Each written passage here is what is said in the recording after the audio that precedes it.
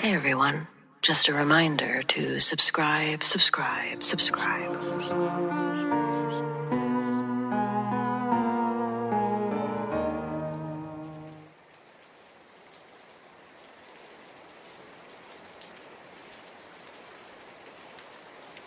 I've spent the better part of 20 years trying to find a rational explanation for what I'm about to describe.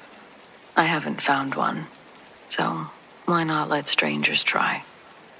This happened when I was 9 years old. My sister Renee was 7, and we were at our home in rural Pennsylvania. Renee and I were very close.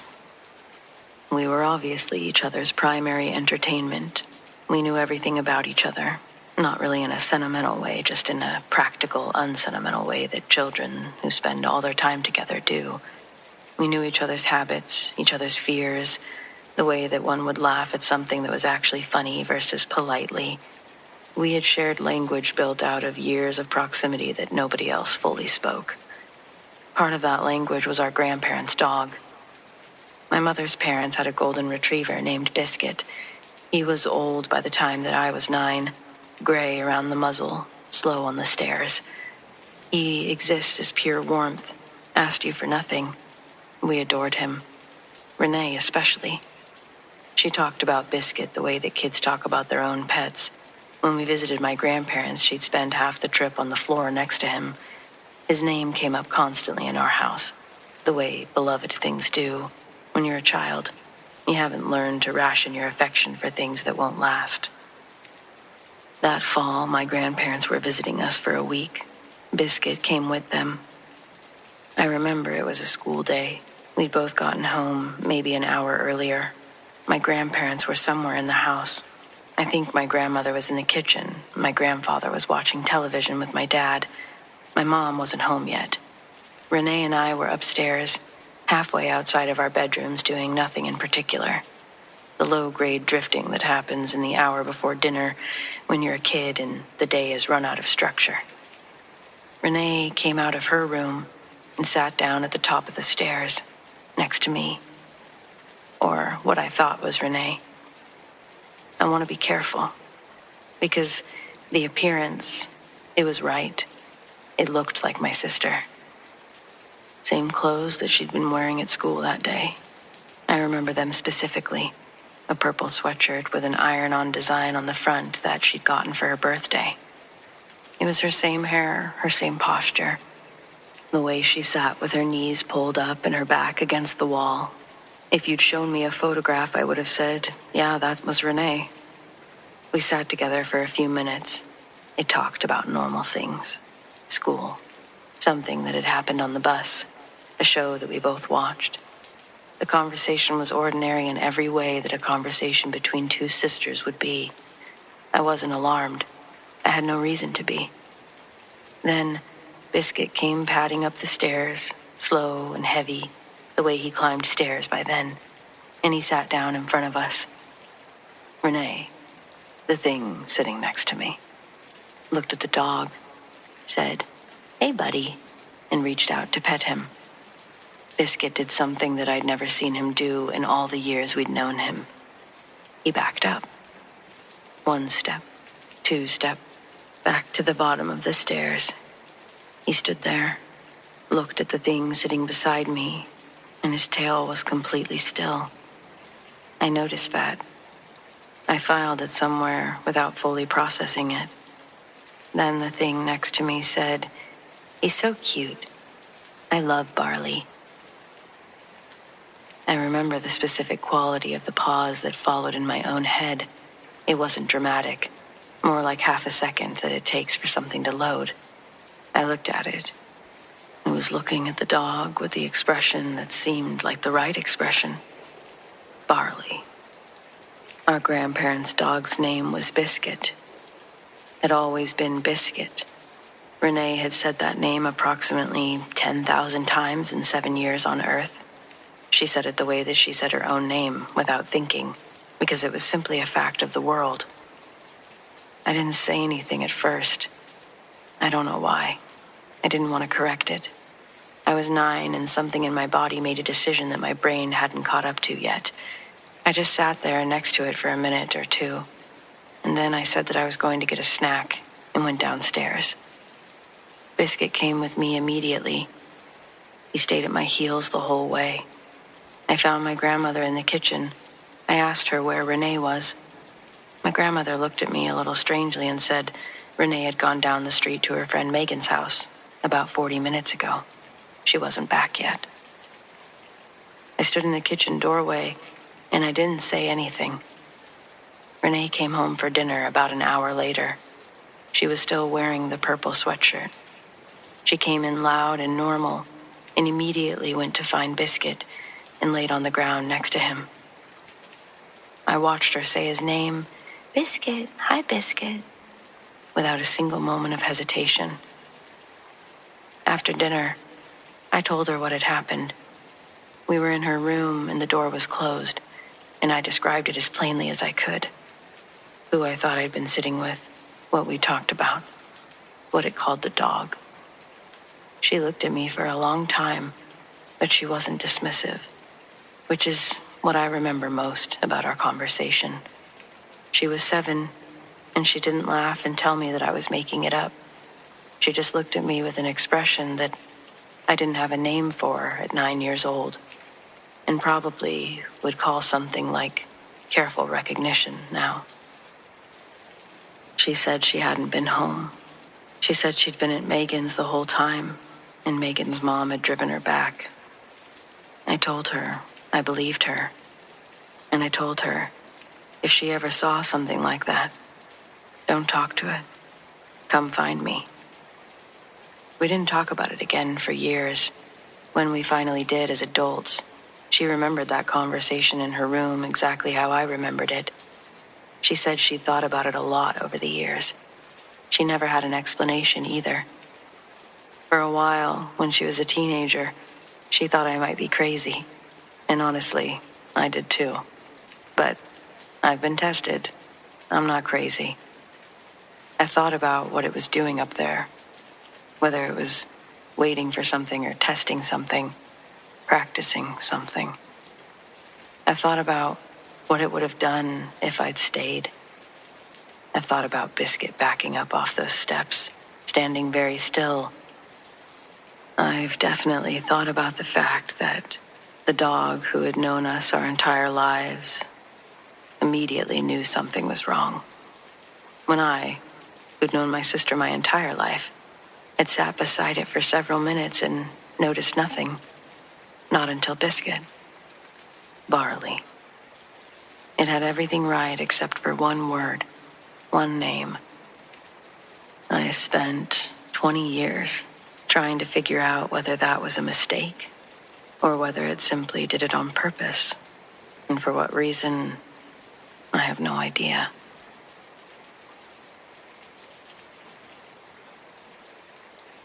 I'm a retired school teacher, and I have no history of dissociative episodes or anything like that.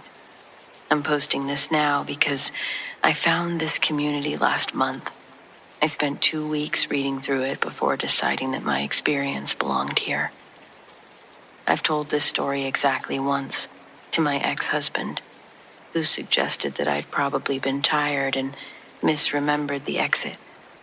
We've been divorced for 11 years. I'm not saying those things are connected. This happened in the summer of 1988. I was 23 years old, driving solo from my parents' home in Northern Virginia down to a college friend who'd moved to Savannah. I'd never made the drive alone before. I was somewhere in South Carolina when it happened. Late afternoon, maybe 4 o'clock. Still plenty of light. I'd been on I-95 for hours, and I was tired in that specific way of long highway driving, where you're not sleepy exactly, just hollowed out. The road doing most of the thinking for you. I saw the exit, green sign, white lettering, coming up on the right. I don't remember the exit number anymore. I remembered it for years, but it's gone now. What I remember is the name on the sign, Harton. I'd never heard of it. I wasn't planning to stop, but something made me take it. Not a decision exactly. More like my hands and the wheel agreed on something before I did.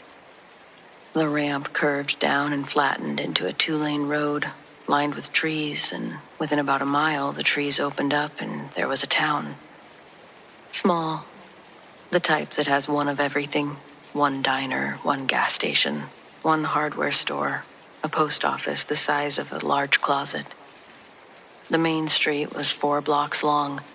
There were flower boxes on the windows of the diner, a few cars parked at angles in front of businesses, the unhurried parking of a place that has never needed to worry about space. I pulled into the gas station because I figured I could use the restroom. My tank was running low anyway, might as well fill it here. The man behind the counter was older, heavy-set, wearing a short-sleeved button-down with a pen in his pocket. He said something like, "Afternoon, long drive?" I said, "Yes, Savannah." He said that was a nice city, asked if I wanted coffee. There was a pot on a burner behind the counter. I said yes. That's when the warmth really hit me. I don't mean temperature. I mean something in the quality of being there, in that gas station, in that town, on that particular afternoon.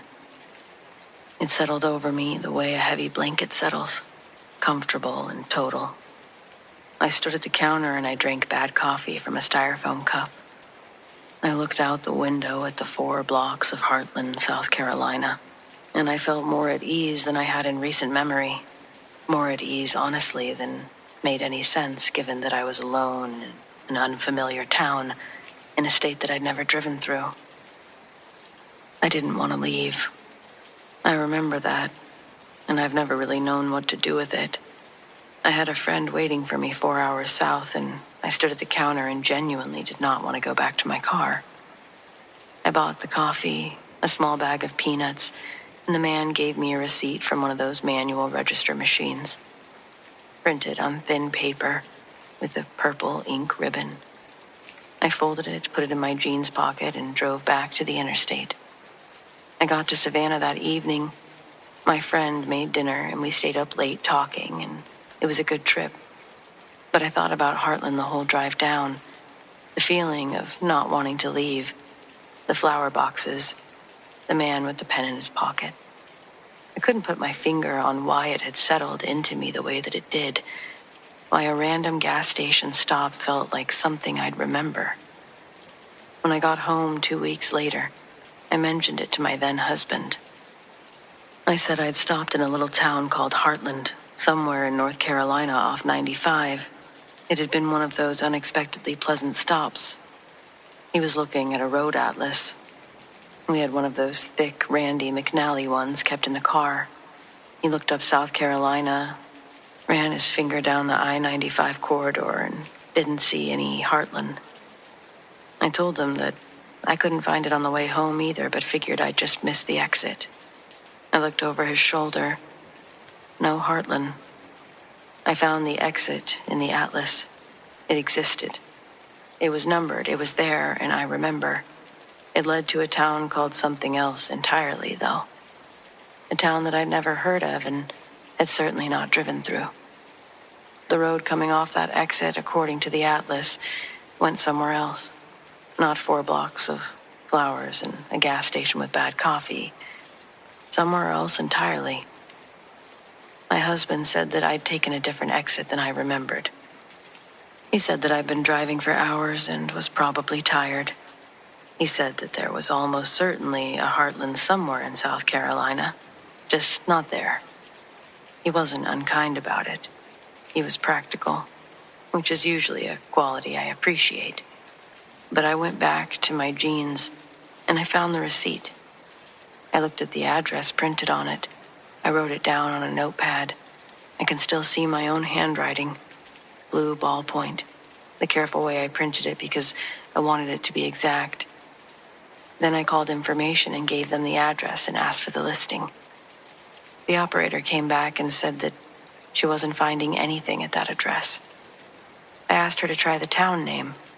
She said that she didn't have a listing for a Heartland in South Carolina at all. I kept the receipt for a long time, 15 years, maybe more.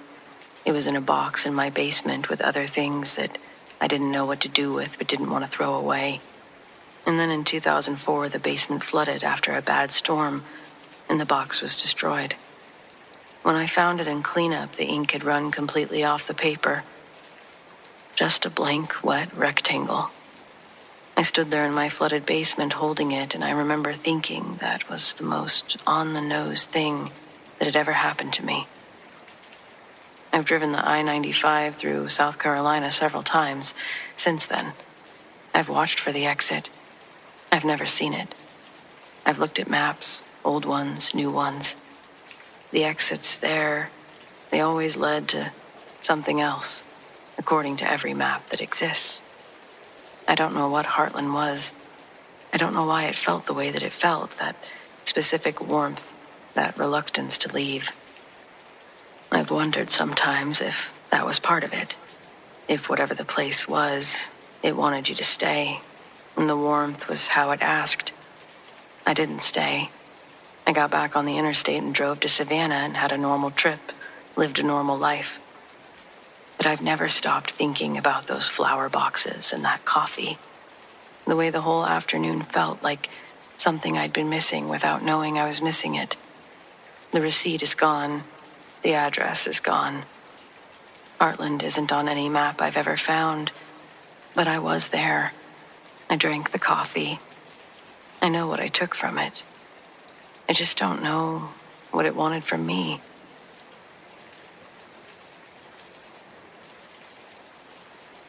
I don't have a lot of context to give, and I've never needed to write it out at length. It just sort of sits there. Has for about 4 years. Here goes. I live alone in a farmhouse in central Missouri. I have for 6 years. The nearest neighbor is about 1.5 miles down the road, and I work from home, so I spend a lot of time in that house by myself. I know every sound it makes. I'm not actually writing this at the house. For some reason, that felt wrong, so I'm at the library. This happened in March, about 2 years into living there. I was in bed reading around 10:30 when this light came through the window. It wasn't the moon or a car. There's no reason for headlights to sweep my bedroom window. The driveway runs the other direction. This was steady and pale and slightly blue. The color of a screen in a dark room, but larger, diffuse, coming from outside the east-facing window, and lasting maybe 20 seconds before it was gone. I got up and looked outside. Nothing. Open field, tree line in the distance, the usual dark. No cars or obvious source, nothing was moving. I stood at the window for a minute, and then I went back to bed. Told myself it was probably a piece of farm equipment on a distant property. It felt plausible enough to sleep on. I was almost back asleep when I heard myself in the kitchen. My voice, clearly and specifically my voice, the way you know your own voice on a recording, even though it sounds wrong. It was that particular combination of pitch and cadence that belongs only to you, to me. It was coming from the kitchen at the end of the hall, maybe 30 feet from my bedroom door, which was open. It wasn't saying words exactly.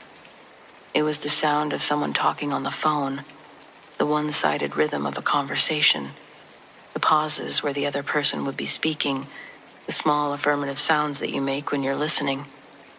Completely ordinary in every way, except that it was my voice, and I was in my bed. And I live alone. I didn't move for a long time. I'll be honest. I'm not someone who freezes. I lived alone in a rural house for 6 years, and I'm comfortable with that. And I'm not prone to fear responses over normal things. But I lay in that bed, and I didn't get up. I didn't call out. I didn't even reach for my phone to call anyone. I just lay there listening to my own voice, having a conversation in my kitchen at 10:40 at night. It lasted maybe 2 minutes, and then it stopped. I lay there a while longer. The house was quiet in the way that it should be. I could hear the fridge cycling. Nothing new, nothing else. I got up eventually and walked down the hall, stood in the kitchen doorway with the light off for a moment before I turned it on. Empty. Everything exactly as I'd left it and no sign of anything else. I checked the doors, locked. Windows locked. I walked every room. I found nothing. I went back to bed, but I didn't sleep. In the morning, I looked out at the field on the east side of the house. I don't know what I expected to find. There was nothing unusual, except a patch of grass near the tree line that looked flattened in a rough circle. How grass is when something heavy is sat on it. It might have been there before. I couldn't say for certain that it hadn't been. I've thought about that light and the voice for 4 years, though. I never really decided if they were the same thing or two separate things that happened in the same night. I don't know which possibility I prefer. I do know that I heard my own voice in my kitchen that night. And I guess that's the part that I can't really put down. Not really the light or the flattened grass, not even the fear of it. Just that something sounded exactly like me.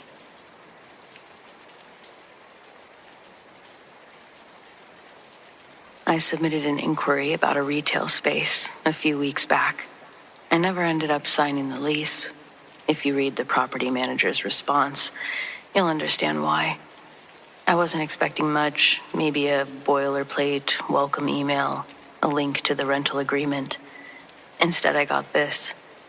I read it probably a dozen times, and it gets stranger every time. She's not trying to scare me off. I guess that's where I'm confused. She genuinely wants my business there. She just also felt compelled to tell me all of that. I thought you all would want to hear it. Greetings. My name is Diane G. I'm the commercial landlord and manage the leases for the ground floor retail spaces at the plaza in Westwood. It's been brought to my attention that you wish to lease the mixed-use property that we have listed on the website. I wanted to reach out directly because your application was accepted, but I wanted to inquire more about the mixed-use portion. Will you be utilizing the upstairs unit as an office or a residence? Although it's built with amenities for both, I wouldn't recommend that it be used as an apartment. I've held this position for 20 years, and in that time, I've leased countless businesses. Some do well and grow out of our modest properties. That's the goal, right? Continual growth, up, and away. With every success, there's been 10 failed businesses that financially crumbled before their grand opening. I am, of course, saying this as a factual statistic, not an ominous warning. Quite the opposite, actually. I personally think my business here is going to be a hit and a fantastic addition on the avenue. I have no doubt that you're going to thrive, and that's why I found it important to contact you myself. This is all going to sound very superstitious, but there's another provable factual statistic that I'd like to share with you. That unit began as a barber shop. It was leased under the previous landlord and renewed with me until they moved to a bigger place. They transformed the upstairs into an office and had 0 complaints their whole time there. Next business was a tattoo parlor. The owner lived upstairs. A few months later, he went crazy, got into a fatal altercation with the cops. The tenant after that did the same thing, made the upstairs an apartment. He just straight up disappeared. Westwood has some of the most advanced security systems in any business park. None of our outside cameras had any footage of him leaving, and his stuff hadn't been touched. Then a hair salon took over, stayed for 5 years with no issues. Their upstairs was used as storage. Last owner I leased to tried opening up a card shop. My heart sank when I watched him and his friends moving a mattress up the back stairs, but I ignored the foreboding feeling. Superstitions weren't my cup of tea, until I was informed that he'd drowned in the bathtub one night and flooded the unit. It caused thousands in water damage. After we gutted the building and replaced everything, the new electric, new plumbing, new flooring incentive wasn't in the original ad, and it was intentionally left vacant for years because of my apprehension to lease again and open another can of worms. Aside from the bottom part being used for daytime events, you're the first that I've agreed to let rent there full time. Again, I don't want to miss out on an opportunity to bring my business here to Westwood. I wish I could end this by offering another equally prime unit that would fit your needs, but the other available ones are much smaller. I apologize if this sounds extravagant, but my conscience wouldn't let me sleep in good faith if I didn't send this to you. Above all this, we're still hopeful to obtain your business on the avenue, and if you are in fact looking for dual housing, may I suggest the Desert Villa apartments? They've got competitive pricing and less incidents. Yours truly, Diane.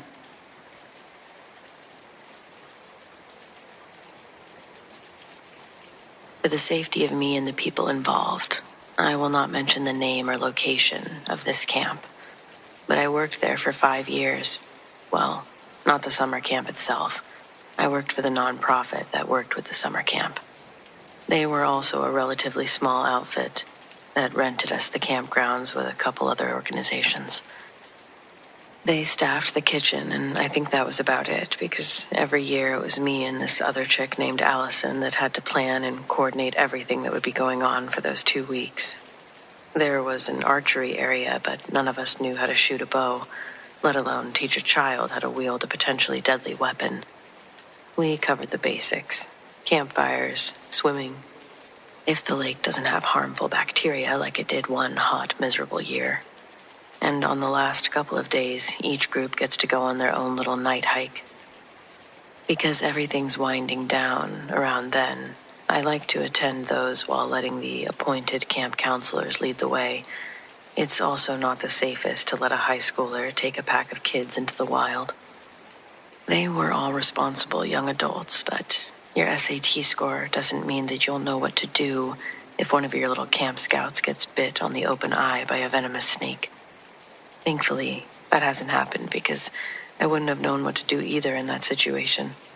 An animal threat was what I always worried about out there. I think it's funny that the only actual situation wasn't one that involved any snakes or critters. For the life of me, I can't put my finger on what it actually was that posed a threat, and we obviously never got anyone from the government calling us to explain anything further, hence why I'm hesitating even going into the weirdness. If this is rare enough that my story's the only one like it, anyone looking into it would automatically know that I was the whistleblower. But if this is more common than I'm led to believe, there's something more going on. I know that I don't know the extent of plausibility. If I were to look at this as a statistical scenario, out of 100% of happenings like this, how many more slip past them, under the radar? It's never 100%. That's a perfect score, and only God is perfect. But these things aren't one of God's creatures, nor do I believe that they're even part of our world, especially with how it all transpired.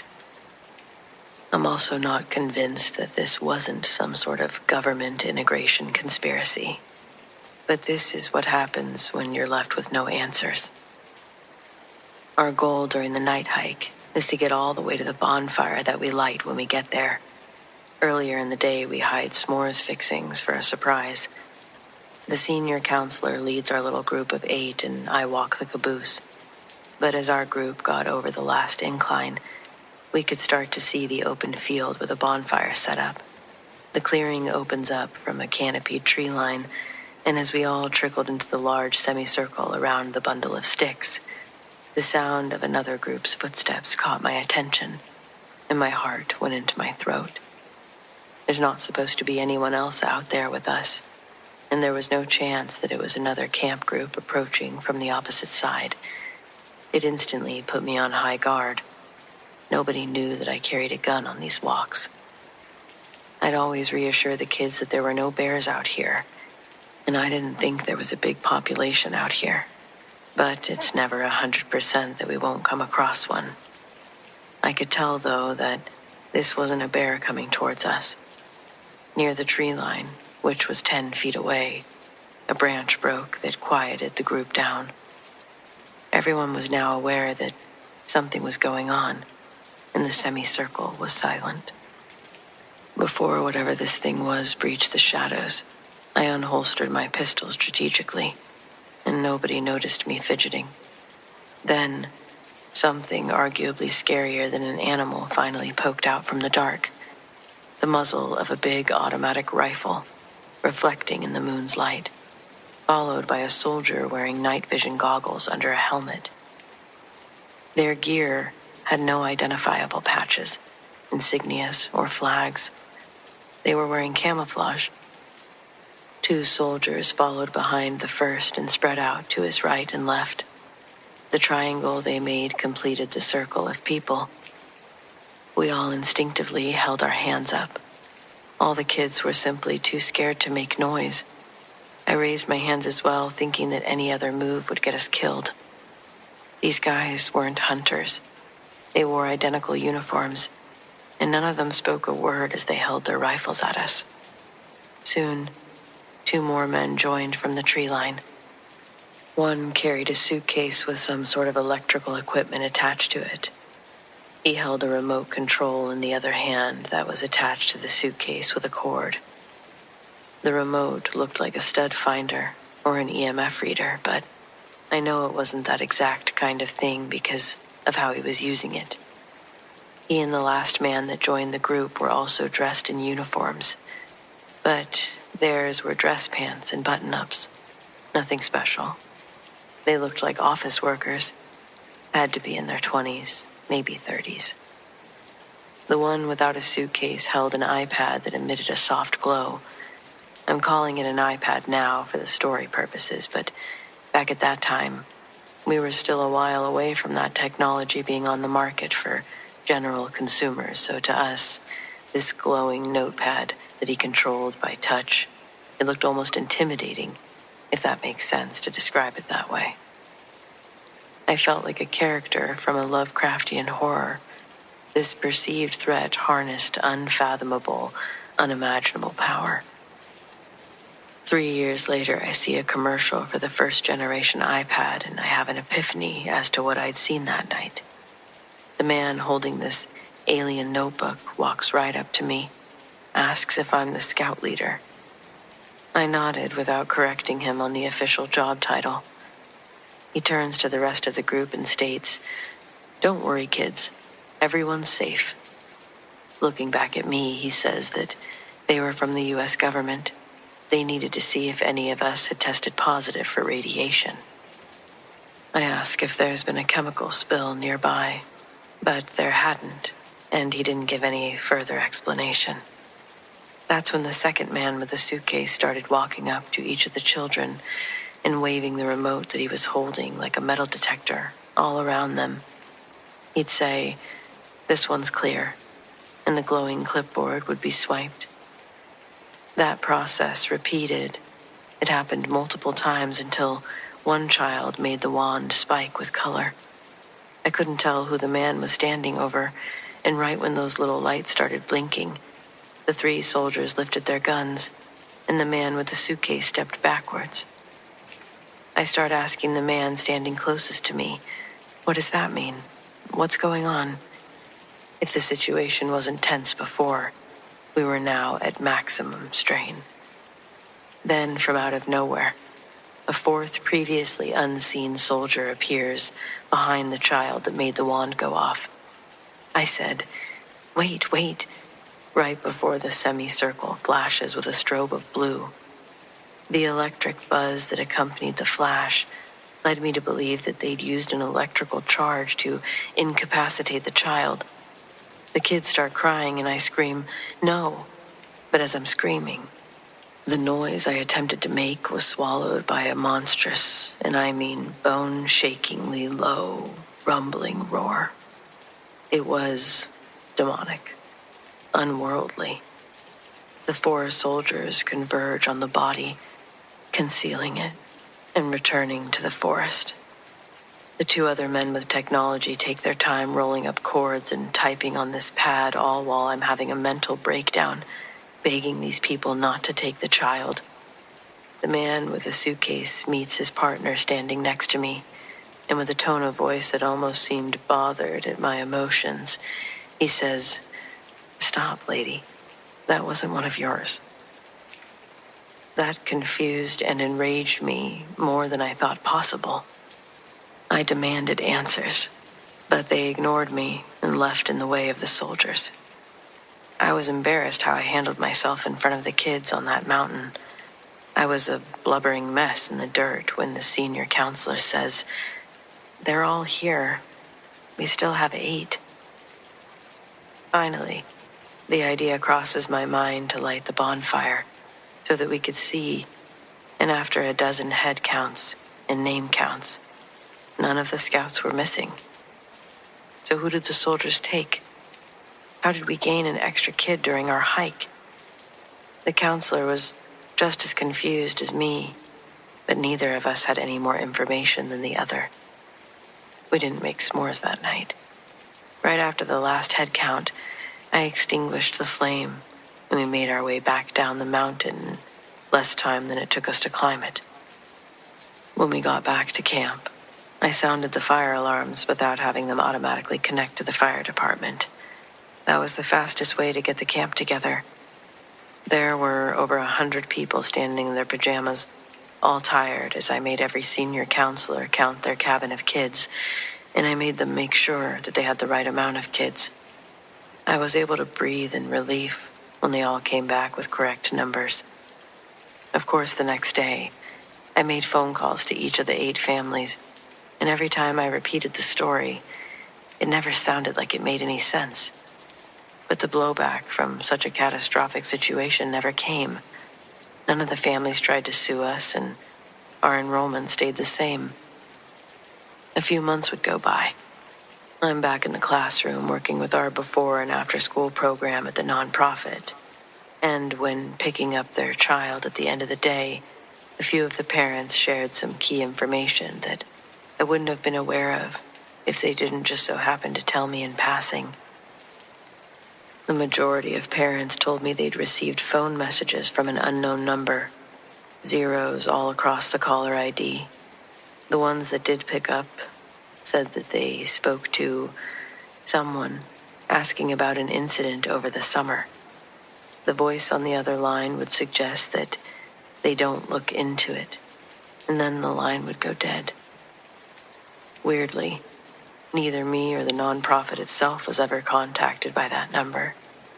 The biggest thing that came of it was that the owners of the campground decided to terminate our contract without explanation. That's fine. I don't think it was just us that they did this with, because their whole operation was shut down. Like, the acres of the property itself was seized and no longer hosted events of any kind. That was just fine to me. I had no intention on ever going back there again, actually. In fact, there was one unique story amongst the others that sent chills up my spine when they told me. They said that their child was walking behind the older boy leading the hike. There was one junior scout ahead of her in line. Then there were 2. They're supposed to stay quiet on the way up, unless it's a real emergency. Cutting in line was against the rules and rude, but not an emergency. Not enough to break the group's silence. The trail was too dark for her to get a real good look at who it was, but she pushes this line cutter in the back of the shoulder as they're walking, and she said that he turned around and looked at her real quick, then turned back around. What she saw in that glance back, it looked uncanny, the mom said. But their child described it to them as a big, weird face, like gray putty smushed together to make its nose, lips, and cheeks. She says whatever was in front of her scared her more than the soldiers. She associated the 2 immediately, thinking, they're after this thing. I couldn't imagine anything scarier than an assault scope in your face, but apparently this thing was. She told her mom that she was afraid it was going to eat her. That comment filled my mind way after the mom had left.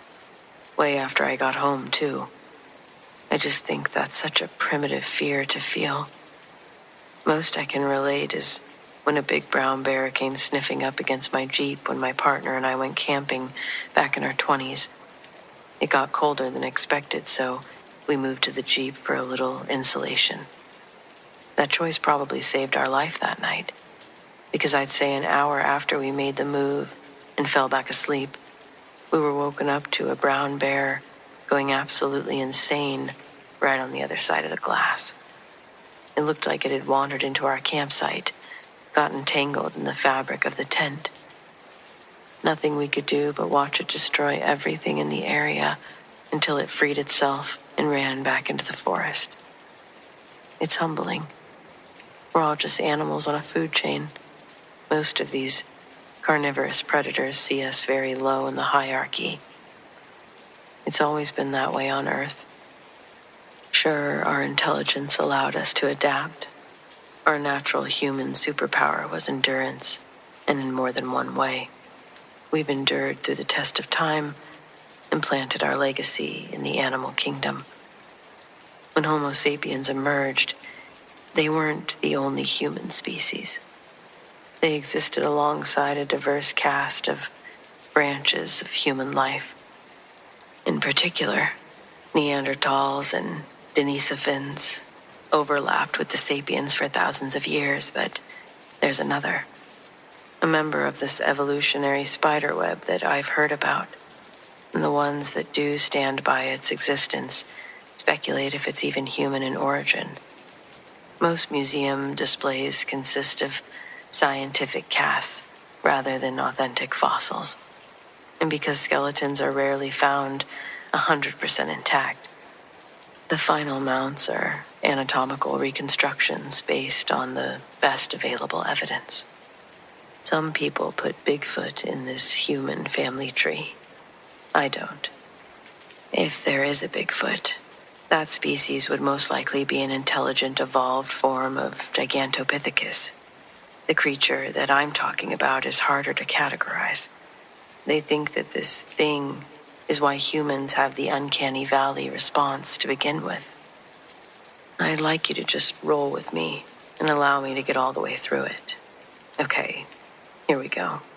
A species like this would likely be a descendant of Homo heidelbergensis. This was the common ancestor of both us and Neanderthals.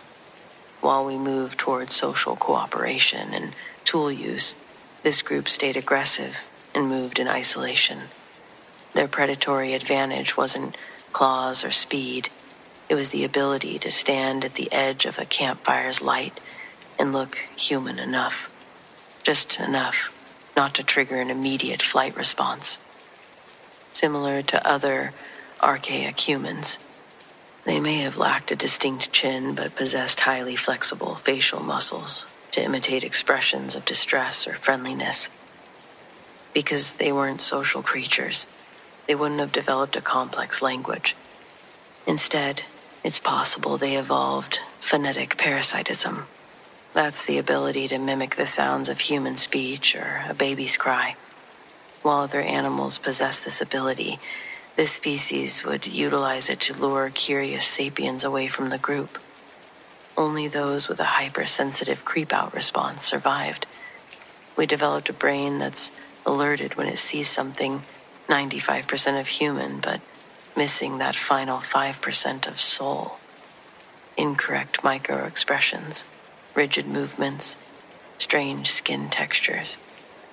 As Homo sapiens became more linguistically complex, it became impossible for them to keep up. We developed cultural nuances, inside jokes, and specific dialects that they couldn't replicate. Once our social structures grew, they became easier to spot and hunt to extinction. Animals turn up in the rainforest all the time that they thought were extinct. I'd also consider that there's a few creatures unknown to the general public that scientists know is real. And for one reason or another, instead of releasing their findings, they keep them hidden. Despite the fact that the story I'm going to share actually does scare me, I do love listening to scary stories. I guess I'm a long-time lurker. And what's finally pushed me to share this is a phone call I had with my old neighbor Carol last week. my friend. We still talk every month or so, and something that she said reminded me that this story has never been written down anywhere outside of the two of us. That felt wrong, so here it is. This happened about 6 years ago in a small town, southeastern Ohio, where I lived for 11 years. I don't live there anymore, and neither does Carol. I'll get to that. Carol had lived next door to me since before I moved in. She was in her early 60s, widowed, kept a garden that made everyone else on the street look lazy. We had the kind of neighborly relationship that doesn't require much maintenance but runs deeper than it looks. We waved from driveways, brought each other things from our gardens, stopped to talk for 15 minutes when our days crossed. I liked her genuinely, a great neighbor to have. She was sharp and funny and not given to making things into more than they were. I want to establish that, I guess, before I get into the end of this. Because the end of this requires you to know what kind of woman Carol is. Our house is sat close enough that from my back porch I could see her kitchen window clearly, her driveway, and the upstairs bedroom window that faced my side of the property. Behind both of our yards was a tree line, not deep woods, just a thick corridor of trees making the edge of the property before opening into a field beyond, maybe 60 feet from my back door. I'd looked at those trees 10,000 times in 11 years and never thought twice about them. It was a Thursday evening in early October. I remember because Supernatural was premiering its final season, and I was gearing up to watch it. The weather was cool but not cold. The last of that particular kind of fall night before the season really commits. I was on my back porch with a glass of wine around 9. I noticed Carol in her backyard. She was standing near the tree line, not gardening or walking the property, just standing there, facing the trees with her back to me. She was wearing what looked like her dark green cardigan, the one I'd seen her in 100 times. Hair the right length, the right color. Everything about it looked like Carol from behind. I almost called out to her. I had my mouth open to say her name. Something stopped me. It wasn't fear, not then. More like a small internal hesitation, the feeling of a thought your brain starts before it's ready to finish. I closed my mouth, and I watched her instead. She was perfectly still. Not the way a person stands when they've paused mid-task. This was something more unnatural. Complete stillness of something with no reason to shift or adjust. No body making the 100 small unconscious movements that bodies make when they're alive and standing. I could just feel all of this by looking at her. I watched her for 2 full minutes. Nothing. Not a turn or twitch of the head. Not even a breath. I looked over at her house. Her kitchen light was on, and Carol was standing at the kitchen window. I could see her clearly, her shape, her green cardigan. She was standing there, inside, lit from behind, completely visible, totally accounted for. I looked back at the tree line. The thing that looked like Carol was still there, still not moving. 60 feet away, while Carol stood in her kitchen window, 40 feet in the other direction. Almost involuntarily, I found myself going back inside. I locked the door. I turned to call Carol. And when I looked back, she was no longer at the tree line, but she was still in her window. I stood in my kitchen and methodically worked through every rational explanation that I had. Trick of the light is what I landed on. Was it someone else in a similar cardigan who'd wandered onto the property? A shadow my brain tried to assemble into a similar shape. I'm a practical person. I've always been a practical person. I used every tool in that kit, and by the time I went to bed, I'd almost made it work. But I couldn't. I didn't mention it to Carol, though. Days passed, and then I guess it was weeks, and then a month. The tree line looked like a tree line.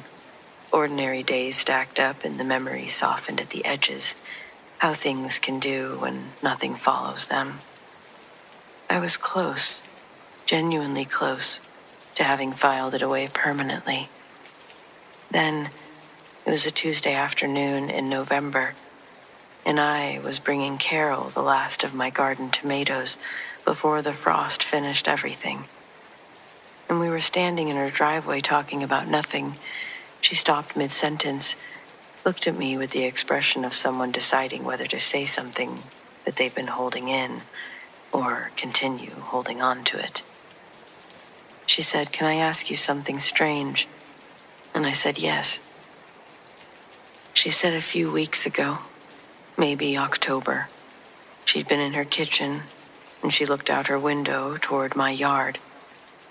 And she'd seen me standing near the tree line. I held my tomatoes and I didn't speak, but I was eager.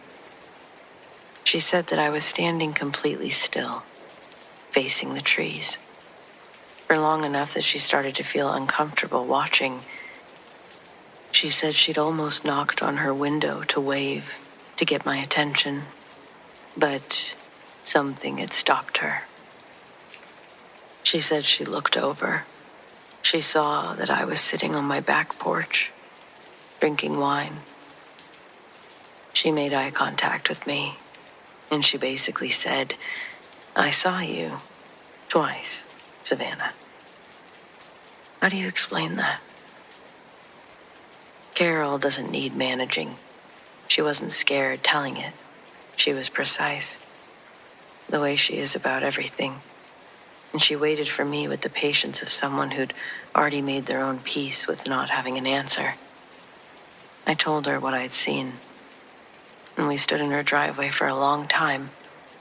She asked once if I had any explanation. I said that I didn't. I assumed I'd had too much wine.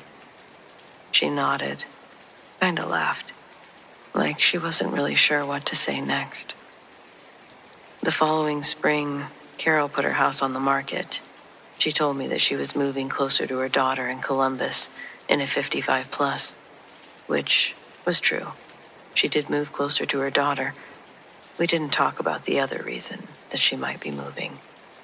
We didn't really need to. I helped her pack 2 weekends in a row, and we hugged in an empty driveway on the last day. I watched her drive away and understood completely.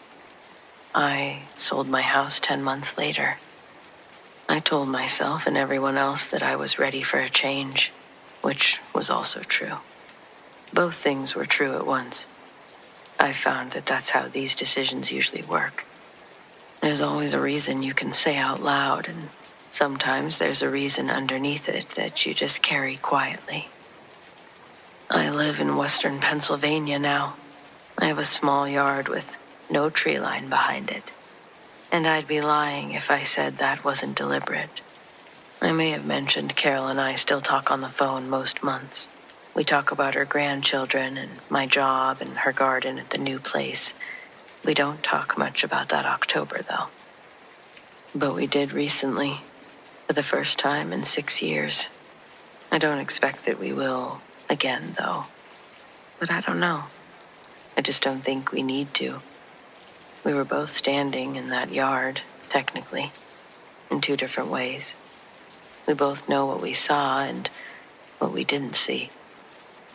And some things don't need to be revisited to be understood between 2 people. What I thought about again after our call last week is the shape of what it chose. It wore my skin for Carol, and hers for me. It seemed to know both of us well enough to know exactly what each of us would find ordinary at the edges, and just unordinary enough. It seemed like it was patient. It was still. precise, maybe. I don't know what it wanted, though. I'm not sure wanting is even the right framework. I know that we were two practical women who had no particular reason to leave a place that we'd lived for years, both quietly, and we left within 12 months of a Thursday night. And I know that neither of us has said out loud that those two things were connected, but neither of us really has to. I think we both made peace with the fact that we sold our houses and kept each other. That feels like the right outcome, all things considered. I've been sitting on this for about 4 days. I don't have anyone in my life that I'd tell it to without them thinking grief does strange things to people, which maybe it does. I'm not ruling that out. But I've never fully believed that explanation, even with other people's stories. Posting here because I want to write it down somewhere outside of my own head. My brother Eddie died 6 days ago. He was 26. I'm not going to get into the circumstances because that's not what this is about, but it wasn't an illness and it wasn't an accident. I'll leave it there. We haven't had the funeral yet. It's Friday. I'm writing this on a Tuesday. I drove down to Raleigh County, West Virginia, where we grew up, the day after he died. I don't know why exactly. I just needed to be somewhere that had him in it. Our parents still live there, and so I've been staying in my old room, which is its own kind of strange thing, being back in that house under these circumstances. Everybody moving careful around each other and nobody sleeping right. I started walking every morning before everyone else was up. Not for exercise, just to be outside and moving and not in the house for a little while. Roads we knew mostly, me and Eddie both. There's a creek that runs along the back edge of the country road, about a half mile from my parents' place. When we were kids, we spent half of our summers down there, catching crawdads, throwing rocks, sitting on the big flat limestone shelf that hangs over the water. Eddie called it the shelf. Just the shelf, like it was a place with a name. We went back there together a few years ago, actually, just the two of us. And we sat on it for a couple of hours and talked. I'm glad we did that now. I walked out there the morning after I arrived, 4 days ago. It was early, maybe 6:30, still cool. Everything was wet from overnight. I wasn't thinking about much. That was the point. The path down to the creek runs along an old property, the Combs place. Single-story, white aluminum siding, propane tank out front. It's been empty for years. The siding has gone gray. Real estate lockbox on the door last time I'd been through. Nobody's lived there as long as I can remember. That morning the siding was white. Like clean white, freshly painted. There was a garden on the side of the house. Tomatoes staked up in wire cages. That, I was certain, had not been there before. A clothesline I didn't remember. 2 shirts and a pair of work pants hanging on it. Moving a little in the easy breeze. A truck in the gravel driveway. Old, dark blue, mid-80s maybe. I stopped walking. And I had this feeling that I've thought about every hour since. It wasn't the feeling of being afraid. More like the feeling you get when you're reading and realize you've gone back over the same paragraph 3 times without absorbing any of it. It was this low, stuttering wrongness. My brain trying to load something and not getting there. The house looked genuinely lived in. A coffee can on the porch railing. A welcome mat. The garden soil dark and wet like it had been watered that morning. I stood there for 2 or 3 minutes. I kept looking at the truck and the clothesline, trying to figure out if I had the wrong property. But I didn't have the wrong property. I've known that path since I was 7 years old. I've walked past that house 100 times on the way to the shelf. Nobody came out. No movement behind those windows, just the shirts on the line. And then I was just walking again. I don't mean I decided to start walking. I mean, I became aware that I was already walking past the house, continuing down toward the creek, like I'd blinked. When I turned around, the siding was gray, lockbox on the door, empty driveway, dead garden. I sat on the shelf for a long time. The creek was running a little high from the rain. I thought about Eddie, which I was going to do anyway. I've looked up the Combs family since. Found an obituary for Gerald Combs, Raleigh County. Died in 1997. That's all I could find, though. I don't know if it means anything. But there's a part I feel a little silly writing, but I can't stop thinking it, so I'm going to put it down and you can do with it what you want. I don't put a lot of stock in anything supernatural. I'm not really built that way. And I know grief is a physiological event. It does things to your perception, your attention, your sense of time. I'm aware. And that's probably the explanation here. I'm not really arguing against it, but I keep coming back to this idea. So I'm not saying I believe this exactly. I'm just saying that it's a thought I can't shake. That whatever separates the living from everything that came before might not be a fixed thing. That it's maybe more like a membrane than a wall. And that when someone dies, especially someone close, especially suddenly, that membrane gets thin for a little while in the places that mattered. Like the loss created some kind of pressure on it from both sides at once. I walked that path with Eddie. We sat on that shelf together. He's been gone for 6 days, and I haven't buried him yet. I don't know what I saw. I'm probably a man who didn't sleep and walked out to a creek in early morning and saw something his brain needed to see. That's almost certainly what it was. Sure. I just couldn't stop thinking about the membrane. I wanted to write it down somewhere. That's all. The funeral is Friday.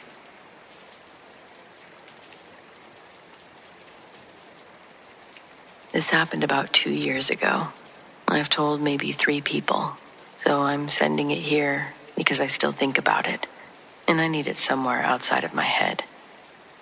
I drive a 1999 4Runner. No aux input, no Bluetooth, no way to connect a phone to it besides that tape deck thing, which I don't have anymore. It has a factory cassette deck that I run with an FM transmitter when I want music, and half the time that cuts out too. While I was driving home from a friend's place, about 40 miles out, rural highway, just after midnight, light traffic, clear night. It's a drive where you just go on autopilot because you've done it 100 times. I had the radio on a classic rock station, volume low, barely listening. Somewhere around mile marker 30, the station dissolved into static. That happens. I reached for the dial to find another station. Before I touched it, the static shifted into something else. It wasn't music, though, or another station bleeding through. It was my mom's voice. Specifically, the way my mom sounds when she leaves a voicemail. That particular register that people use when they're talking to a recording rather than a person. Slightly louder than necessary, a little deliberate. I know that voice the way I know my own name. I've heard it my entire life. She was saying something about Sunday dinner, asking if I was coming, saying she'd make the chicken thing that I liked, telling me to call her back when I got a chance. Completely ordinary message, exactly the kind of message she leaves me about twice a month. Coming out of my 1999 4Runner's factory speakers at midnight on a rural highway, that was not ordinary. I turned the volume all the way down. The voice kept going at the same level, like I hadn't touched anything. I turned the dial to a different frequency, but it was the same voice, same message, like the station didn't matter. I pressed the power button and the display went dark, but the voice continued for another few seconds before it stopped. I pulled onto the shoulder and sat there with the engine running. I picked up my phone. No missed calls, no voicemails, no texts. Nothing from my mom or from anyone. I checked twice. I sat there long enough that a truck blew past me, rocked the car, and I barely registered it. I was about to call her. It was midnight, but she would have answered. She always answers.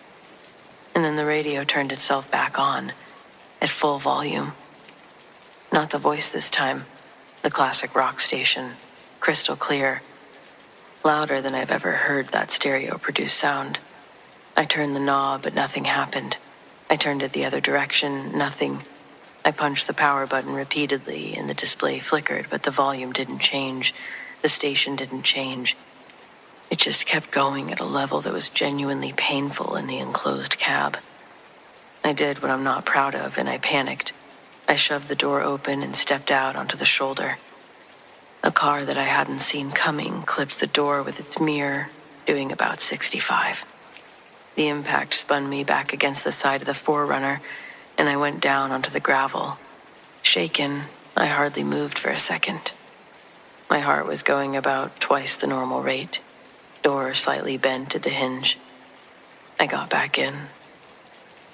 The radio was off, completely off. Dark display, total silence, like it had never been on at all.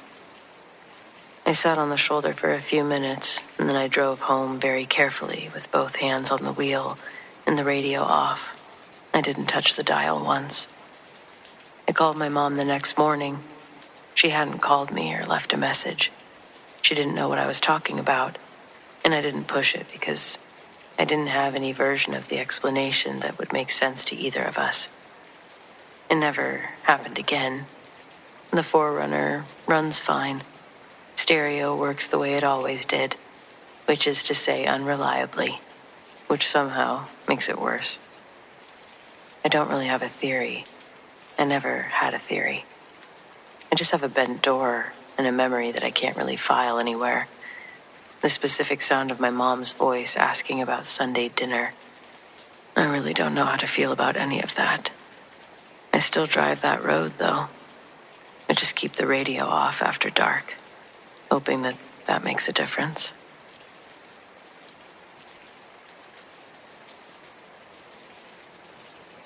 Anyone willing, I'd like some advice or thoughts on what I should do about this. It's a touchy story. I'd rather not involve family or friends with it.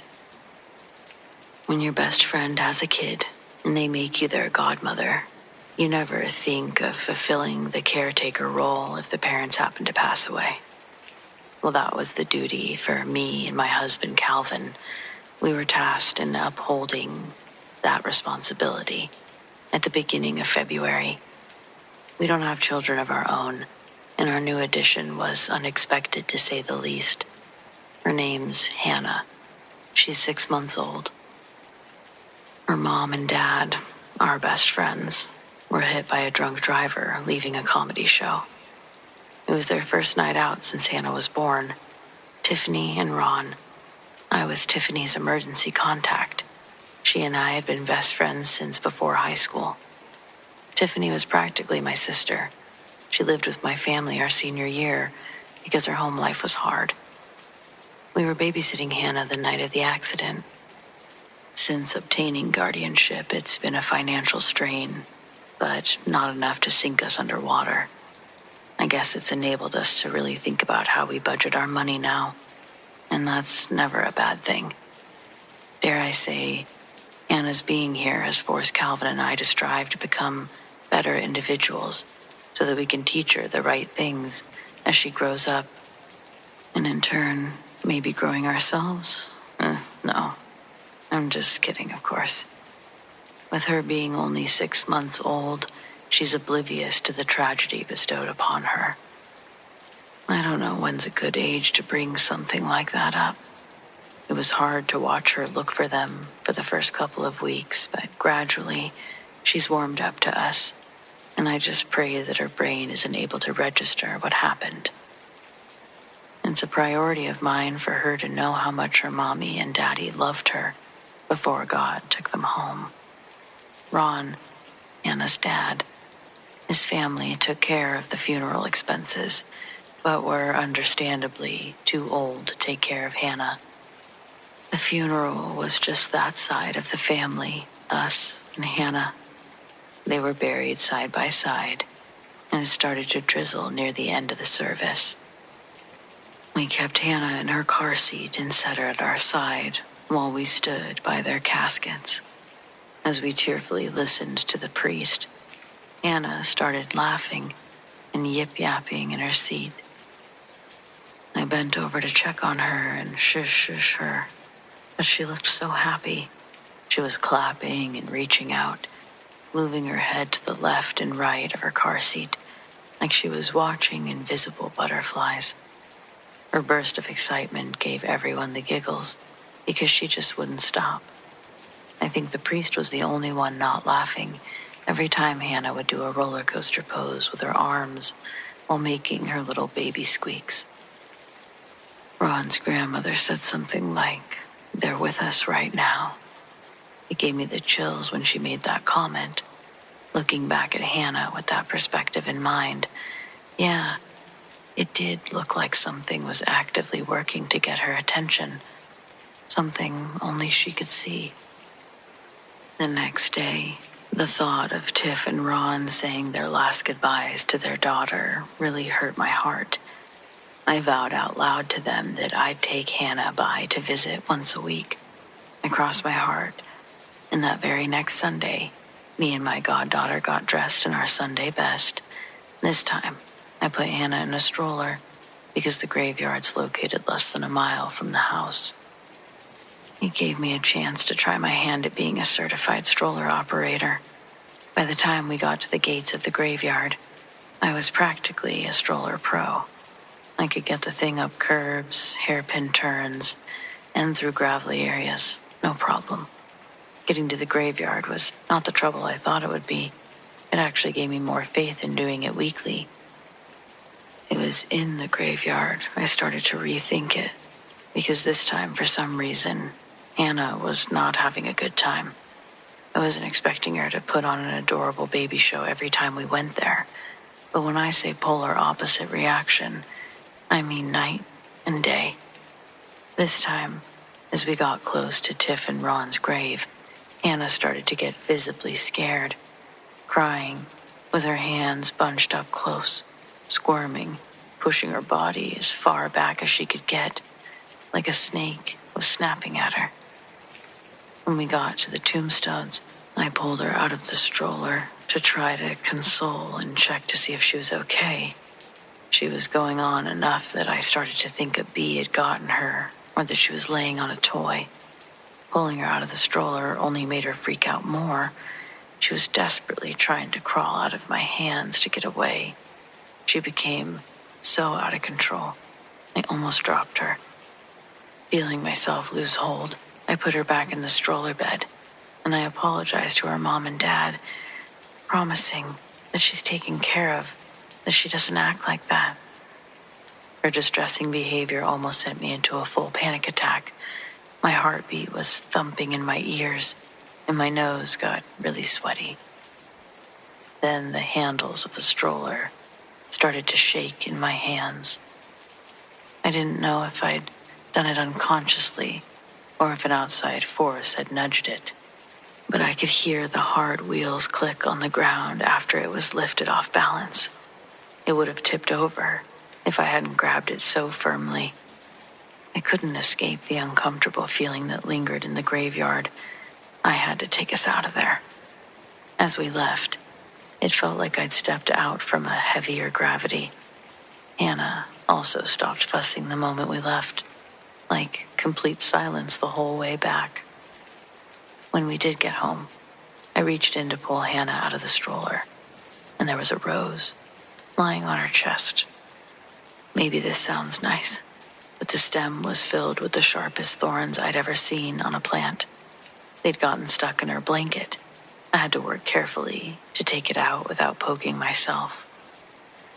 During our walk home, I checked on her multiple times. Visual contact. The rose wasn't there until we got home. Not wanting to bring the creepy flower inside, I left it in the front yard, but I should have known that Calvin would grab it. When he came home that evening, the first thing he said was, "Honey, look what I found." Making a grand entrance, he has the rose in his mouth like a flamingo dancer. When I see him smiling with it between his teeth, I know he was trying to be romantic, but I screamed, "No, Calvin, get that out of your mouth." He pulls it from his bite real quick, asking, What? And when I start to tell him why the rose is a no-no, his bottom lip begins pouring blood down his chin. He had a razor-thin cut from the thorn on the stem. It had to have been a deep cut, though, because it had bled consistently and was hard for Calvin to clot. When he was done clearing the blood out of his mouth, he told me that the rose was perfectly fine, that he'd picked it up. There were no thorns. He wasn't sure how that happened, and neither was I. It's been over a month since our visit to the graveyard. Every day I feel a little more guilty for not bringing Hannah by to visit. But, and I don't want to say this out loud to other people, but there's something bad at that graveyard. Maybe not Tiffany and Ron's plot, but maybe it's a specific spirit that's hanging around there. I don't know. I don't know what to do about my godmother obligations, taking Hannah to visit. What would you do here? Can't really ask my friends because how morbid and insensitive does this all sound? I'm asking for reals. Is this insensitive? Am I protecting Hannah or acting like a chicken? Weigh in on this because I might take an extreme alternative route. Take Hannah to a completely different graveyard in a different part of town and point to 2 different graves and say, "Yep, there's your mom and dad. Good old George and Linda." I'm not even trying to make morbid jokes. Just genuinely curious. What would you do?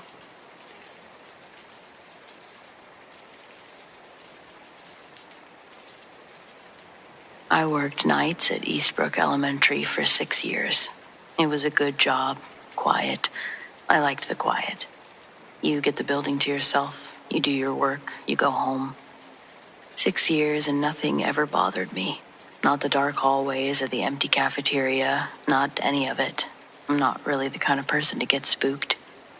But February 14th, a Tuesday, I remember the date because the teachers had decorated everything for Valentine's Day. Little paper hearts on every door, red and pink streamers, glitter. A nightmare for any janitor. Room 7 had a big cardboard mailbox that the kids had made, sitting on the front table. I did the hallways first, like always. Mopped from the east end to the west end. Bathrooms next. Then I start on the classrooms. I go in order. Room 1 through 12. Room 7 is the 3rd grade classroom. Miss Callahan's room. Good teacher. The kids really like her. It's not relevant, I guess, but I don't know. It's just what I remember. I unlocked the door around 1 a.m., flipped on the light. The lights in that building take a second to come up all the way. Fluorescents, you know how they are.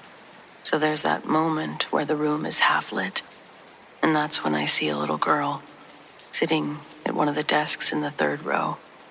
Just sitting there with her hands folded on the desk. She was maybe 8 years old, dark hair. She was wearing a dress that was wrong for February, something light and summery. And she was looking at the cardboard mailbox on the front table. I said, "Hey." I think I said, "Hey." I may have just made a sound, but she turned and looked at me. I've thought about that look every day since. And it's not because it was scary or threatening, but it was completely empty. Not the way a startled kid looks at a stranger. The way something looks at you when it has no reason to react to you being there. Then the lights finished coming up all the way, and she was gone. Not gone like she ran or moved, she was just, well, she disappeared. The desk was empty. The room was exactly how it should be at that time. Paper hearts were on the door, cardboard mailbox on the table. But that's it. I stood in the doorway for probably 2 minutes, but I didn't go in. I pulled the door shut, and I just finished my shift. Mopped the remaining classrooms, cleaned the last bathroom, clocked out, like always. I drove home and made coffee. I sat at my kitchen table until the sun came up. I called my supervisor at 8 a.m., and I told him I was done. He asked if everything was okay, and I said yes. He asked if I wanted to talk about it. I said no. He asked if I was sure, and I said I was sure. I've never been back to that building. I don't really talk about this much, honestly. I'm not looking for explanations. I'm really not interested in whether other people believe me or whether there's some logical reason that a little girl was sitting in the dark at 1 a.m. And of course, the part about her disappearing. Well, I know what I saw. I just don't really know why I was able to see it. And I know that I'm not going back. That's really all there is to it.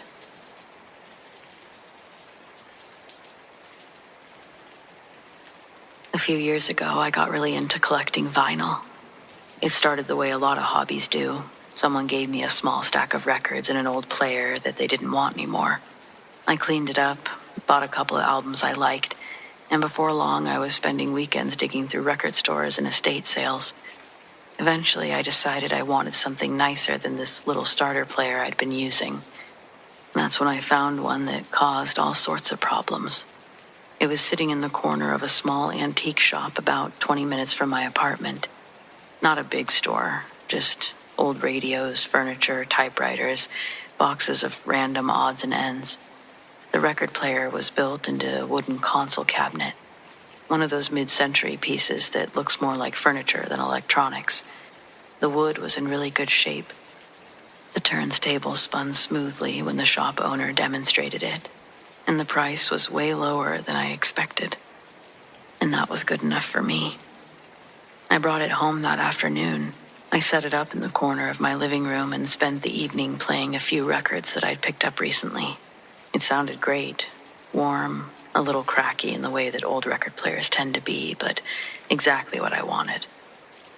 Then about a week after I'd brought it home, I woke up around 2:30 in the morning to the sound of music. At first I thought it was coming from outside, maybe a neighbor playing something too loud, but as I woke up more, I realized the sound was coming from inside my apartment, from my living room. I got up and walked out there half asleep. The record player was on. The platter was spinning, the needle down on a record. But I was positive I hadn't left anything playing before I went to bed. I turned it off, went back to sleep, and tried not to think much about it. I assumed I must have forgotten to shut it down earlier. A few nights later, though, it happened again. Same thing. Middle of the night, faint music drifting down the hallway. This time when I walked into the living room, the record had already finished playing. The needle was sitting at the end of the album where it normally rests after the last track. The power switch was still on. I stood there for a minute trying to remember if I had used it that evening. I couldn't recall doing that, but it wasn't impossible. Not impossible that I put something on while cooking dinner or cleaning up and just forgot. I truly gaslit myself. So again, I turned it off and went back to bed. After that, though, it started happening more often. Sometimes I'd come home from work and the platter would already be spinning slowly, even though I knew I hadn't turned it on that morning. Or sometimes the player would start up while I was sitting in the next room. One evening, I was reading on the couch when I heard that crackle of the needle touching the vinyl. I walked over. I saw the arm lowering itself onto a record I hadn't touched in days. That was the first time it actually made me uneasy. I figured, this has to be a mechanical issue. Maybe the switch inside was worn out or the wiring was loose. Perhaps that's how it ended up at that shop to begin with. But still, the player worked well enough that I kept using it. until it started playing things backwards. One night I put on an album that I'd listened to a dozen times before. As soon as the needle touched down, the music sounded wrong. The song was playing in reverse. At first I thought that maybe the speed setting was somehow shifted, or the belt inside the player had slipped.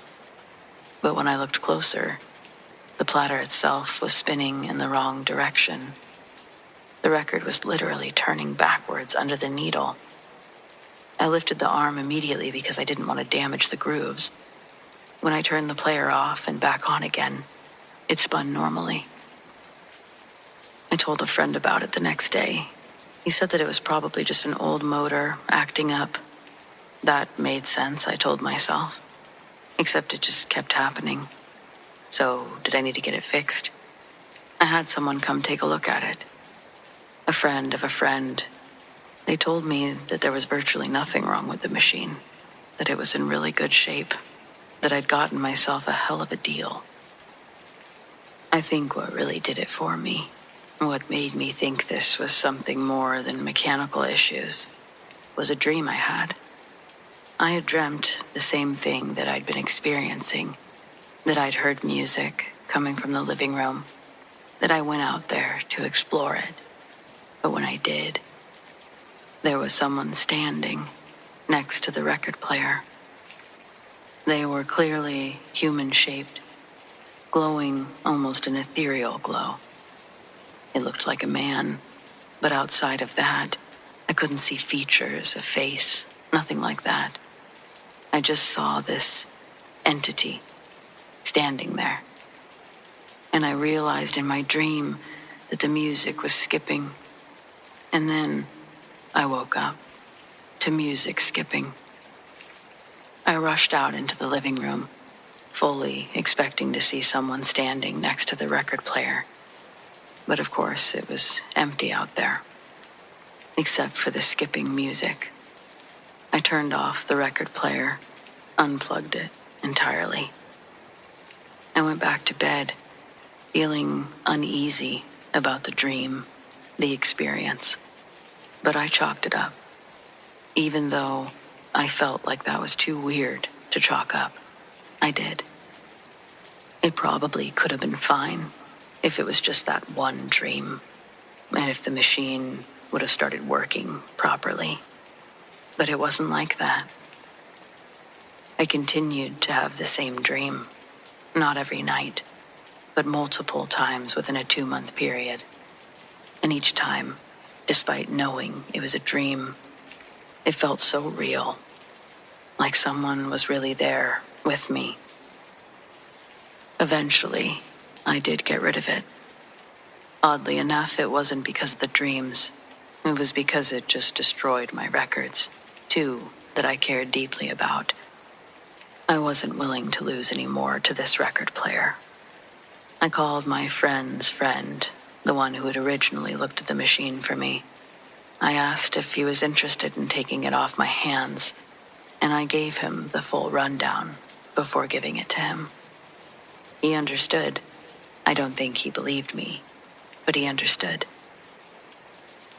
He's not exactly my friend, so no idea how it all panned out for him, but I have to assume that since he didn't come knocking at my door, all is well, though I can't really imagine how.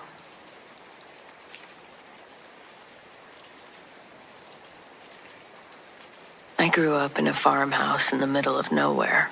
When I say nowhere, I mean the nearest grocery store was about 45 minutes away. So whenever our family needed to go shopping, it definitely turned into a whole outing.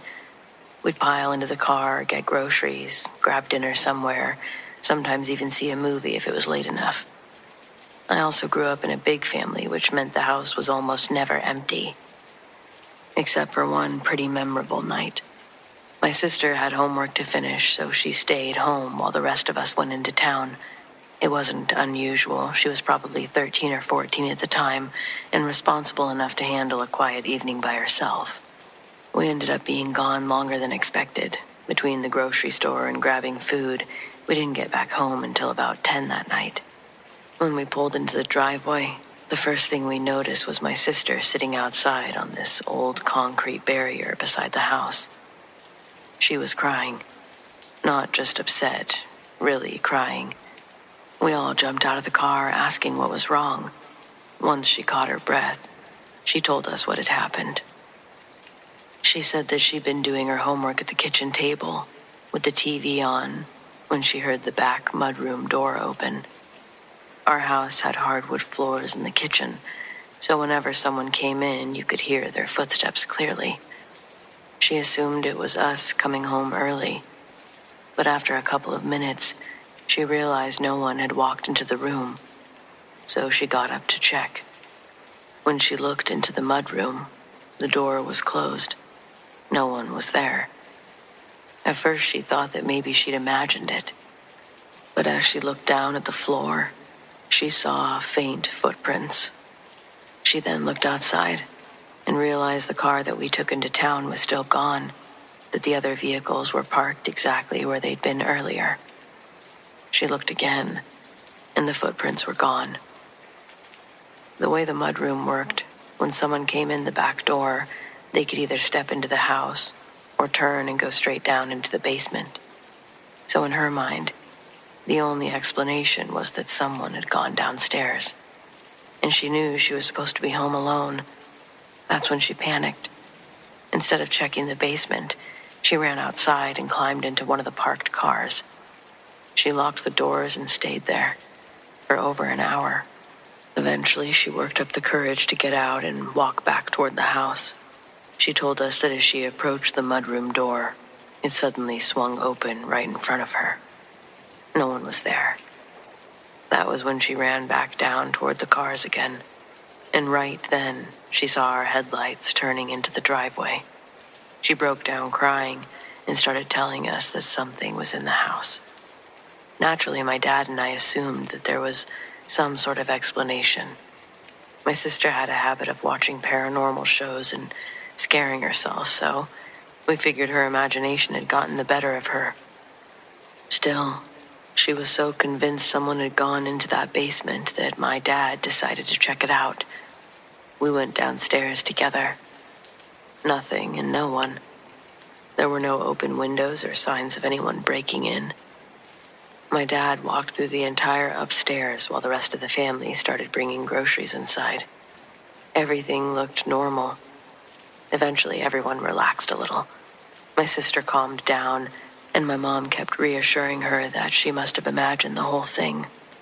I was the last one bringing groceries in from the car. When I walked inside, I noticed something. The light in the far back room of the basement was still on. The basement had 4 rooms. The front 2 were controlled by a switch near the stairs, but the back 2 used a pull-string bulb hanging from the ceiling. From the kitchen doorway, you could see the light from the back room shining through the basement door, but you could also see the light swaying back and forth, but you couldn't see the bulb itself. I stood there for a moment debating whether to go downstairs and pull the string or just leave it. Finally, I took a couple steps down the stairs, and that's when I heard the unmistakable sound of a pull string being tugged. Ka-chink! The light shut off. I froze. My first thought was that it had to have been my dad, so I walked back upstairs and went into the living room. My dad was already sitting in his chair with the TV on. My mom was talking to my sister, who had finally stopped crying. I walked over to my dad and quietly said, "I'm gonna lock the mudroom door tonight." He looked confused. We almost never locked that door when everyone was home. It was technically a fire exit and we kept it accessible. But he must have seen something in my face because he just nodded. For context, the mudroom had its own lock that we installed years earlier. The outside door was usually left unlocked so that if one of us kids got locked out in the winter, we could at least get into the mudroom and warm up. If someone wanted to steal our washer and dryer or old paint cans from the basement, they were welcome to try. But that night, I locked it. I lived in that farmhouse on and off for 25 years, I still own the place today, although I don't live there anymore. And in all that time, I never experienced anything strange again. Just that one night. But I'll never forget that sound. That ka-ching. It's burned into my memory forever. What's interesting is that my sister and I remember that night very differently. We talked about it again years later when we were both adults. For me, it's one of those things I can't quite explain. I've gone through every possible rational explanation in my head. For her, there's no mystery at all. In her mind, it was just a ghost. And that's her childhood ghost story. And no amount of rationalizing it is going to change that, though there's not much to rationalize. In fact, when I told her about hearing the pull of the string that night, it only confirmed what she already believed. The funny part is she's never worried about it, not since she was a child. She doesn't think that it's anything dangerous, just something that happened to be there, something that walked through the house once and then left.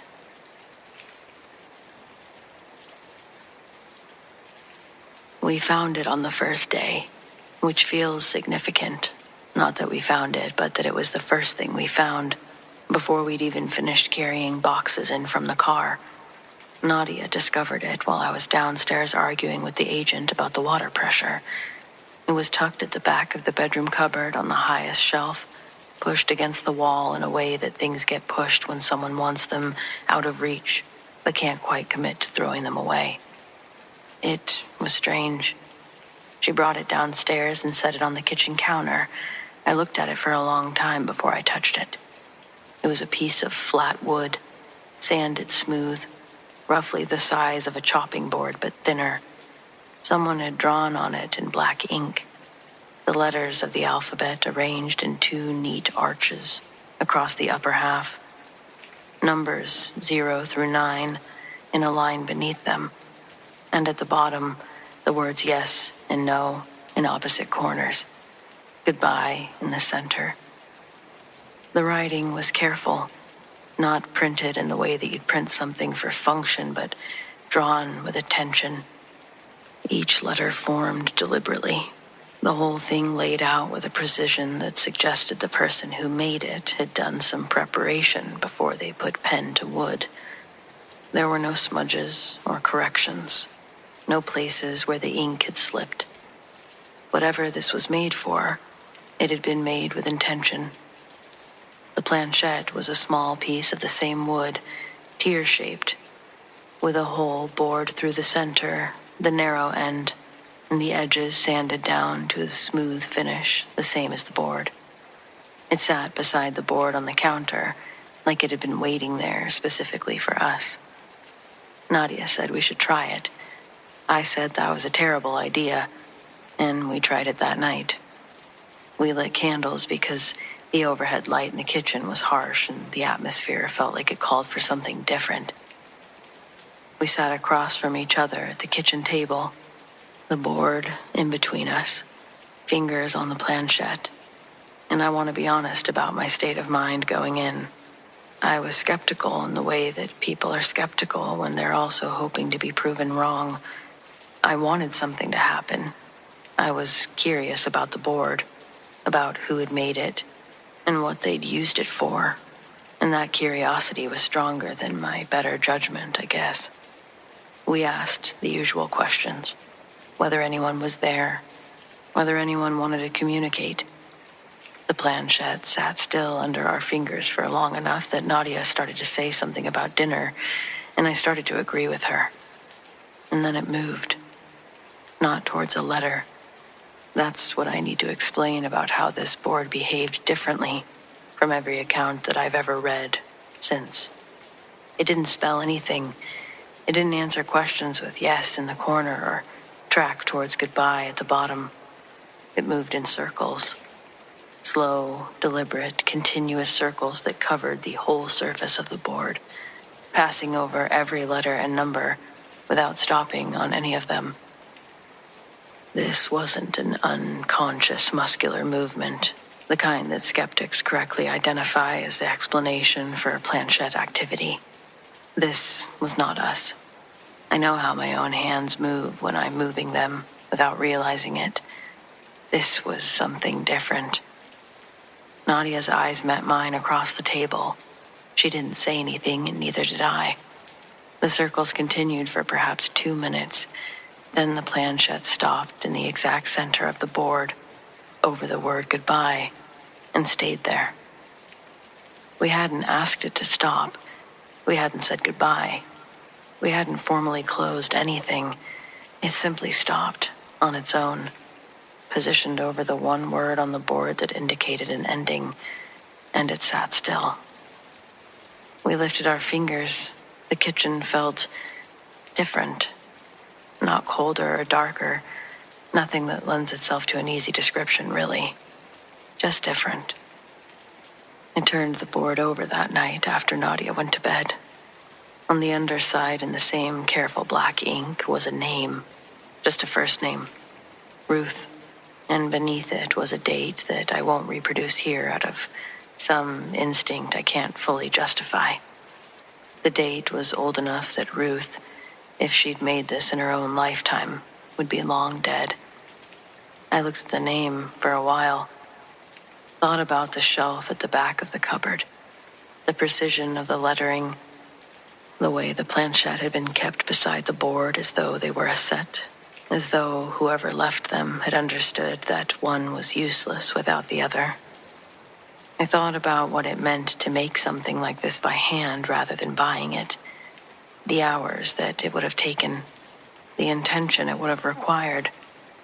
You can't make a board like this casually.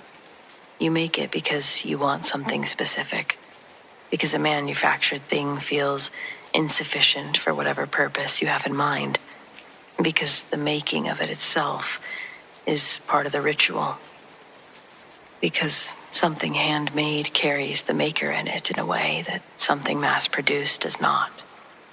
Ruth had made this for a reason, and she'd left it behind, or not been able to take it with her, or left it specifically for whoever came next.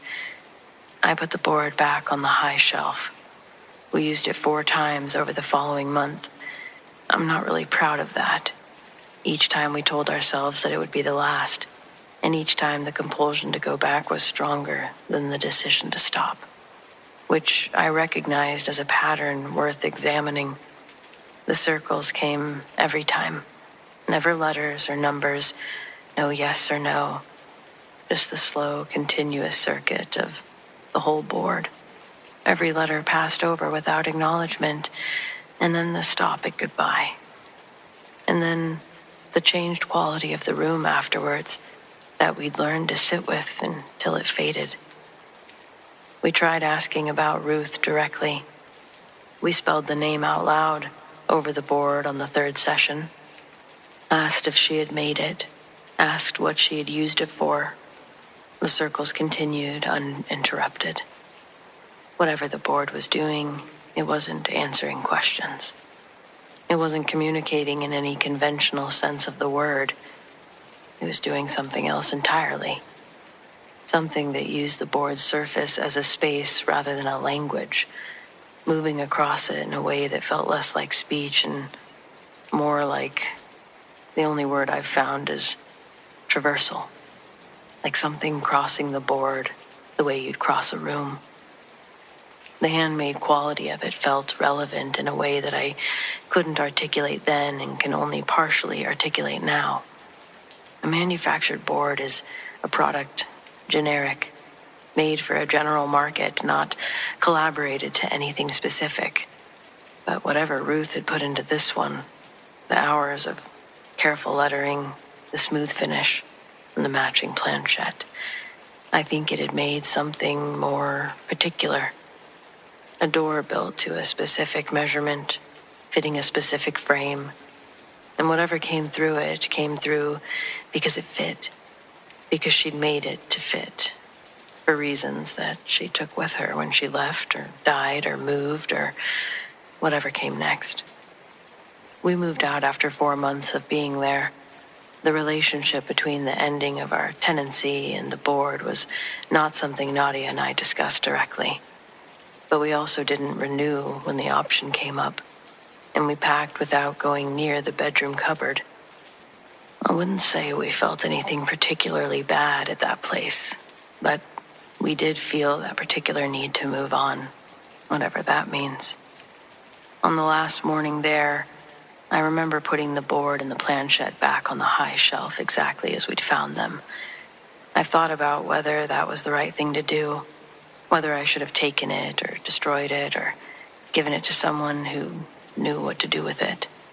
Whether leaving it there means that whoever comes next will find it on their own on the first day like we did.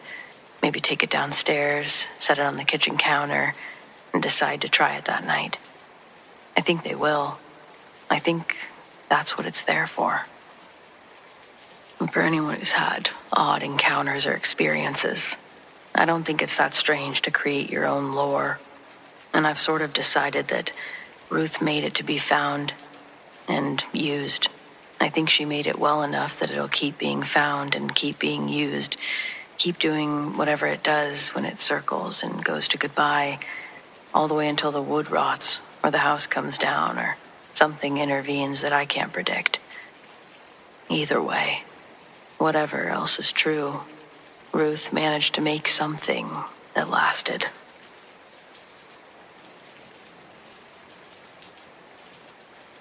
I don't usually take the bus. Where I live, if you have a car, you usually drive. But mine was in the shop after I hit a pothole big enough to swallow the rim, so I found myself waiting at a stop that I'd never actually used before. It was late, just after 9, but the streets were already empty. The bus came slow, brakes squealing like a scream before it actually stopped. Inside was half empty. I chose a seat toward the back by the windows. There were probably 6 or 7 other riders. An old man nodding off with grocery bags at his feet.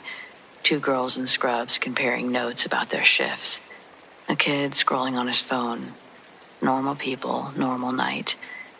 Until this woman got on. The first thing I noticed was her hair. It looked wet, but not from the rain.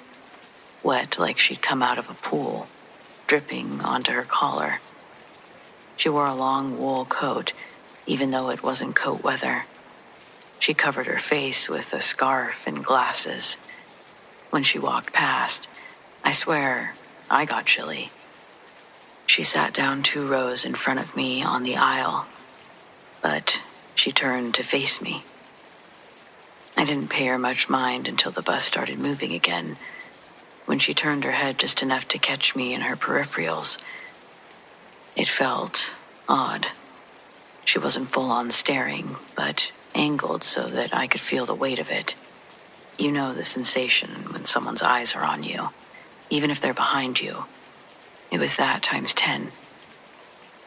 I shifted in my seat because I was literally uncomfortable. I looked out the window and told myself not to be paranoid, but when the bus hit the next red light, I risked a glance back at her. She was smiling, and I know it sounds corny, but it was a wide smile. I didn't like it. Her lips stretched like the skin couldn't quite contain the grin. Her eyes were pale. For a second, I thought maybe she was just amused at something else, a private joke. But the smile didn't break. When the light turned green and we started moving again, she fully turned in her seat, looking right at me. And then she said, "I'm the beast." Just like that. Calm, as if she were saying her name.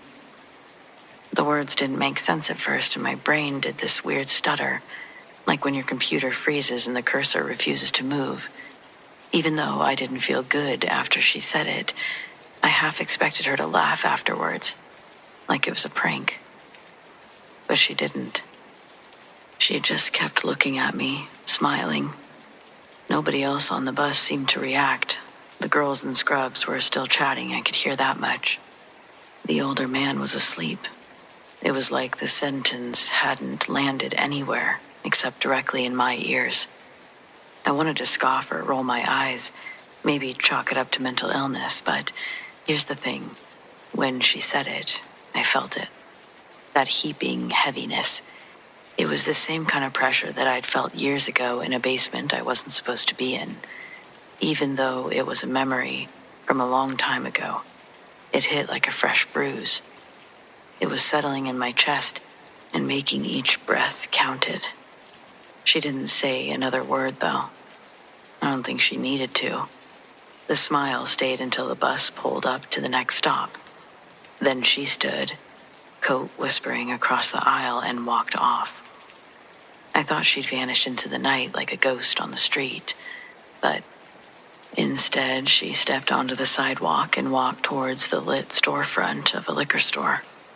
The bus pulled away and I kept my eyes on her through the glass until we rounded a corner and she was gone.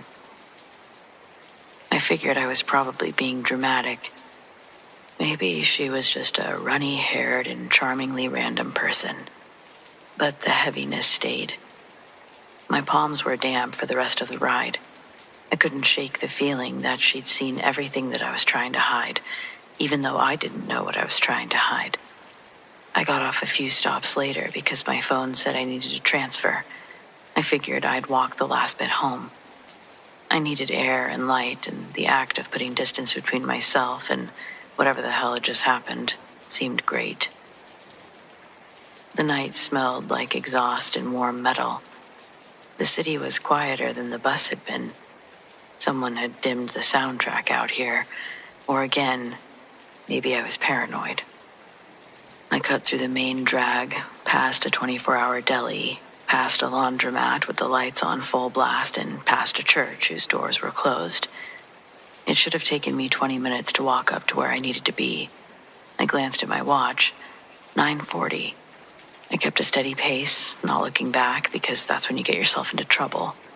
About 15 minutes into the walk, near a small square on the other side of town, an area with a bakery and a public bench, nowhere near the liquor store that the woman had walked towards, I saw her again, standing under a lamppost, hands shoved into her coat, hair still damp.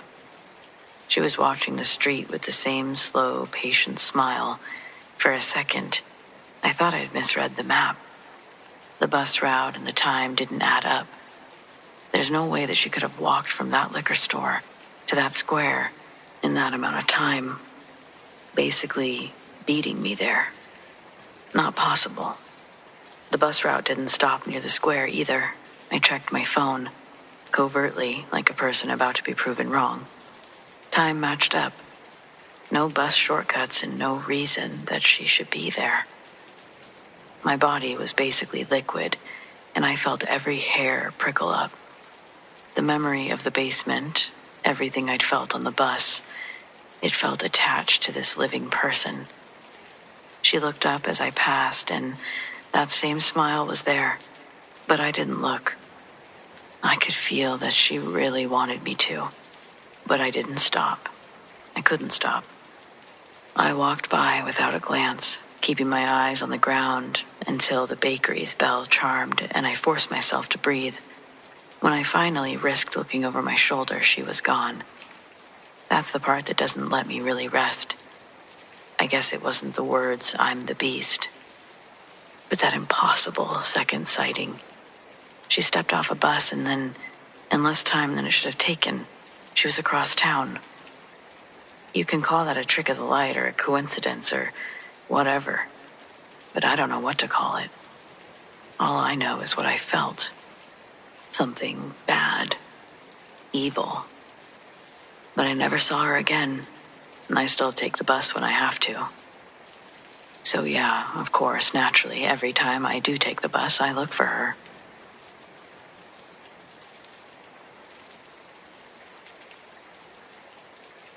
There were 4 of us the night that we used the board.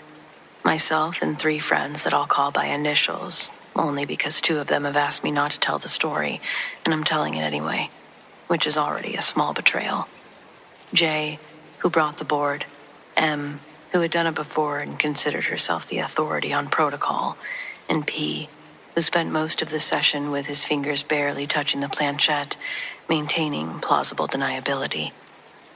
We were 18, and in retrospect, it feels like this night exists specifically to become a story A rented house, first year away from home, the particular freedom of being unsupervised for the first time and not entirely sure what to do with it. The session itself was what I believed it would be, unremarkable. The planchette moved. We asked questions. It answered in a way that it always seemed to answer. Partial, ambiguous, just coherent enough to keep you engaged, and just suspicious enough for me to believe somebody else was involved. M closed it properly, or said that she did. We put the board away and we made food, watched something, and went to bed. That was October. What started happening to me in November is something the other three have not experienced. I've asked. None of them have lost sleep over it. None of them had had to change anything. None of them think about that night with any particular frequency. It found me, specifically. I've spent a long time trying to understand why, but I've made no progress, so I've stopped trying. The first dream was 3 weeks after the session. I was in a house that I didn't recognize, moving through rooms in the particular way of dreams where you understand the architecture without having learned it. I knew where each door led before I opened it. I knew the house, in other words, though I'd never been there. At the end of the hallway, there was a room with the door slightly open and the light coming through the gap. I understood with the certainty that only exists in dreams that I should not open it further. That whatever was on the other side was aware of me and had been for some time and was simply waiting to see what I would do. I woke up before I touched the door. The dream came back the following week, identical in every detail. Same house, same hallway, same door with the light. I got a little closer this time before I woke up, close enough to put my hand on the wood. The week after that, I opened it. The room was empty. That's what confused me the most when I woke up. I'd built so much dread around what might be on the other side, and what was on the other side was nothing.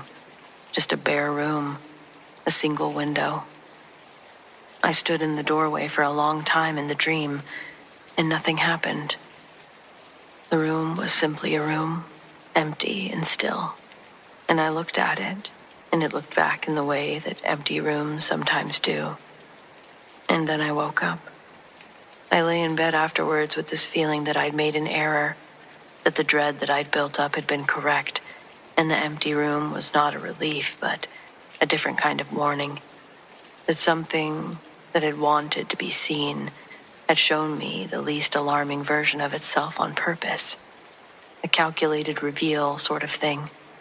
It had understood that an empty room would bring me back more reliably than whatever else it could have shown me. And it was right. I went back every week for 4 months. The room was never empty in the same way twice. There was no figure or movement, nothing that could be described plainly as a presence, but it was different each time in the way that accumulated.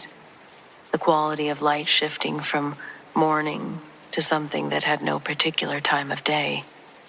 The window showing different weather than the week before.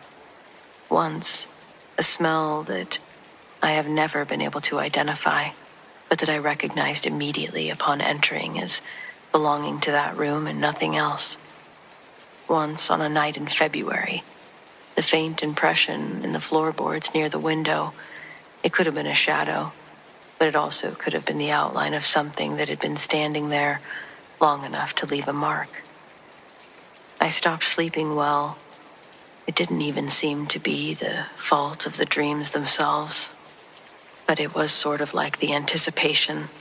Lying down became the act of going back, whether I wanted to or not. And something on the other side of that door had learned my schedule better than I knew myself. I told Jay in the spring. She listened carefully and then said that she thought that I should see someone, meaning a therapist, meaning she was drawing the most reasonable conclusion available to her from the outside. I don't hold it against her. From the outside, it sounds like a sleep disorder dressed up in ritual. I didn't tell M and P. M she would have made it about the board and her authority over it. I wasn't interested in that conversation. P would have been relieved that it wasn't him and tried to hide it, which I think would have made me feel worse. I dealt with it how I deal with most things, alone, incrementally, over time. I learned that it came less frequently when I didn't try to avoid it. That resistance seemed to function as interest on a debt. I learned the room well enough that the unfamiliar details stopped alarming me. I learned eventually that whatever had chosen me out of the four of us that night was not going to stop, and it wasn't going to escalate. It was just simply going to be at the end of the hallway, in the room with the windows, waiting with the patience of something that doesn't experience time the way that I do. I am 26 now, and I still go back most weeks. The room, it's familiar to me now. Kind of how any place becomes familiar after you've spent so much time. Not exactly comfortable, but known. Mine in a way that I didn't really choose, but I can't really undo. The door at the end of the hallway, it's always open now.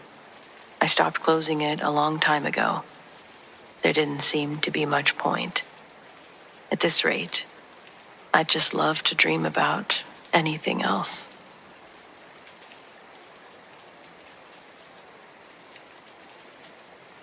One of my earliest memories of being truly afraid happened when I was about 9 years old. This wasn't the same type of fear that I'd feel later from horror movies or a scary ride. This was different. It was a kind of fear where you feel completely awake, aware of everything around you, and it still just doesn't make sense. The house we lived in at the time was fairly ordinary, a small 2-story place in a quiet neighborhood. My bedroom was at the end of the upstairs hallway, and it had one feature I absolutely loved when I first moved into it: a large standing mirror attached to the frame itself. It was tall and built in a way that leaned slightly backward against the wall. My parents had put my bed across from it, and it made the room look bigger. During the day, I liked it. It reflected the light from the window. It made the room feel brighter.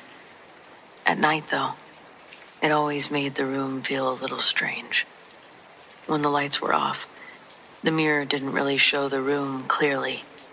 It just reflected shadows and vague shapes from the hallway light outside my door. Sometimes I'd wake up in the middle of the night and catch movement in the reflection. Enough times I was able to accept that it was just my own blankets shifting in the reflection. Still, it started to bother me, especially one night. I'd gone to bed like usual, and I must have been asleep for a while before I woke up suddenly. I opened my eyes and immediately felt that strange alertness that you sometimes get when something feels wrong. The room was mostly dark, except for the faint glow of the hallway light leaking under the door. I remember lying there for a few seconds, staring toward the ceiling, waiting for my eyes to adjust, and not wanting to look at the mirror. But slowly, I turned my head down, and that's when I saw them. 2 large yellow eyes staring at me from the mirror. At first, I told myself that I was seeing things, that my brain was playing a trick on me. When you're half asleep, your eyes can misinterpret reflections and shadows, something I figured I was doing all the time. So I blinked a few times and I looked again. That's when they're supposed to disappear, when they're not supposed to be there anymore, but they were still there. They weren't tiny pinpoints of light either. They were big, round, bright enough that I could see their reflection clearly against the dark glass of the mirror. I've had cats since then, and the shape was quite similar. But this didn't feel like a cat. Big, round, bright enough that I could see their reflection clearly against the dark glass of the mirror. For a few seconds, I stayed completely still, trying to understand what I was looking at. A calmer thought entered my mind. Maybe a car had driven by outside, and the headlights were reflecting strangely in the mirror. But the eyes didn't move the way light would, and they stayed looking the way eyes would, fixed in one spot, right at the height of where something could be standing next to me. Through the mirror, they were looking straight at me. That realization made my stomach turn into knots. The mirror was reflecting the space behind my bed. There wasn't supposed to be anyone there, obviously. I slowly sat up in bed. The eyes moved slightly, not disappearing or flickering, but shifting the way that real eyes do when someone adjusts their position. That was the moment that fear really hit. I couldn't allow myself to push it away. I remember pulling the blanket up to my chin, staring at the mirror, hoping that if I looked long enough, the shape would resolve into something normal. When the eyes just stayed there, watching, I started to lose hope. Every time I moved even slightly, they seemed to follow slightly in the reflection. At one point, I leaned sideways, thinking maybe if I changed the angle, I'd finally see what was creating the reflection, and it would be innocent. But the mirror only showed darkness and those two yellow eyes. I don't know how long I sat there watching them. When you're a kid, a few minutes can feel like an hour. Finally, I worked up the courage to call out, "Mom?"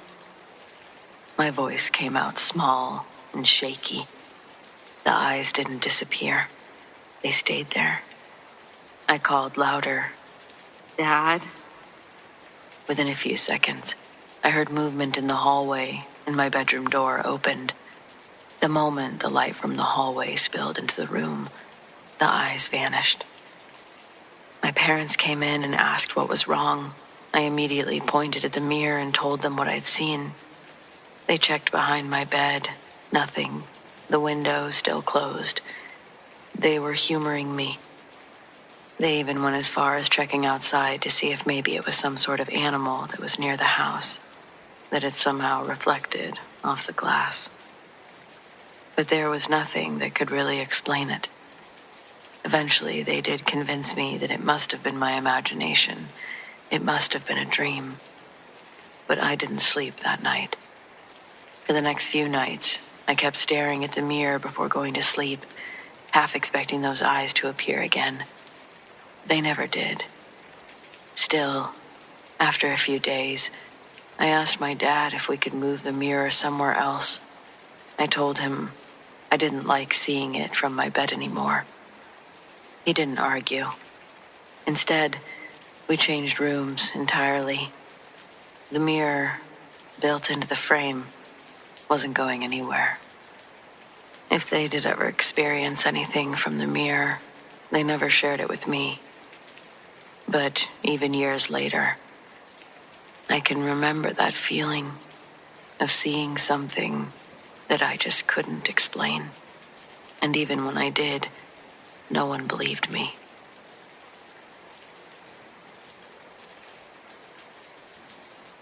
This happened when I was about 16.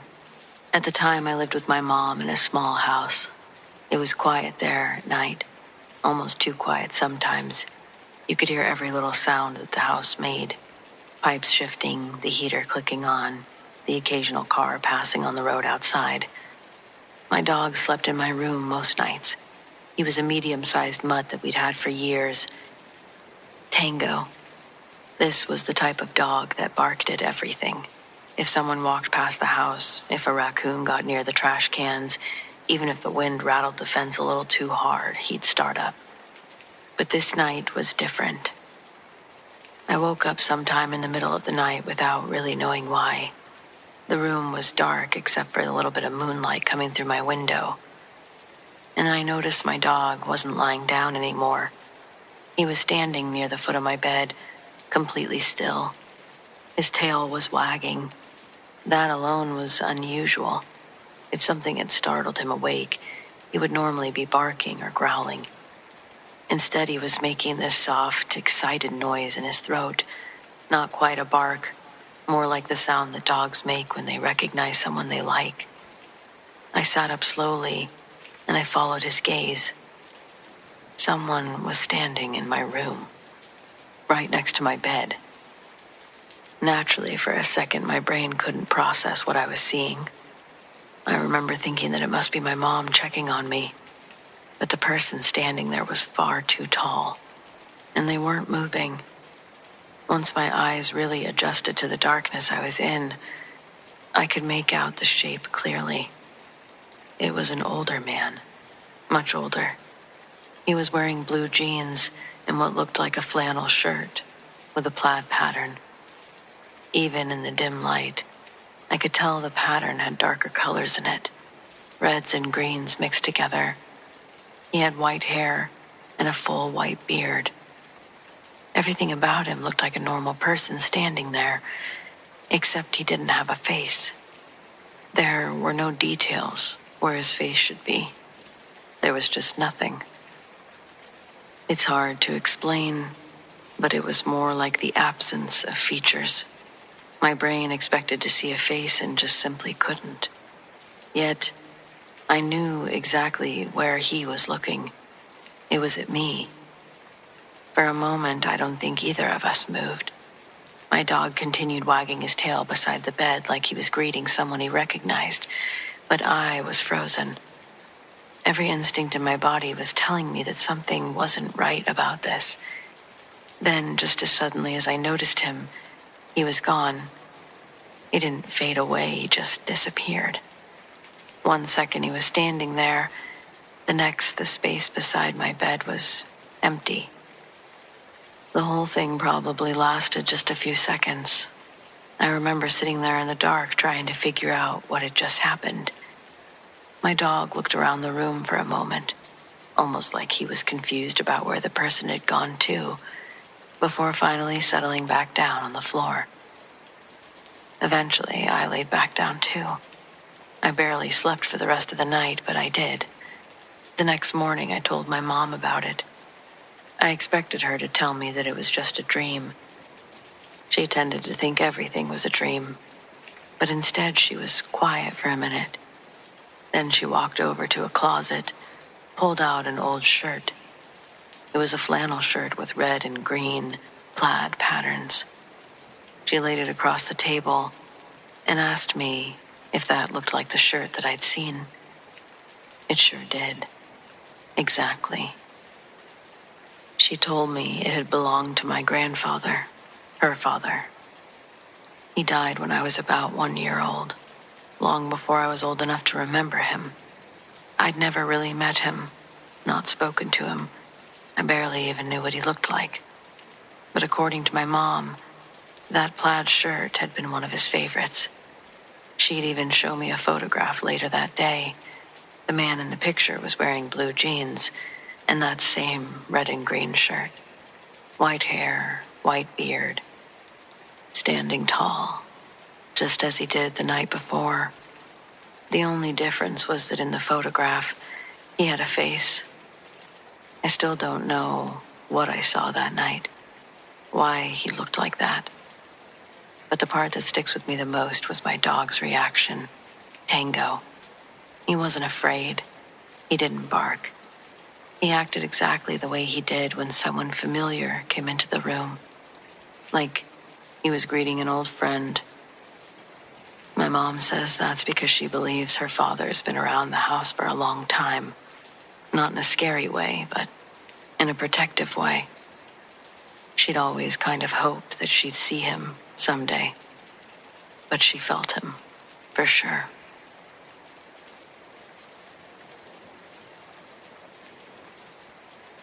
My dad is the kind of guy who can fix a radiator with a zip tie and doesn't blink at a black bear rummaging through the trash. He's steady.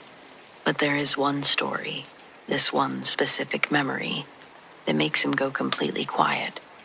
If you bring it up, he starts fiddling with his wedding ring and looking for a reason to leave the room. I'll tell you what happened, but you have to understand the setting. This wasn't some manicured campsite with a paved loop and a bathhouse. This was deep in the Oregon backcountry. These are the woods where trees are so thick that they seem to swallow the sound of your own voice. He was 22, out there alone just to get some headspace. It was that weird purple hour right before the sun dips below the ridge. He was sitting by his fire, poking at the embers, when he felt that prickle on the back of his neck. You know the one, like a physical finger touching your spine. He looked up, and about 20 feet away, right where the firelight died into the pines, was something. At first his brain did that thing where it tries to make sense of the nonsensical. Oh, a cougar, he thought. But the proportions were off. It was heavy, dense. It sat low to the ground like a leopard, but its shoulders were wide, almost like a bulldog's. And the fur didn't look like fur. It looked like matted, oily velvet. My dad is a hunter. He knows how animal eyes work. Usually you see eye shine, that reflective glow from a flashlight. But this thing, its eyes were generating their own light. They were these piercing vertical slits, like a rattlesnake's, but neon green. And they weren't flickering. They were fixed on him with a terrifying, intelligent focus. He told me the part that haunts him isn't even the look of it. It was what happened when he tried to scare it off. He threw a heavy piece of flaming kindling at it. He's a good shot. The wood hit the thing square in the chest. And here's the thing. It didn't flinch. It didn't make a sound of pain. Instead, the wood hit it with a dull thud, like it had struck a bag of wet sound or solid muscle. That's when the creature opened its mouth. It didn't growl, though.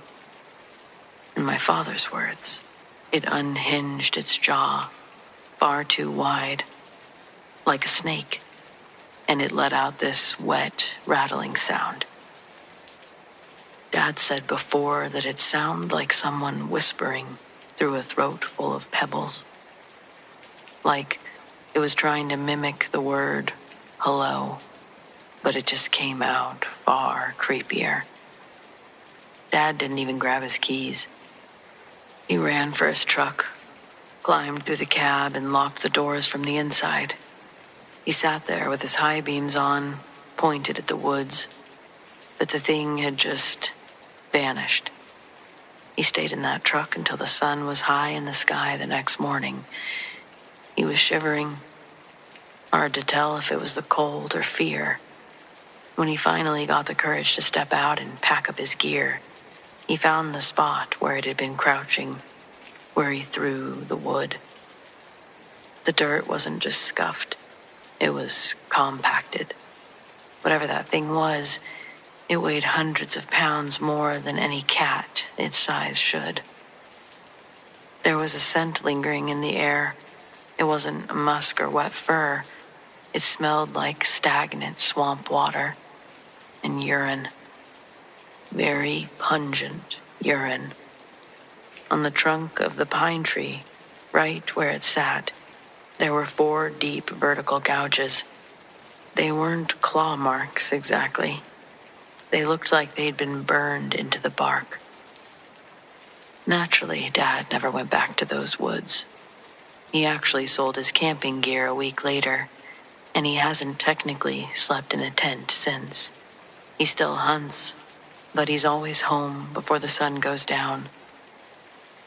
I asked him once, last Thanksgiving, I think, after he'd had a beer and seemed a bit relaxed. I said, "Dad, do you think it was just a mutation, like a sick mountain lion?" And he looked at me, and for the first time in my life, I saw actual, raw dread in his eyes. He whispered, "It didn't even have a heartbeat, honey." I watched its chest the whole time. It's like it never breathed. It was just waiting for the fire to go out.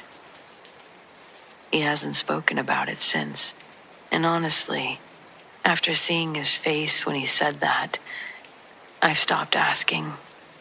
But now, I'm just sharing.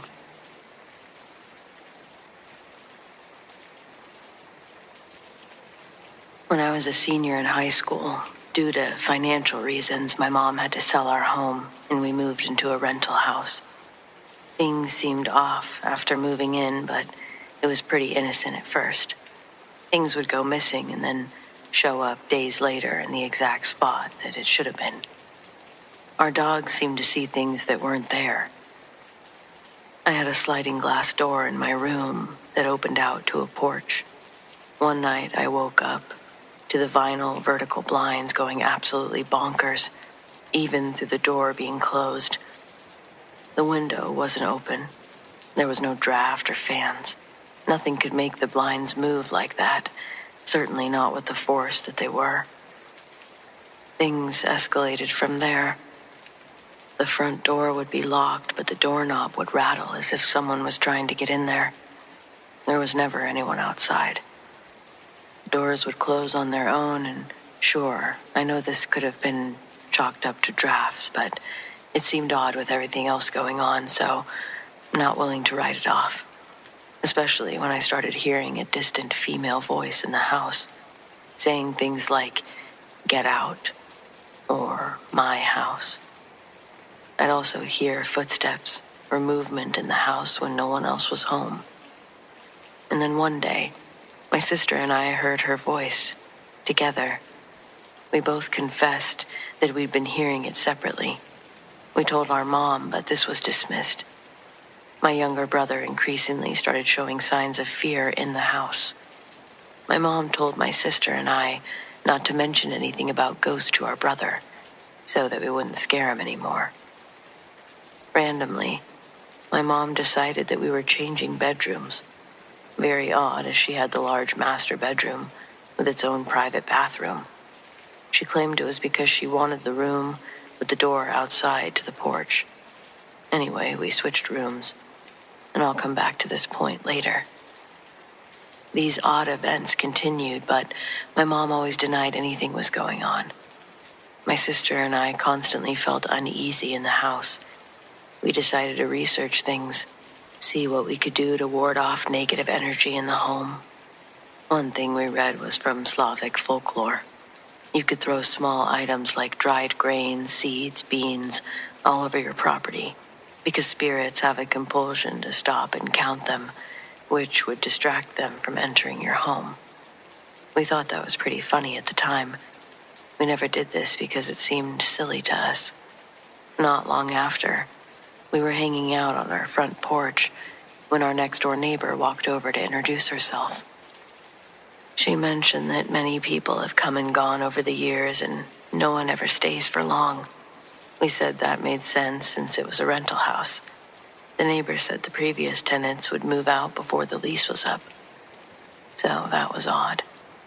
Then she said that she was happy that our family seemed normal, because the last tenant used to throw frozen peas all over the front lawn every day.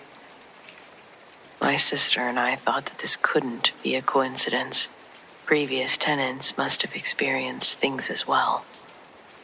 We ended up moving out after our year lease was up. It was then that my mom told my sister and I that she too experienced many things, but she didn't want to scare us, give it attention. She said one morning before changing rooms, she was in her private bathroom, which had floor-to-ceiling mirrors on one of the walls. She was looking into the mirror above the sink when she saw a woman. She turned around and saw her in the wall mirror as well. That was the day she decided to switch bedrooms with me because it spooked her out too much. Thanks, Mom. After we moved, something was delivered to the old haunted house address. We went there to see if we could get it back, and the new family that had just moved in was already moving out. They seemed really freaked out, but we didn't discuss anything. I wish I had asked them if they experienced anything. I stopped telling people about this because they just don't think it's real. It's hard to explain or understand unless you've experienced things yourself, I guess.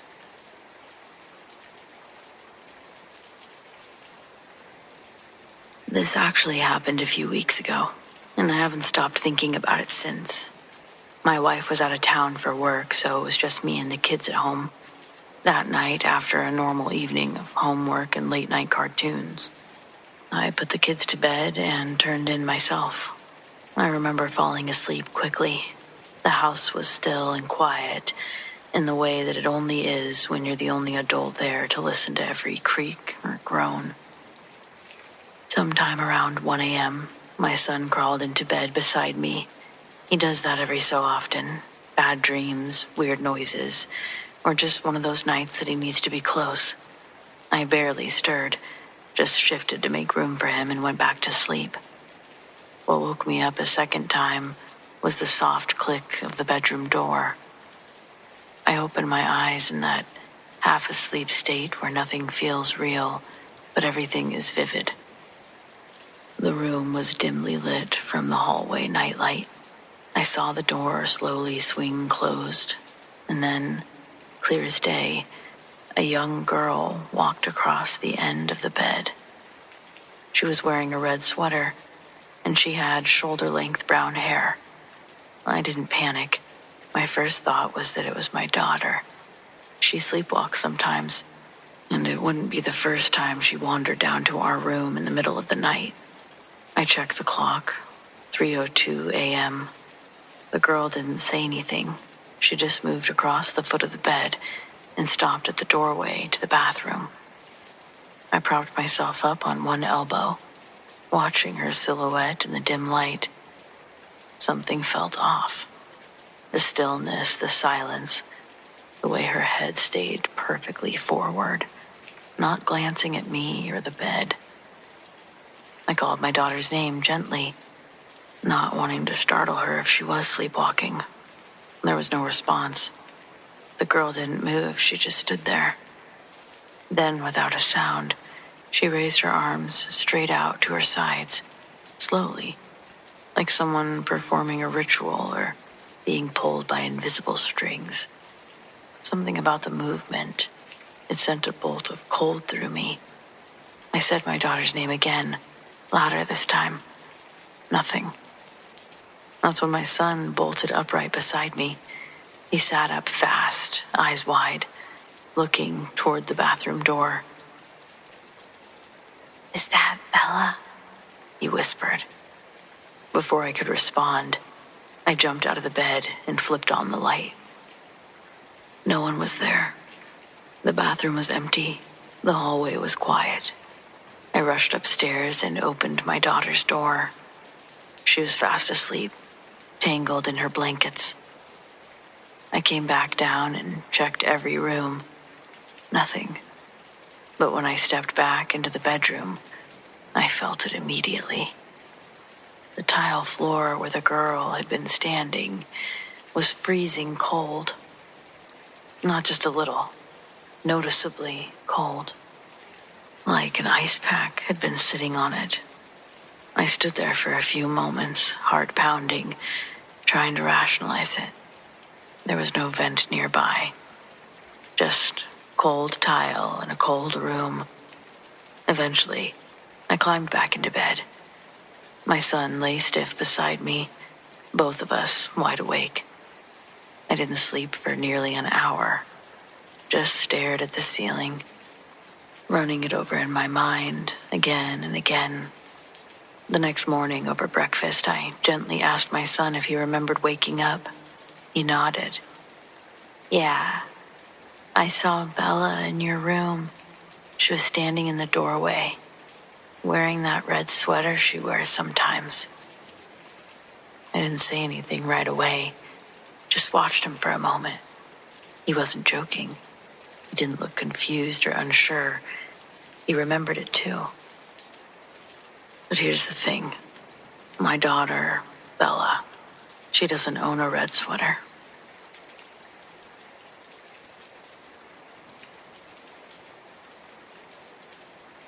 About a month ago, I bought a set of small wall shelves for my kitchen. They were the kind of little cute square cubbies, nothing fancy, just painted wood with a slightly worn farmhouse look. I'd been wanting something like that to hold spices and small plants, and I happened to come across it one day during an estate sale in the neighborhood. The house belonged to a woman who'd recently passed away. I didn't know her personally, but the entire property was being cleared out, and when I say everything was for sale, I mean everything. Furniture, kitchenware, boxes of old decorations, tools from the garage, even plants from the yard that the family was digging up and selling. It was one of those situations where it felt like the house was being slowly dismantled, piece by piece.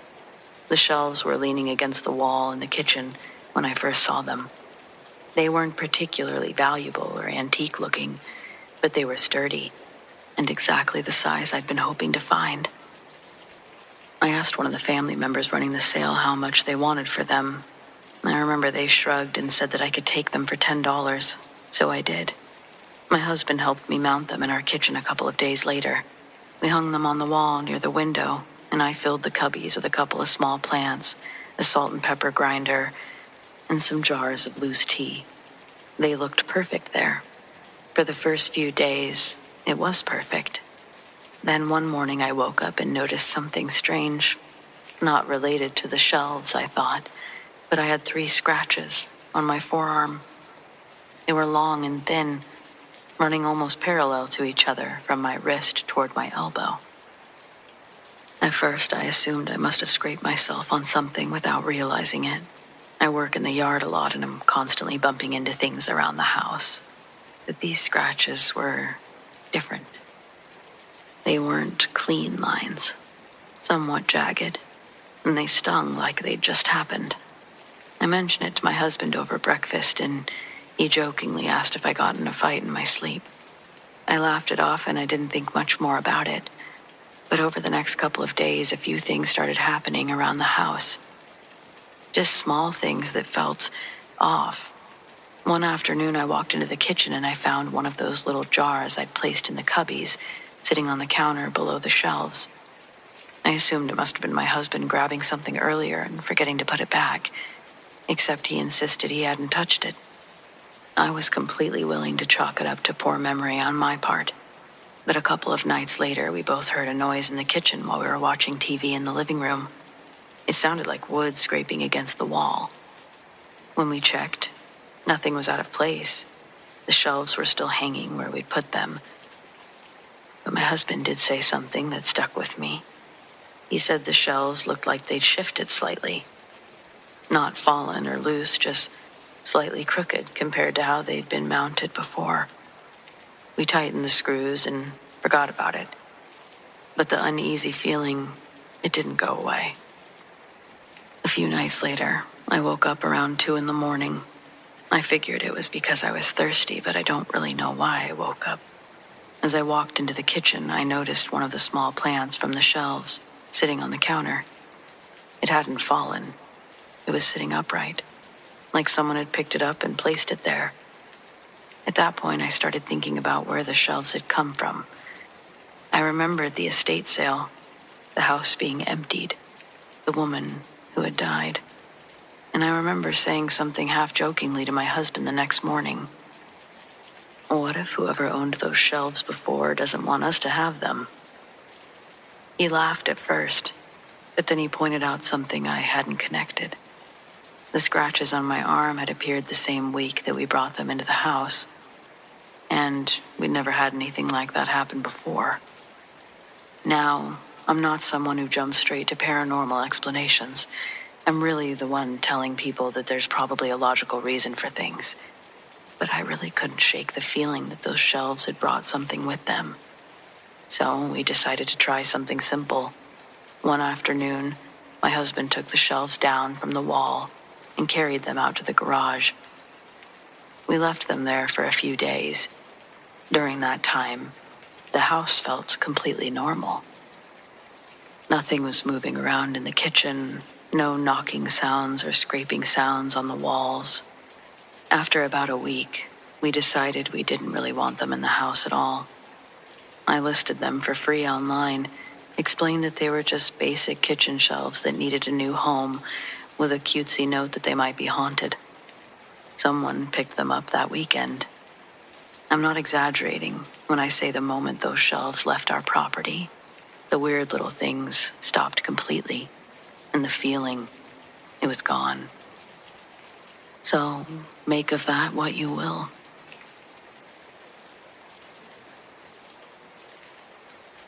I once read somewhere that there are two kinds of ghosts. The first kind are what people call intelligent hauntings. Those are the spirits people claim can interact with you. They respond to questions, move objects, or seem aware that you're there. The second kind are called residual hauntings. Those aren't really spirits in the traditional sense. They're more like recordings, moments from the past, somehow stuck repeating in the same place over and over. Footsteps in the hallway, a door opening and closing, the same event replaying itself like a scene on a loop. When I first heard that idea, I thought it sounded convenient, like a way for people to explain ghost stories without actually proving anything. Then I lived in an apartment that made me reconsider it. For about 2 years, I rented the upstairs portion of an older house. It wasn't historic or famous. It was just one that had been around probably since the 1930s. Not long after I moved in, I started hearing footsteps in the hallway late at night. At first, I assumed it was the people downstairs. In old houses, you can hear movement from other floors and swear that it's right beside you. But the footsteps had a pattern. They always started near the kitchen. They walked slowly down the hallway. Then they stopped directly outside my bedroom door. Every time. The first few nights, I opened the door immediately, thinking that someone must actually be there. The hallway was empty. After a while, I stopped getting out of bed. I would just lie there listening to the steps move from the kitchen, down the hall, and stop outside my door. It was the same pace, even the same number of steps, same stopping point. It was like hearing the same recording playing over and over. Eventually, curiosity got the better of me, and I decided to try something. One night, when the footsteps started, I stepped into the hallway before they reached the door. I said, "Hello?"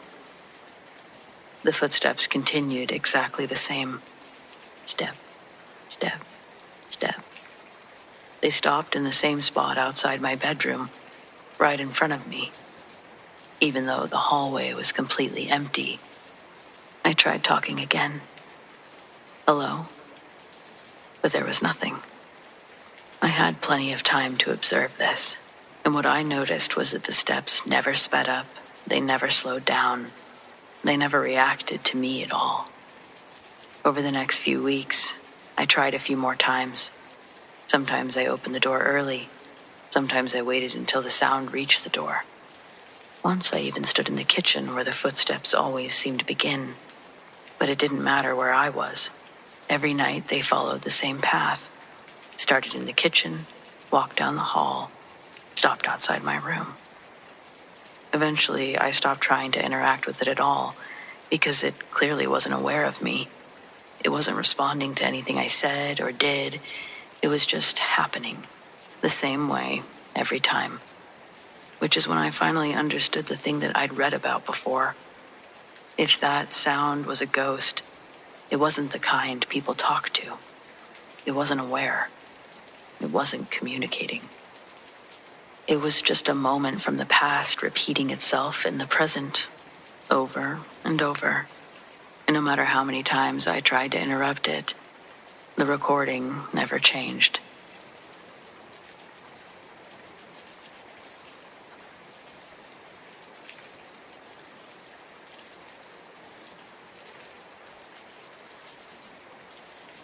I've been a fan of your show for years, and I thought it's time I write. Life moves fast, and I'm usually chasing time rather than catching it, but this is something that stayed with me for a while, and lately I've felt a quiet nudge to finally put it into words. This happened a few years ago, while I was living in an apartment filled, quite literally, with history.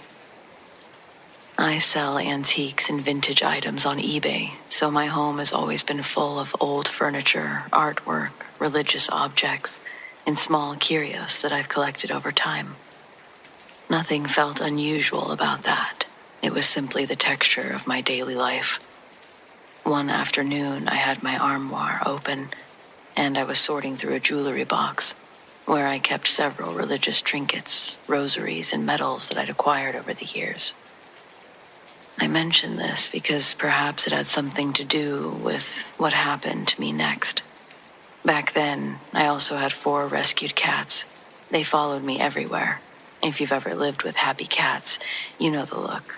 Tails lifted high, curved at the tip like a question mark. Wherever I went, there they were, paddling along behind me like a strange little procession. While I was standing at the armoire, I became aware of a sound, one that hadn't been there before. It was a long, grinding noise, mechanical. It would go on for a few seconds and then stop abruptly, only to start again. I froze. My first thought was oddly specific. A bird stuck in the fireplace flew. That had happened once before, and it sounded similar. Scraping, stopping, starting again. Still, despite trying to reason with myself, fear settled into me fast and heavy. I closed the armoire, set the relics aside, and began to move slowly toward the sound. The cats followed at first, but their tails were no longer relaxed. They were puffed up now, their bodies low and tense. One of them darted ahead of me, toward my stepson Gregory's room. The moment he reached the doorway, he reacted in a way that I'd never seen before. Scrambling backward, as if he'd hit an invisible wall. Claws scrambling for purchase before he fled. That was when I looked into the room. It was late afternoon, but his room was dark, with just a weak bit of sunlight leaking through. I gasped at what I saw. Gregory's remote-control toy Bronco was driving itself. Its headlights were on, bright in the dim room, and the toy was moving with intent, rolling forward, crashing into toys, reversing when it got stuck, then changing direction and going again, over and over. That grinding sound was the Bronco's wheels and motor, stopping and starting in deliberate cycles. I stood there, unable to move. My blood felt cold. I remember thinking very clearly that if the batteries were dying, the toy wouldn't behave like that. It wouldn't navigate obstacles. It wouldn't reverse on purpose. The cats had vanished. I was alone in the doorway, watching something that made no sense. It felt like there was ice in my chest. Is this a poltergeist? I thought. Eventually, I broke out of my paralysis long enough to grab my phone and call my husband, Hal. I was shaking, struggling to explain what I was seeing. He did his best to calm me, though there wasn't much he could do from work. It was too cold to leave the apartment, or I would have gone outside and waited for him. When Hal finally came home, the first thing he did was inspect the toy. There were no batteries in it. Not in the Bronco. Not even in the remote. Even stranger, the remote itself was found in the fireplace. And even if it had worked, it was too far away from the toy to explain what I'd seen. I tried to tell myself that this was an isolated incident. Terrifying, yes, but singular. Still, I couldn't shake the feeling that it might connect to something else that I'd experienced the year before. About a year earlier, Hal and I temporarily moved into the master bedroom while the sunroom was being repaired. We didn't bother assembling the bed frame, since it wasn't meant to be long-term. Instead, we slept on a mattress on the floor. One night, I woke up feeling strange, off in my body, as if something had shifted while I slept. I sat up and opened my eyes. I scanned the room curiously, looking for the reason my sleep was interrupted. There was a little boy kneeling beside Hal. He was glowing softly, not brightly, but unmistakably so. And he was watching my husband with intense focus. The image startled me, but I immediately told myself that it was nothing more than a half-dream, a trick of sleep. When the boy turned and looked at me, I remember choosing very deliberately to lie back down and fall asleep, rather than investigating further. At the time, I dismissed it entirely. After the Bronco incident, though, that memory resurfaced with new weight. There was one more event that made it harder to ignore. Sometimes Gregory would get scared in his room and ask to sleep beside us on the floor. We always welcomed him. Near where we slept were short, anchored bookshelves filled with large art books, heavy volumes, neatly arranged and never overstuffed. One morning, we woke up to find a tidy stack of those books placed directly above Gregory's head. Not fallen, stacked. There was no plausible way that they could have ended up that way. No one remembered waking. No sound had disturbed any of us, and yet there they were, positioned in a way that felt deliberate. After the Bronco incident, I shared my thoughts with Hal, that perhaps all three events were connected, that maybe and possibly a childlike presence had attached itself to him, and that Gregory's presence stirred something protective or jealous. Hal is a deeply rational, science-minded person, but between the battery-less toy and the physics-defying stack of books, and what we both had witnessed, even he admitted that he couldn't fully explain it. It's been years now. Nothing else has happened. Our lives have changed. Our relationship went through difficult, uncertain periods before settling into something calm and steady. The apartment, once heavy with tension, now feels warm and peaceful. If there was something with us, it seems to be gone. I don't know what to believe. Maybe it was coincidence layered upon coincidence. Stress and environment and sleep did strange things to perception. Or maybe, just maybe, something was there for a time and then moved on. So, I'll leave it to you and to your listeners. Ghost boy or coincidence? Who knows, really?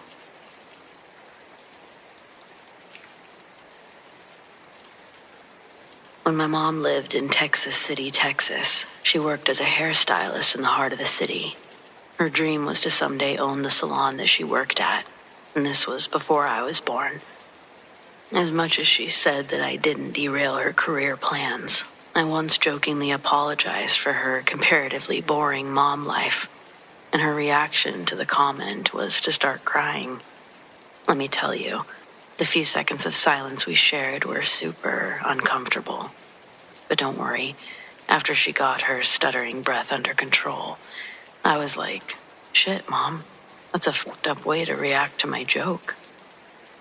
She looked up at me, and I don't know if it was my place to start crying, but I couldn't help it. Everything suddenly got really heavy in the room. And then my mom explained herself, beginning with an apology, like, I'm sorry, Gia, I don't know where that came from. Then she was like, well, no, I know where it came from, but I don't know why I just had such a PTSD reaction to it. I'm really sorry, Gia, it's not about you. And I remember that she lit a cigarette, one where she took a long inhale. She smoked inside all the time, but it looked like she really needed that drag more than the air in her lungs. It looked like she had a deer in the headlights expression while she sat with the ash falling onto the table in front of her. All of this confused the hell out of me. PTSD about what? I asked her. She says, I chose to never work in the city months before you were even a thought. Well, apparently, when my mom was in her early 20s, she would take the bus to and from work, and the salon paid for her bus pass. She spoke like it was a really enjoyable part of her job. She would usually use the time to read a book or look out the window at buildings around her. My mom never intentionally interacted with anyone. Most of the people on that route were fellow entrepreneurs simply going to work. She'd taken that same trip for over a year and a half, and then one morning on her way to work, my mom finds a seat next to a window near the back of the bus. As the bus fills up, a man gets on and walks back to sit in the seat next to my mom. Though the options were growing limited, there were still some open seats that this guy could have chosen that weren't ones right next to her. But, not being rude, she looks over at him to acknowledge his existence with a smile. It's just a normal-looking guy. Skinny, peppered hair, white shirt, wearing a denim jacket. In her brief glance towards him, she sees that he's already staring at her. And he continued to stare at her after she looked away. She could see his head turned in her direction from the reflection in the window that she was leaned against. His gaze begins to make her skin crawl, and she thinks, if she turns and confronts him, and he goes crazy, there's plenty of people close enough to rip this guy off of her before he could do any serious damage. That's what she thinks. So as this guy begins to scoot closer to her, she turns around, asks him to back off, to stop staring at her. Everyone else on the bus is doing their own thing. Nobody's paying attention to her and this guy. His expression didn't change. He wasn't very expressive to begin with, but my mom's request was ignored in his response. The man presses his finger to his lips like, shh, and then he slowly opens up the right side of his jacket. She hears a small metallic click, and in the layer of white wool that lined the inside of the denim jacket, my mom saw 2 grenades hidden near the sleeve. Speaking at a normal level to my mom, he casually tells her, my name's Hooper. God wants me to blow up this bus. If you scream, I pull the pins and kill us all right now. But I'm trying to wait until we're on First Street. Can you wait until First Street? Come on, lady, it's like 4 stops from now. Please. My mom is completely filled with terror. She can only nod her head in agreement. He had her trapped in the seats up against a window. She saw the people rotate on and off the bus and couldn't believe she wasn't going to do that. It was too much. And as much as she tried to enjoy the view of the outside for her final time, she started to have a panic attack that she mistakenly diagnosed as a heart attack. The shortness of breath and pounding in her chest made my mom start to think that she wouldn't make it to First Street. Thinking her heart would explode before the bus did, my mom had nothing to lose, so with the remaining strength that she had, she used it to shout for help. She stood out of her seat and grabbed the man in front of her before Hooper pulled her back down. But by that point, my mom had drawn attention that she desperately needed to draw. Hooper gets my mom's head in the palm of his hands and starts bouncing it off the glass beside her, calling her Satan's whore. A man standing in an aisle jumps up onto the guy. He pushes the man off and then spins from a sitting position to standing on his feet in the aisles. My mom knew what was going to happen next, and all she could do was watch. Hooper screams, "That's it!" And now he had everyone's attention. He reaches into his jacket, and as my mom starts screaming, he has a grenade. Hooper holds one of them out in front of him and pulls the fucking pin. Everyone on the bus dives backwards on top of each other, trying to get away from the explosive. My mom is pressing her back against a window and begins to scream. Then, after a few seconds go by, Hooper is still standing there with the grenade tightly gripped. His other hand hung frozen in mid-air with the pin in it. The grenade didn't go off. Was it a dud? Who knows? People start to realize what's going on, and my mom sees Hooper begin to scramble for the second grenade, and she screams, "He's got another one." The volume on the bus becomes a crescendo of noise as a boom erupts inside. Those who had their eyes open got to see what happened. My mom says she wishes she'd been one of those who had their eyes closed for a moment just before they opened their eyes again. That boom, it left a ringing in their ears loud enough to believe they had died. Maybe this trauma would have been easier to overcome, but instead, her eyes were wide open. My mom and a handful of others on the bus saw a man in the row adjacent to Hooper. He'd pulled out a large handgun. The bullet went through Hooper's skull, chipped the glass in the window next to my mom's. Hooper's body crumbled to the ground, and another rise and fall of emotion is heard amongst the people on board. Because the bomb or bombs didn't go off, it wasn't newsworthy after the first day. But the people on that bus, including my mom, they see reruns of that day in 4K Ultra HD. So if you ever think, did my mom act like that towards me because she doesn't love me? She might just have some PTSD over some crazy shit that you don't know about that happened to her in the 70s.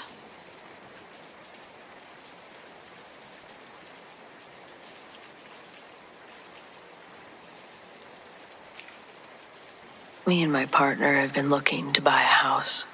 Anyone going through that process right now knows what I mean when I say the market is sparse. But I'm not here to complain about the housing crisis that's objectively happening right now. Our realtor's name is Jeff. He's a youngster with fiery red hair. He was recommended to us by a friend, and for the most part, he's been able to show us houses in our feasibility range, but we haven't found one yet. I'm getting nervous that our expectations of what the one would look like have deteriorated down to basic necessities.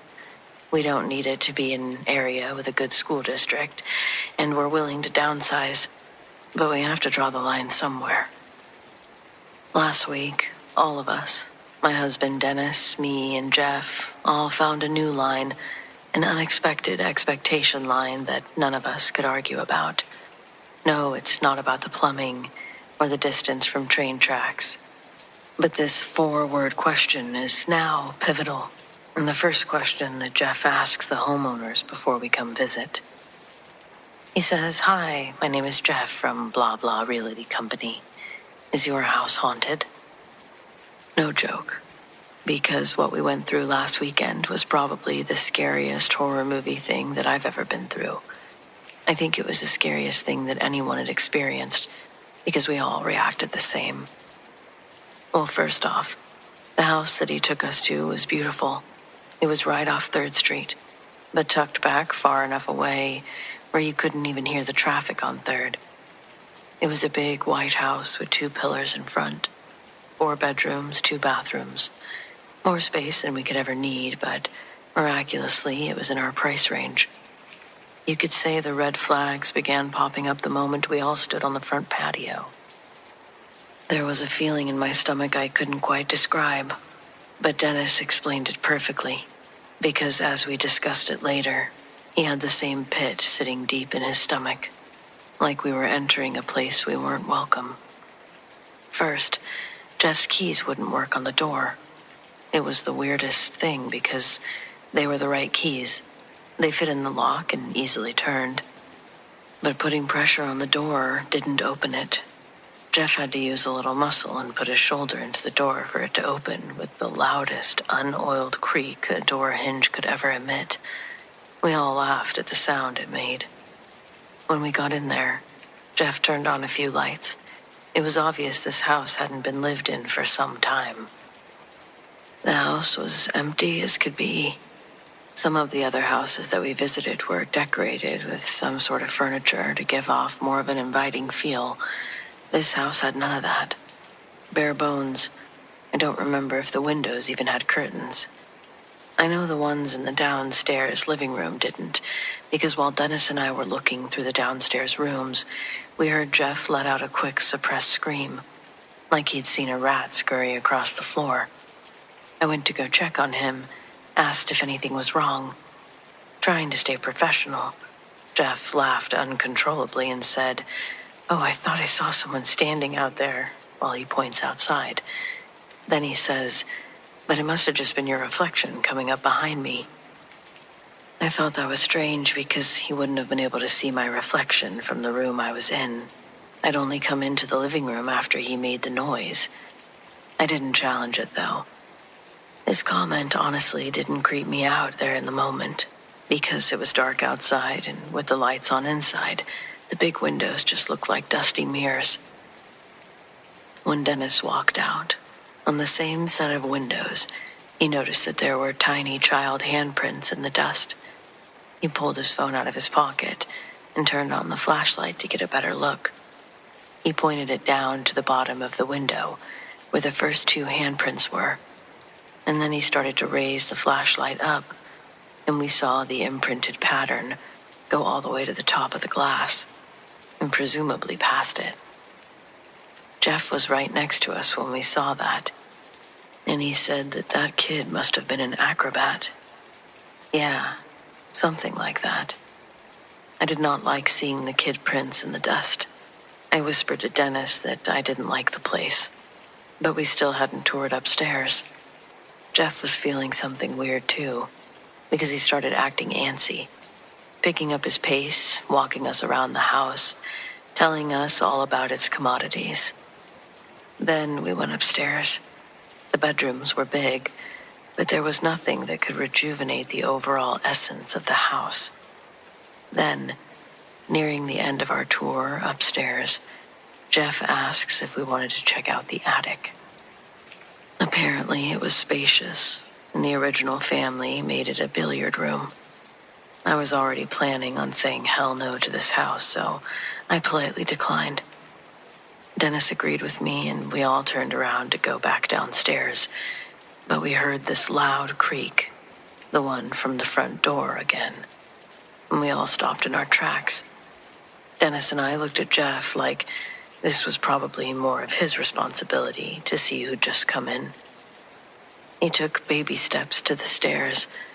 His facial expression led me to believe that he hadn't planned on someone else joining us. Before he got to the railing, he said, "Hello? Hello?" His voice was shaking. Dennis pulled me close and we stood right where we were, in the upstairs hallway, while Jeff crept his way closer to the edge of the stairs. He said hello one more time before crouching down and looking to his right toward the front door. He quickly hops back up and says, "I don't know what that was. Front door's still closed."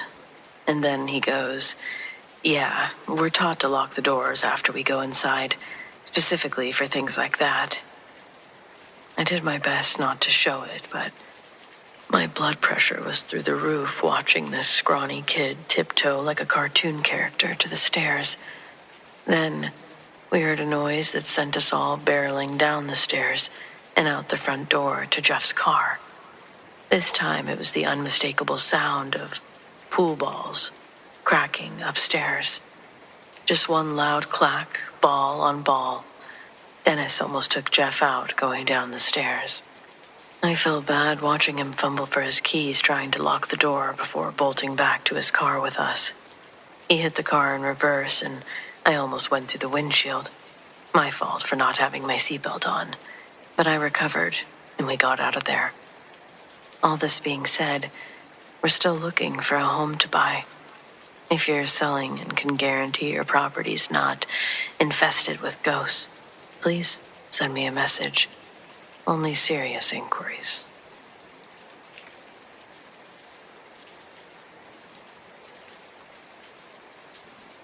This story happened about 10 years ago, when my son was 5. It's one of those things I still wrestle with in my mind. Was it just a coincidence, child's imagination, or did we experience something far stranger? That summer, we took a family trip through a few historic sites. My husband is a history buff, and one of our stops was a battlefield, a place tied to one of the bloodiest clashes in our country's history. People say you can still feel the weight of what happened there, and after what we experienced, I believe it. We went on a daytime tour. It wasn't meant to be scary, it was more educational. We walked the trails, saw the old cannons, read the plaques. Our son did what any 5-year-old would do. Ran ahead, stopped to play with sticks, asked too many questions. At one point, we were near a slope where the guide explained soldiers had once made a desperate stand. My son crouched down in the grass, poked around, and proudly showed me what looked like a small, rusted piece of metal. I didn't think much of it. It was tiny, about the size of a marble, and half caked with dirt. He insisted it was a treasure. We didn't encourage it, but I also didn't have the heart to tell him to leave it there. I slipped it in his pocket and we went about our day. That night in our hotel, he couldn't sleep. He kept saying someone was talking to him. Not in a scared way, but a matter-of-fact way. The way a kid announces anything. "The man in the boots," he said. "He wants to come home." My husband brushed it off as a dream, but the words kind of made my skin crawl. When we got home a few days later, things started happening. Little things at first. At night, I'd hear what I thought were footsteps in the hallway. Heavy, deliberate, too heavy for a child. Sometimes it sounded like pacing. I'd check and find nothing. Our son began waking up crying, saying he couldn't sleep because the man was walking too loud. Other nights he'd sit up smiling and whisper, "He's guarding me." That's when I noticed he was clutching this little piece of metal in his fist. He'd kept it under his pillow. When I tried to take it away, he screamed like I was hurting him. The atmosphere in the house changed. Cold spots appeared, especially near our son's room. Toys moved at night. I put them away, and in the morning they'd be neatly lined up on the wall, like soldiers in formation. Once I came downstairs before dawn, and I found the front door cracked open. My son was asleep in bed.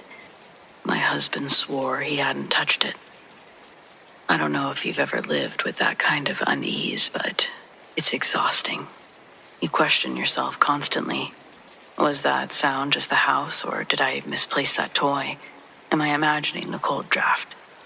But night after night, the feeling grew heavier and undeniable. The breaking point came one evening when my husband and I were in the kitchen. We both heard it at the same time. Heavy boots coming down the hallway towards us. We froze, staring at each other, neither of us moving. The sound stopped just before the kitchen doorway, but nothing stood there. We didn't speak of it in front of our son, but he must have sensed our fear. He became quieter, more withdrawn. When I asked what the man said, he'd answer with strange phrases that didn't sound like his own. Things like, "Hold the line," or "We won't see the morning." One night I finally broke. I sat on the floor by his bed after he'd fallen asleep, holding the tiny piece of metal. It wasn't just junk. It was like a musket ball, worn and scarred with age. My hands were shaking as I whispered into the dark, "You can't stay here. He's just a child. Please, let go." The next day I told my husband that we had to take it back. He didn't argue. So the following weekend, we drove back to the battlefield. It felt strange, almost ceremonial. We walked back to the same area, and when no one was looking, I knelt down and set the musket ball in the grass. I whispered again. This time I felt a bit choked up. "Rest now. You're remembered, but you can't follow us home." That night, for the first time in weeks, our son slept soundly. No footsteps, no whispers. Even the house literally felt lighter. He never mentioned the man in boots again, or the musket ball. None of it. I've carried a strange mix of emotions ever since. Part of me is still shaken. What followed us was not imagination, but another part of me feels grief. Whoever that soldier was, he lingered for so long, maybe just waiting for acknowledgement. My son gave him that in a way, and when I think about it like that, it doesn't feel like a haunting. It feels like a soul that just needed to be seen one last time. But I'll never forget the sound of those boots, walking right up to the kitchen door.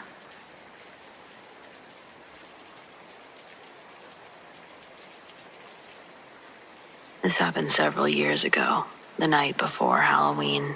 I'd driven down to visit my cousin in southern New Jersey, near the Pine Barrens, a place notorious for strange happenings, but also a good time. We were always drawn to the spookier side of things, so naturally the woods seemed like the perfect place to take a pre-Halloween night walk. We started off by wandering down a small trail. It was the kind that looked like it'd been forgotten, or at least it wasn't the most traveled path. The deeper we went, the more the woods seemed to come alive. I always love when the wind rustles through the trees, creating odd whispers. But it wasn't just the trees or the wind that was strange out there. I began to feel watched. I remember asking my cousin if she thought we should turn back. I was half joking, but I was uneasy. My cousin laughed it off, always the fearless one, telling me it's just the woods. I really did try to shake it off, but something felt wrong. It wasn't just the oppressive silence that had now settled around us. It was the faint smell, like burnt herbs or something older. And then we saw a woman. At first, she seemed like a shadow moving between the trees, but as we drew closer, the figure became clearer, and it was an old woman, hunched and weathered, her gray hair hanging matted strands around her face. She was standing in the middle of the path. Her eyes were fixed on us as though she'd been waiting. Lost? Her voice was low, almost guttural, with an accent I couldn't quite place. I looked at my cousin. She'd gone unnaturally still. We're fine. Just passing through, my cousin said, but the words came out shaky. The woman didn't move. She didn't blink. She was draped in a tattered cloak that looked ancient. The fabric was swirling around her feet, despite the still air. You should not be here, she rasped, taking a step closer to us. Her face was gaunt.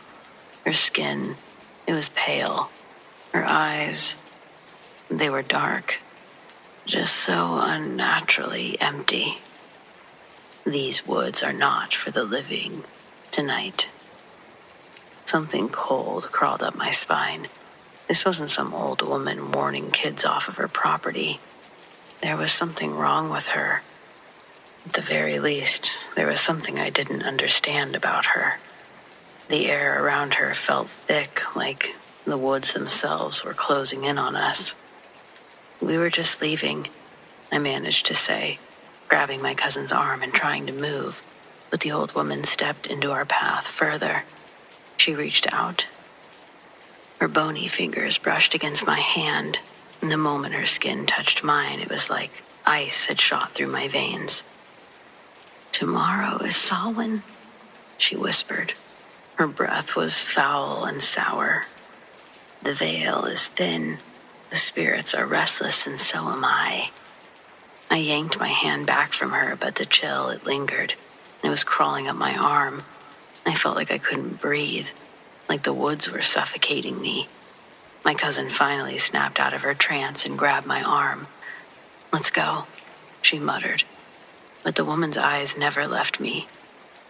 We practically ran back to the car, neither of us speaking. But the further we got from the woman, the more I noticed something strange. The trees, the leaves, the very air around us, it was silent. No birds, no wind, no rustling, just a void sound. When we finally reached the car, I glanced back. She was still there, but she was standing at the edge of the woods, watching us. But now, there were others, shadowy figures just beyond the tree line, all staring, unmoving. I slammed my door and stopped looking. We didn't talk about it on the drive home. It wasn't until we were back at my cousin's house that we finally spoke. Do you think she was a witch? My cousin asked. Her voice was barely above a whisper. I didn't answer right away, but the memory of her icy touch was still vivid. I don't know, I said finally, but the truth was, I think I did know. Deep down, I knew that we'd encountered something that night that wasn't just a strange old woman wandering in the woods. The way she approached us, the way she spoke of Samhain, it wasn't natural. And when I looked at my hand where she touched me, I saw a faint mark, like a burn that hadn't quite healed. A warning, maybe a curse, I thought. That night I didn't sleep. I kept hearing her voice in my head over and over. The veil is thin, the spirits are restless, and so am I. I just knew, come Halloween, I wouldn't be anywhere near the Pine Barrens. But something told me she would.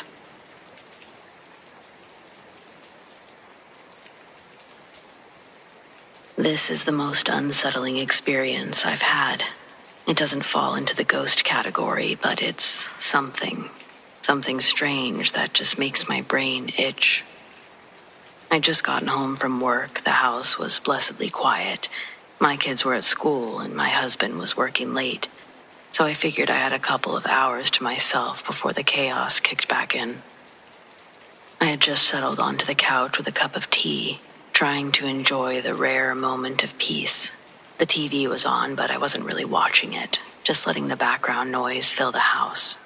And that's when I heard it. Mom! It was faint but clear, the sound of my son's voice coming from upstairs, calling me like he always did when he couldn't find something. My stomach dropped a little, but I shook it off. Maybe he'd gotten home early from school, or maybe I just hadn't noticed the time. Mom! The voice came again, a little louder this time. I sighed, set my mug down, and stood up. I'm coming, I called out, heading up the stairs. What is it? But there was no answer. When I reached the top of the stairs, the hallway was empty. All the bedroom doors were closed and no sign of either of the kids. I looked at my watch, and I realized the kids weren't even supposed to be home yet. It wasn't even close to the time that they'd be back from school. I felt my heart pick up pace a bit, but I told myself that I must have just been hearing things. Maybe it was the TV downstairs that I wasn't really paying attention to, or maybe I'd just imagined it. Too used to hearing them yelling for me every day. Maybe that's what it was. And then I heard it again. Mom, I'm upstairs. But I was already upstairs, and the voice, it wasn't muffled or distant like it would have been if they were outside. It was right there, just down the hall. My son's voice, clear as day, like he was standing in his room waiting for me. I slowly walked towards his door, every instinct telling me not to, but I had to check, had to make sure I wasn't losing my mind. I opened the door to his room, and it was completely still. His bed was made, the room exactly as we'd left it that morning when I sent him off to school. No sign of him, no sign of anyone. I just started backing out of the room. Even with the TV humming downstairs, the house was so quiet now, suffocatingly quiet. The only sound I could really hear was my own breathing. I turned and walked quickly back downstairs, my hands sort of trembling as I grabbed my phone to check the time again. It was only 2:30. The kids wouldn't be home for another hour. I waited in the kitchen after that, not daring to move or make any sounds. I was just listening to the house, waiting for something, anything, to explain what I'd just heard. But the house stayed silent. When the kids finally came home that afternoon, laughing and talking like they always did, I stood there staring at them, my heart still hammering in my chest. I never told them what happened. I never told anyone. But every now and then, when the house gets quiet, I expect to hear that voice. Luckily, it hasn't happened since.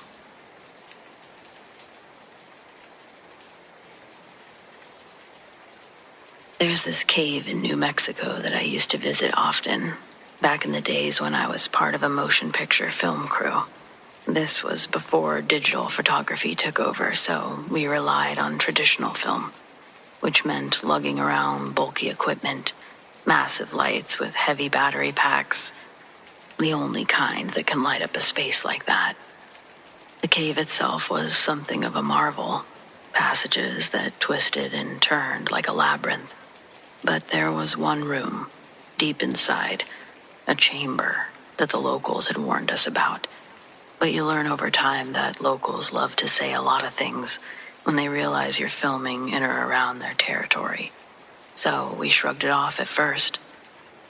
It wasn't until we experienced it for ourselves that we understood what they meant. Every time we crossed into that room, something would happen. Call it unsettling or not, but our lights, no matter how powerful, would start to dim and flicker. It wasn't like the batteries were running low. It was more like something was feeding on the energy, draining it deliberately. At first we didn't think much of it other than better bring extra batteries, and that maybe it was a quirk of the cave's environment, some natural phenomenon that we couldn't explain. But the more we worked in the cave, the more it felt like something else was there too. Of course, none of us could reason with that, so avoidance became the norm. The first time it happened, we were caught off guard. The lights started to die one by one, and in the dim glow of these failing bulbs, shadows on the walls, taking on shapes that seemed alive. Though we weren't moving, nor was our equipment. We had to stumble out of that room in near darkness, the only light coming from the small, weak beams of our flashlights, which were barely enough to guide our steps. After that, we learned to be cautious. We made it a rule, never stop in that room, not even for a moment. We'd move through it quickly without a word. The silence between us was heavy, but I think we were all scared of something. And every time, without fail, as soon as we crossed into that chamber, the lights would start their eerie flickering. There were times when I swear I felt something watching us, presence just out of sight, just spying from the shadows that made up a majority of our surroundings. The hairs on the back of my neck would stand on end. I'd quicken my pace, eager to leave that room. I wasn't the only one who felt it. The others would glance nervously at the walls, their faces like mine, their breaths coming a little faster as we hurried through, like mine. We never spoke about it directly, not in the cave at least. But afterward, when we were safe in the light of day, we'd share a little. Ultimately, we all agreed that it was best not to talk about it. We were all level-headed people, but we knew whatever was in that cave was something best left undisturbed. Eventually, the project ended, and I, for obvious reasons, haven't been back to that cave ever since. But even now, years later, I can still feel the weight of that place. I've never worked on a film, let alone experienced anything in life quite like it. It's a memory that stays with you, one that makes you question what's real. But deep down, I know it wasn't just in our heads. There was something in that cave, maybe even something that didn't want us there.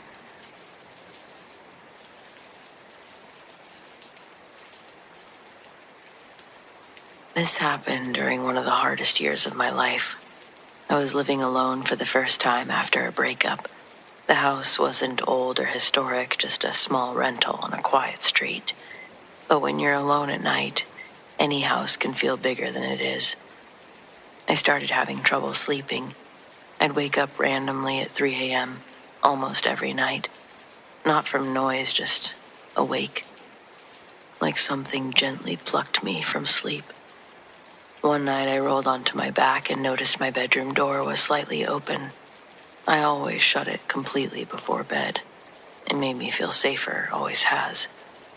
The hallway light wasn't on, but there was dim light coming from the street outside to outline the doorway. And someone was standing there. At first I thought it was my brain just playing tricks on me. The shape looked like a person, but soft around the edges, a darker outline against the dim hallway. It wasn't tall or looming, but it felt close. I couldn't make out a face, just the suggestion of shoulders, a head tilted slightly, like it was observing me. I remember I could move, but I didn't.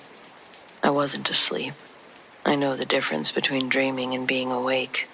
I could feel the sheets under my hands. I could hear the air vent running. The figure didn't move towards me or move away. It just stood there.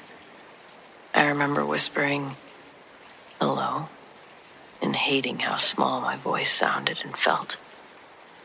Then the shape shifted. It didn't step or walk, it just sort of leaned forward, just slightly. In the room, it felt heavier, like the air pressure changed. And then it was gone. The doorway was empty again. I sat up immediately and turned on the lamp. My door was open maybe 6 inches, exactly enough space for someone to stand in. Nothing was in the hallway. After that, it didn't happen every night, but it happened enough. Always when I was feeling low, always when I'd cried that evening, always when I'd felt alone. It never spoke or touched me, but it did just watch. I eventually moved out of that house. I told myself that that whole thing was stress, grief, my mind adjusting to being alone. But even now, years later, if my bedroom door is cracked open at night, I feel that same tightness in my chest, like something might be standing just beyond it, waiting for me to notice.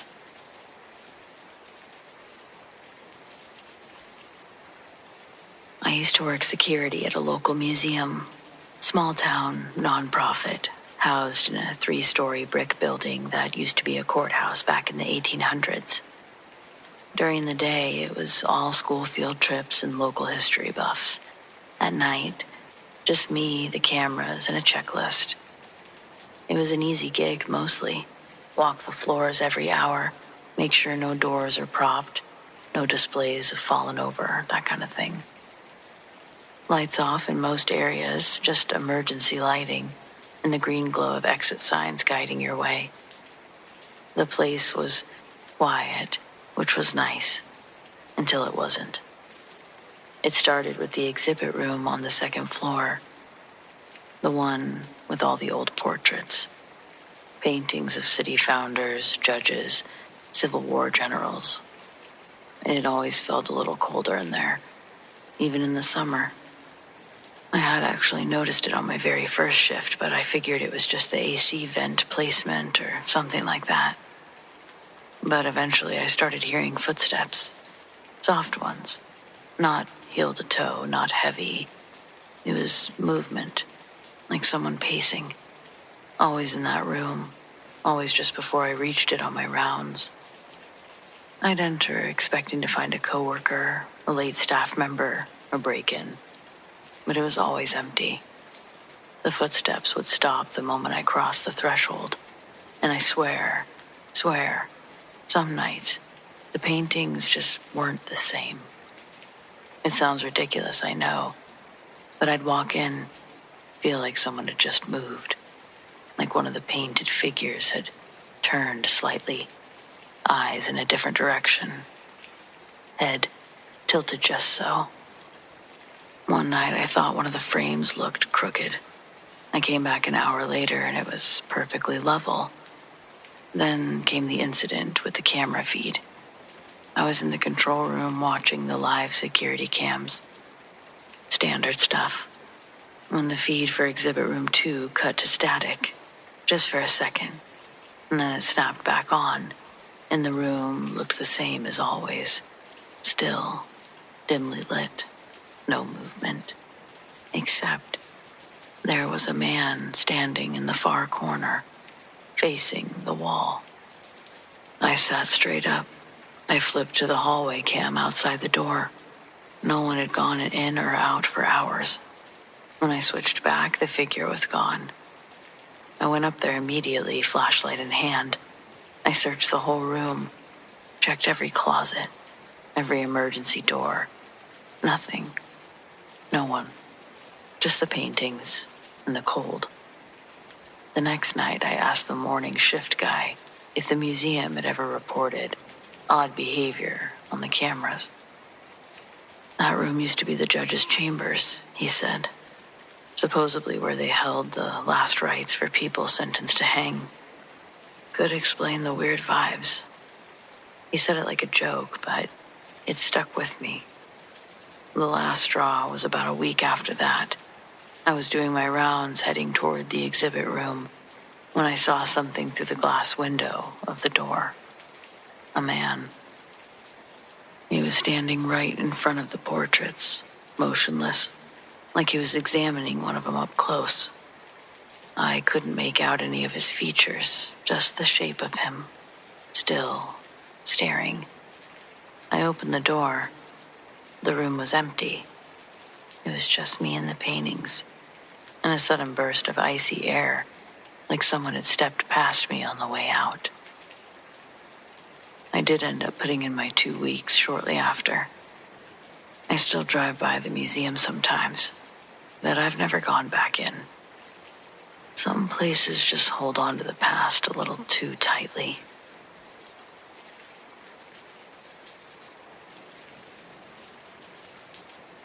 I'm in my 30s now, but this happened when I was 11. I've told exactly 2 people in my life.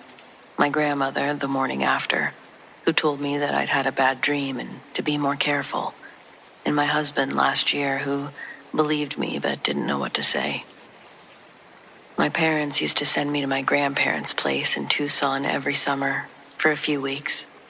My grandparents had a small house in one of those quiet retirement-adjacent neighborhoods where the streets are wide and clean and nothing ever seems to happen. I would walk around and stand on the sidewalk at midnight and hear absolutely nothing. No traffic, no voices, no dogs even. Just dry, cool, hot air, and the occasional sprinkler system clicking on. I had my own room there, small, facing the backyard, decorated the way guest rooms at grandparents' houses always are, a little dated, a little formal, a quilt on the bed that had probably been there since the 80s. I'd slept in that room every summer for years without incident. The summer that I was 11, though, I woke up in the middle of the night, and there was something in the corner. I want to be precise. It wasn't a shadow, exactly, though shadow is the closest word I have. It was darker than the rest of the room, which was already dark, the way a hole is dark. It was tall, thin, the shape of something standing upright but wrong in its proportions. Too long in the limbs, too narrow in its body. It wasn't moving, it was just there, in the corner nearest the window. Its eyes and its body were facing toward me. I tried to sit up or thought to sit up and couldn't. It wasn't like when I'm in a dream and have no control. I was completely awake. I could feel the quilt under my hands. I could hear the sprinkler system somewhere outside. I was entirely present and conscious, but my body was not available to me. I couldn't lift my arms. I couldn't turn my head. I couldn't make a sound. And I tried. I tried to scream for my grandmother, and what came out was nothing, not even a whisper. I lay there and looked at it, and it stood there, and I understood with a certainty that I've never been able to shake that it was looking back. Then, the room filled with light. It did this as the figure came closer, until I couldn't see at all, anything but light. It wasn't from a lamp or from outside. The light, it was from everywhere. The way the Ohio woman described in that post that I read last week. I found this community through her account, actually, which is part of why I'm writing this out myself. The light casted no shadows. It was like it was the air itself. After that, I have nothing. No memory, no sensation, no awareness of time passing. What I get next is warmth. Total warmth. Like, not exactly temperature, more like being held by something that has no edges. I couldn't see anything but the light. Couldn't feel where my body ended and the air began. I couldn't tell you if I was lying down or floating or neither. There was no fear in that moment. Knowing what comes next, that sort of feeling disturbs me. Whatever fear that I'd felt looking at the figure in the corner was gone. But then, pain. Sharp. Specific. At the base of my skull where my neck meets my head. Brief but real. It was the type of pain that has a location and a cause. Not the diffuse ache of a headache. I opened my mouth. What came out was a scream that I couldn't hear. Or maybe I couldn't hear it because it was already over. Because the next thing I knew, I was in the bed, in the gray early morning light. And the room was just a room. And outside, a bird was making noise in my grandmother's garden. I tried to focus on that. I lay there for a few minutes. I felt completely calm. That was the strangest part of the morning, how calm I felt. Not relieved or shaken even, just quiet. How I feel after a long sleep.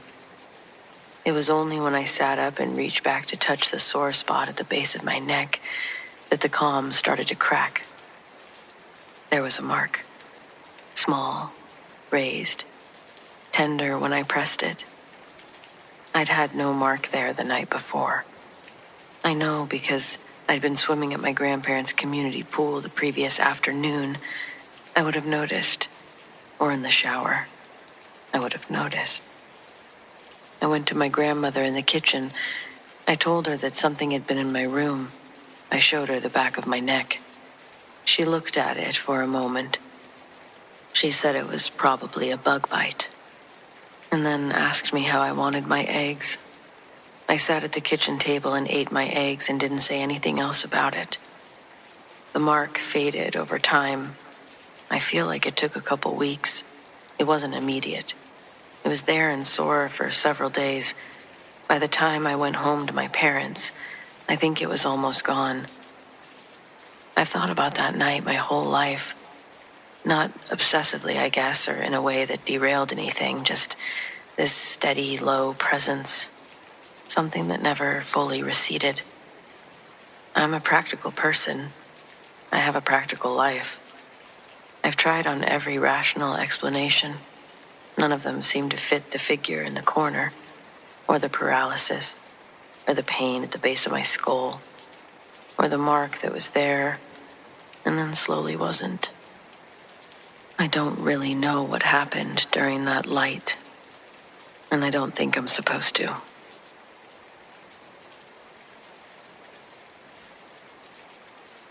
I want to say up front that I was not asleep. I know how these stories go. I know the first thing people think when a 9-year-old says that she saw something in the dark is that she was half dreaming, that the brain does strange things between sleep and waking, that kids have vivid imaginations. I've told this story exactly twice in my life, and both times I watched the person I was telling slowly start to build that explanation. before I even finished. So I just want to be clear before I say anything else. I'd been awake, was still awake, before it happened. It was summer, which meant that the nights were long and I was allowed to stay up later than usual, and I had absolutely abused that privilege. I'd been reading with a flashlight under my covers until my eyes hurt. Then I clicked it off, and I laid there in the dark. Once my eyes adjusted, I started to make out the shapes of my room again.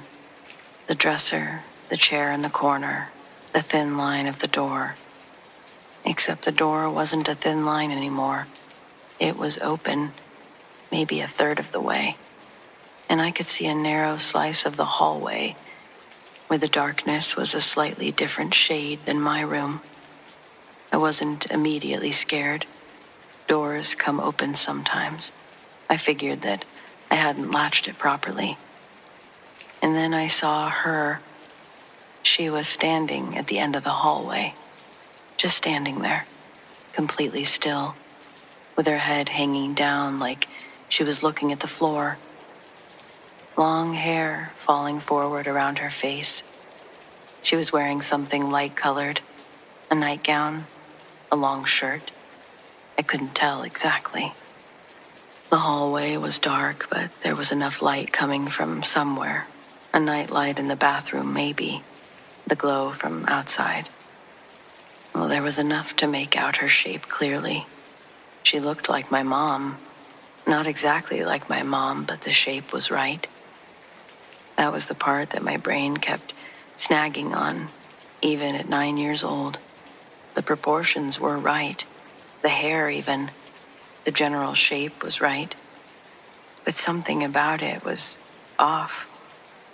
She was standing in the dark, for starters. I whispered, "Mom." She didn't move. I said it louder. "Mom?" Nothing. No response, no tilt of the head. There wasn't even a shift in her posture, just stillness. She shouldn't have been still. She should be reacting to me. It would be nice to say that I was brave about what happened next, but I wasn't.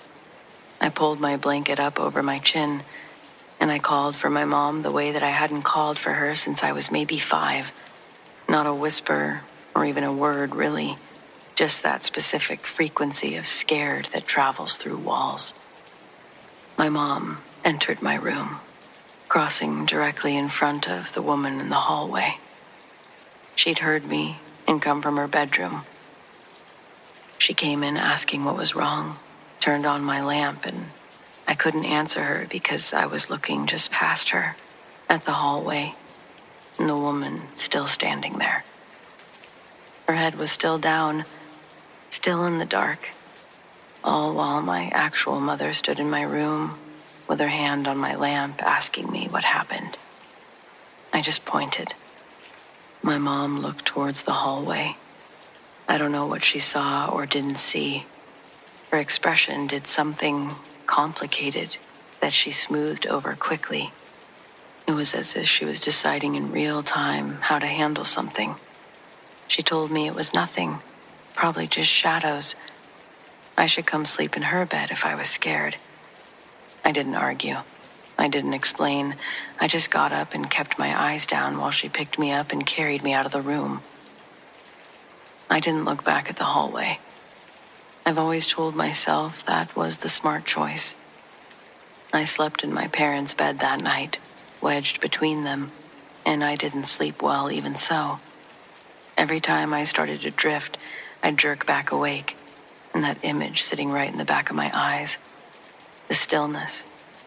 No, she didn't answer when I called. Didn't react. My mom never brought it up the next morning, so I didn't either. We just had breakfast and moved on. It never actually happened again. Whatever was standing in that hallway, it only came once. I don't find that comforting, exactly. If anything, it bothers me. Once was enough to know what I saw. Once was enough to know that it wasn't my mom. But what was it?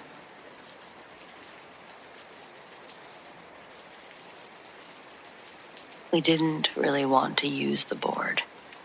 That's the thing I always go back to. It was Reese's idea. The way most bad ideas that night were Reese's idea. He'd found it in one of the upstairs rooms when we were exploring, tucked under a rotting window seat, like someone had hidden it there.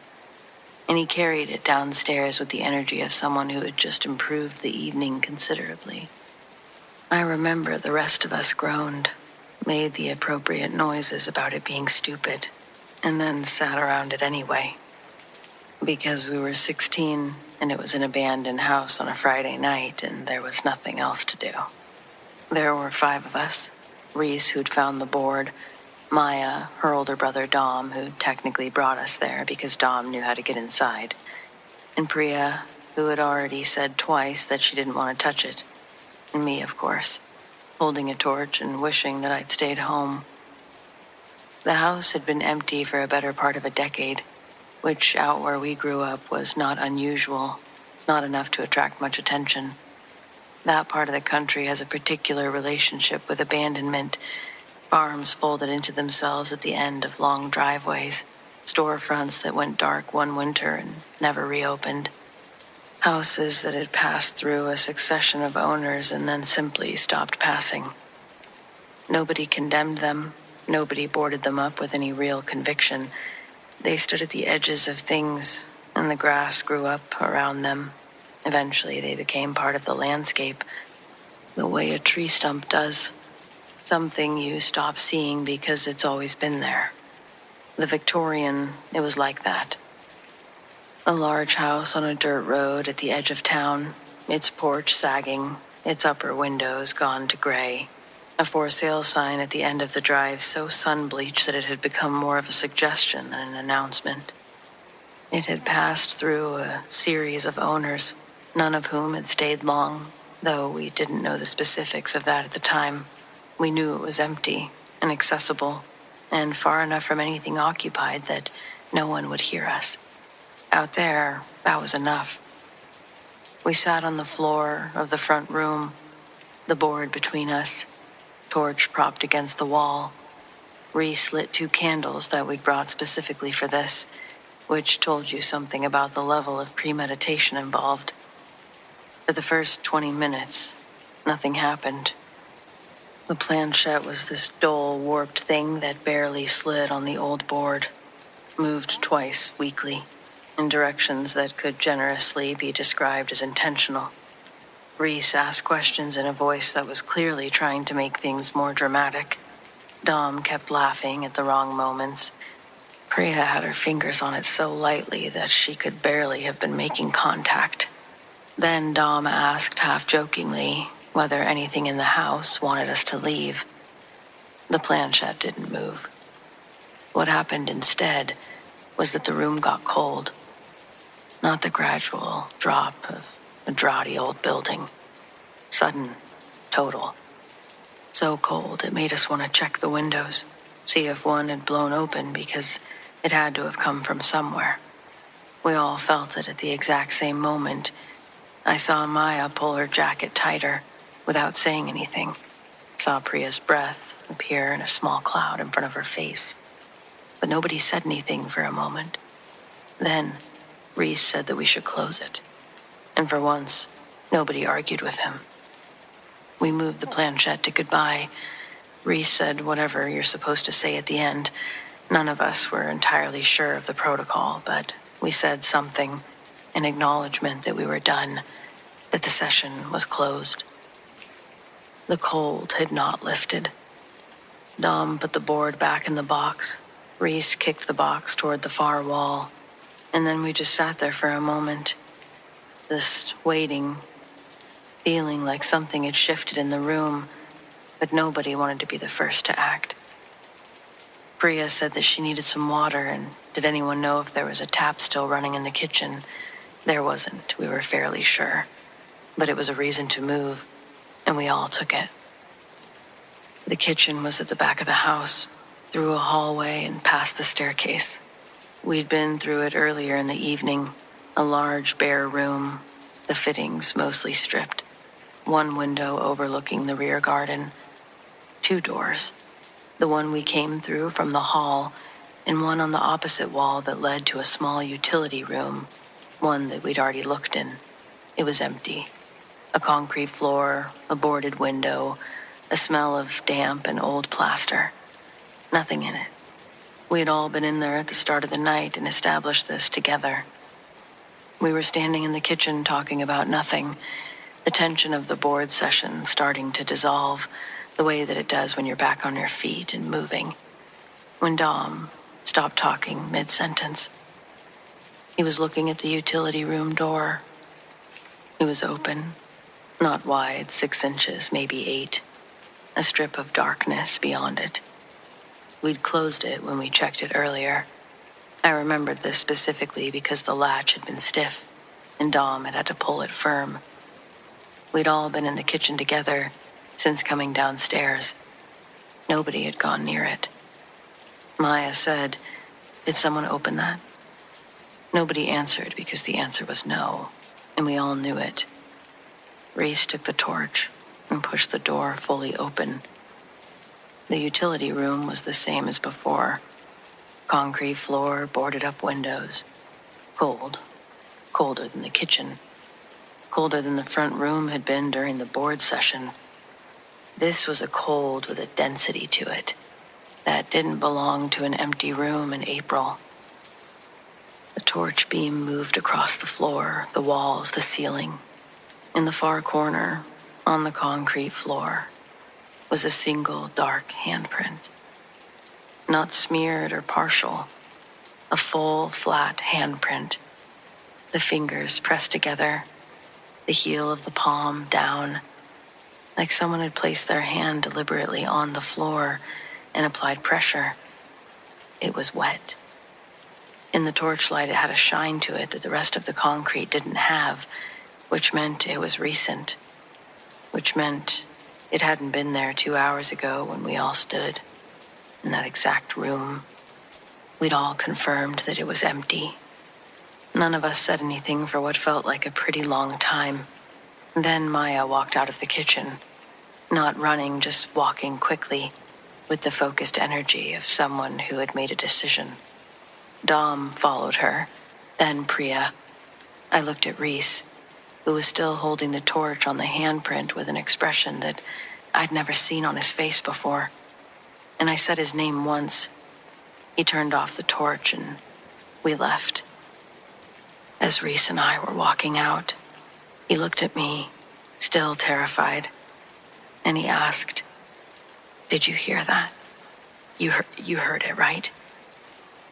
He was scared, but I hadn't heard anything. I asked him, "Heard what?" And he just looked down at his feet and started walking faster. None of us talked about it on the walk back, not properly. Someone said it was probably nothing at some point, and nobody agreed, but nobody disagreed, because that statement didn't require a response. We went back to Dom's car, we drove home, and I've thought about it often in the years since, especially wondering, what did Reese hear? And also, what made that handprint? Because I know for a fact it was none of us. There's always that question that I have too, wondering if we closed it out properly. And does it matter? You know, whether saying goodbye or closing the board really closes anything at all, or whether it just gives you permission to stop paying attention.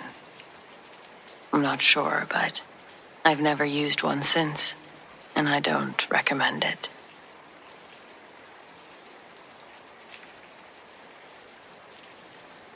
My sister Rennie used a Ouija board when she was 17. She used it once, alone in her bedroom on a night that my parents were out and I was at a friend's house. And she never did it again.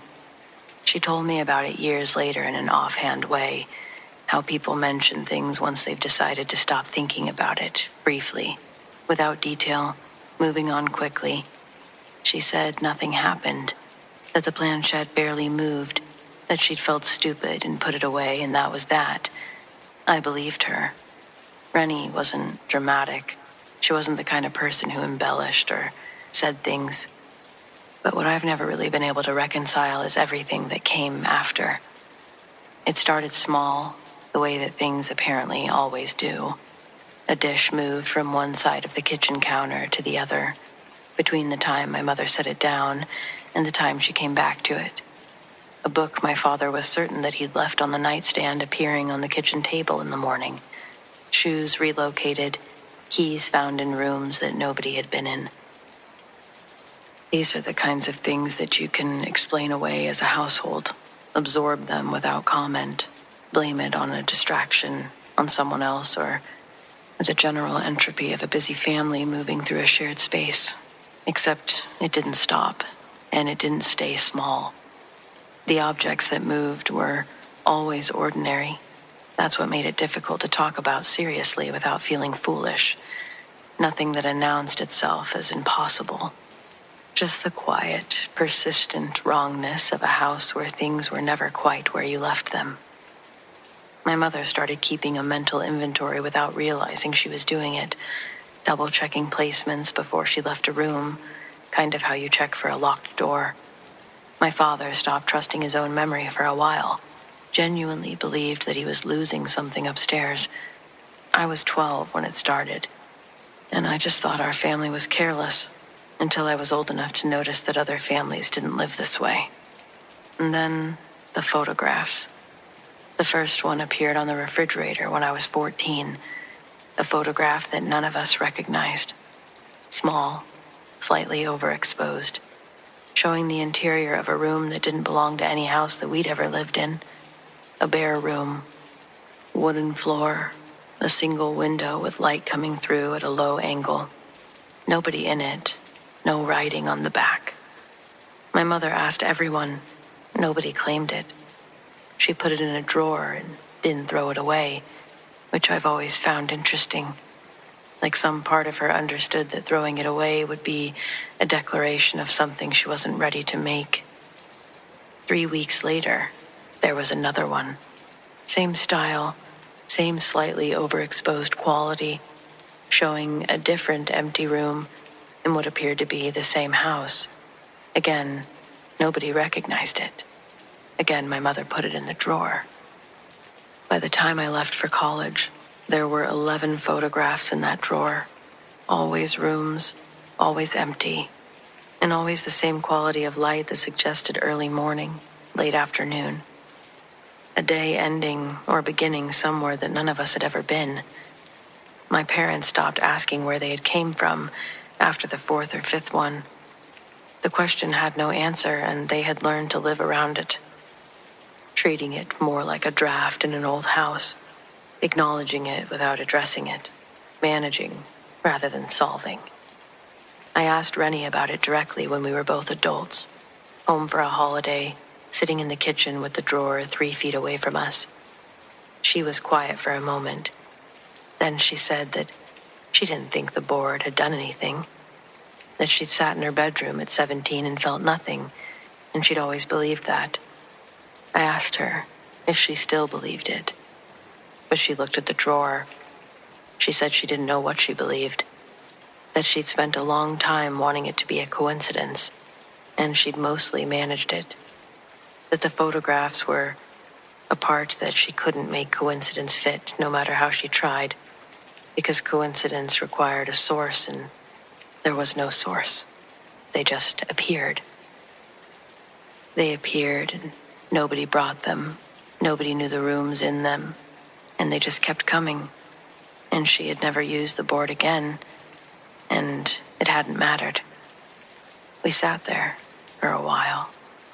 Then we went back to the holiday and didn't discuss it again, which is the family way, which is perhaps also part of the problem. The drawer has 31 photographs in it now. My mother called to tell me when it hit 31. She didn't say anything else about it, though, and neither did I. We're good at that.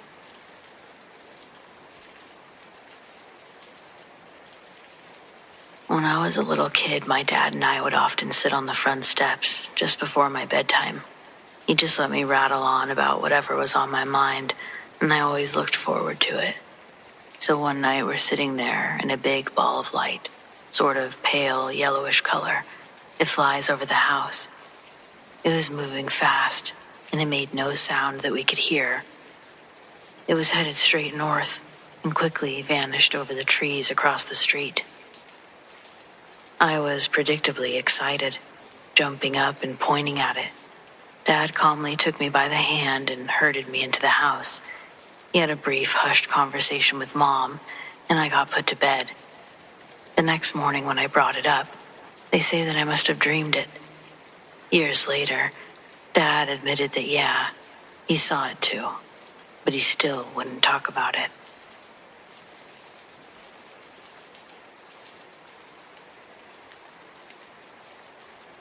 There's just not a lot of room in my life for things that don't make sense, or things that I can't just figure out.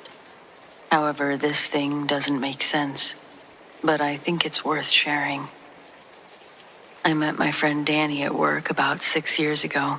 We were placed on the same project team, and somewhere between bad conference room coffee and a shared contempt for a particular manager, we became friends. Friends who grab lunch, text each other stupid things, show up when it matters. He's one of the better people I know. Danny has a son, older than my daughter by about 5 years. His ex-wife has primary custody, and he gets every other weekend and some holidays. He doesn't complain about it, but you can see it on him sometimes. This particular quiet that settles in when my daughter does something funny or says something unexpected. He watches her like a man taking notes on something he's missing. My daughter was 4 when she started talking to Marky. An imaginary friend, and an interesting name. Not Bubbles or Captain something. A real plain, ordinary name. And she'd start using it, announcing things like, Marky said the syrup should go first. Marky doesn't really like cartoons. Marky likes the dog next door. I did what parents do and just smiled. I set an extra place at the table once when she asked. I told her that Marky sounded like good people. Our pediatrician said that imaginary friends were healthy, even good for kids. I moved on. Danny was over most Saturday afternoons that year. My place was comfortable for him, I think, somewhere that he could just exist without the custody schedule hanging over everything. He and my daughter had their own thing going. She'd pull him outside to show him whatever she'd found that week. A weird rock, a dead beetle, a stick that she'd named Gerald. He always went. He never made her feel like her world was small, you know. It was an October afternoon. We were watching a game. She was in and out of the room like she always was, and at some point she wandered in from the hallway, looked straight at Danny with the casual confidence that only small children have, and said, Marky says hi. He loves you, you know? Then she giggled and ran back down the hall. I looked at Danny. He'd gone completely still. Not the stillness of confusion. It was something deeper than that. He was staring at the hallway that she'd disappeared into, and I watched the color leave his face, the way that it does when something reaches all the way back. I said his name, and he turned to me slowly and asked very quietly what she'd just called her imaginary friend. I told him, repeating the name. He picked up his drink and put it back down without actually taking a sip, and then he asked me if I knew his brother's name. I didn't. In the 2 years that we'd been friends, Danny hadn't even mentioned a brother, let alone his name. There are things about people you understand without being told that they're not ready to hand over. That's sort of how Danny was about family, so I never pressed. His brother was named Marcus, 5 years younger than Danny, and Marky is what Danny had called him their whole lives. Nobody in my home knew that. It had never come up in conversation. There were no photos of Marcus anywhere. No stories told in my daughter's presence. Marcus had died before I ever met Danny, and hadn't existed in our friendship at all. Danny cried, quietly, but I saw the tears. I didn't say anything because there wasn't anything to say. I just sat there with him while the game played and my daughter's voice carried faintly down the hall, still talking, still laughing at something only she could hear. Danny left a couple hours later and I didn't push him on any of it, but he called me a few days later. It was late.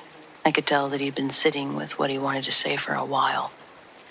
He told me about Marcus, about being 19 and selling his little brother his old Mustang. Not a junker, a real one. Something he'd saved for and was proud of. About how Marcus drove it the way you drive something fast when you're 15 and invincible. And your older brother thinks that you're more cool than terrifying. I learned about how Danny had laughed about it, had even encouraged it, the way that a 19-year-old does when he hasn't learned yet what's actually at stake. Marcus died in that car 6 months after Danny handed him the keys. Danny obviously blamed himself because he'd been encouraging, and because it was his car. He said that he'd never told anyone the whole thing, how he felt about it. Not his parents, not old friends, nobody. He said he didn't know why he was telling me now, except that it felt like maybe he was supposed to. I told him that I thought he was right, and that I was glad that he did. My daughter stopped mentioning Marky a few weeks after that. There was no announcement, no farewell. He was just gradually gone the way that imaginary friends go. But I think about this so much. A 4-year-old girl who'd never met Marcus, who didn't know Danny had a brother, who couldn't have known any of it, wandering in from the hallway with syrup on her shirt and delivering a message with a giggle like it was the most ordinary thing in the world. Maybe it was. Maybe that's exactly what it was supposed to feel like.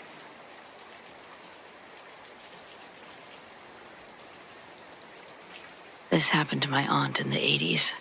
It started with her having this weird dream, one about being abducted and medically tested inside of a UFO, the classic alien abduction nightmare.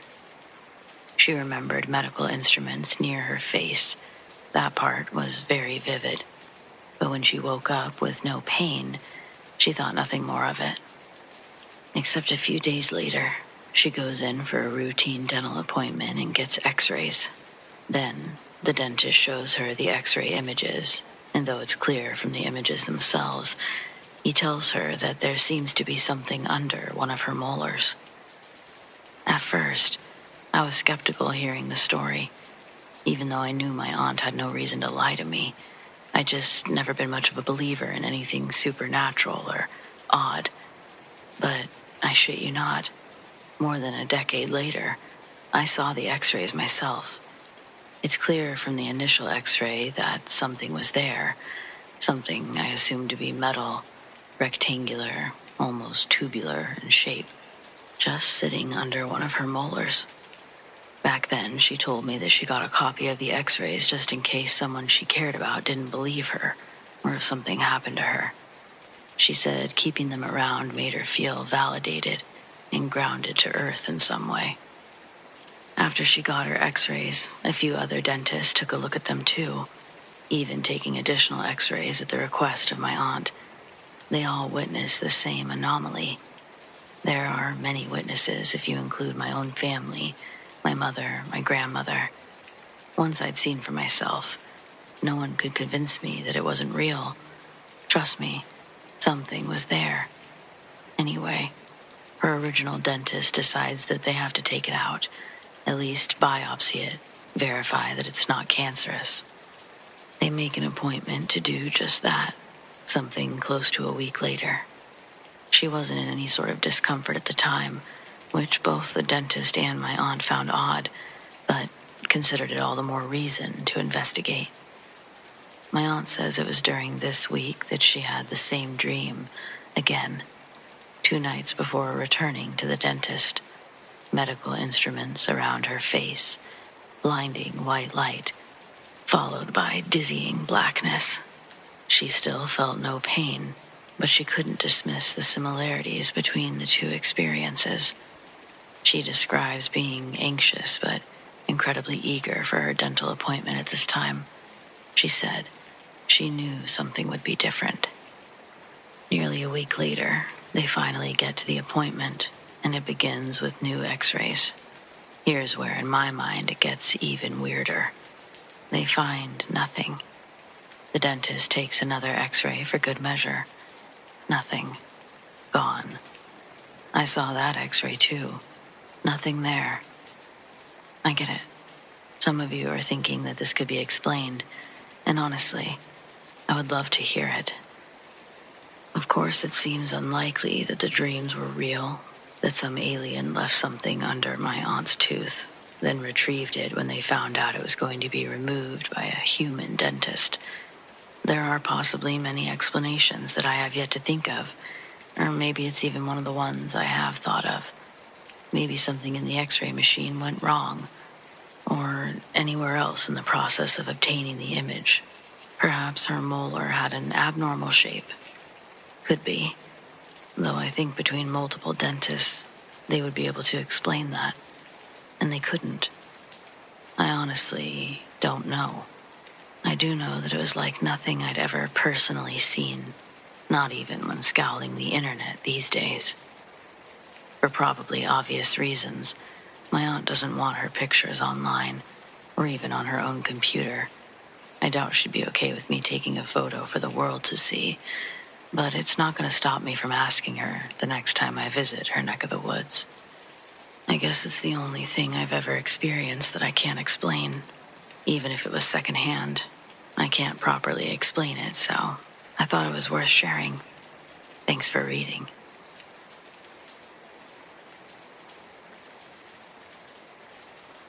Late last night, I was smoking a cigarette on my back deck. The sky was clear, the stars were bright, everything was normal. Then a small, bright green light suddenly shot through the sky and fell to the ground somewhere in the forest behind my house.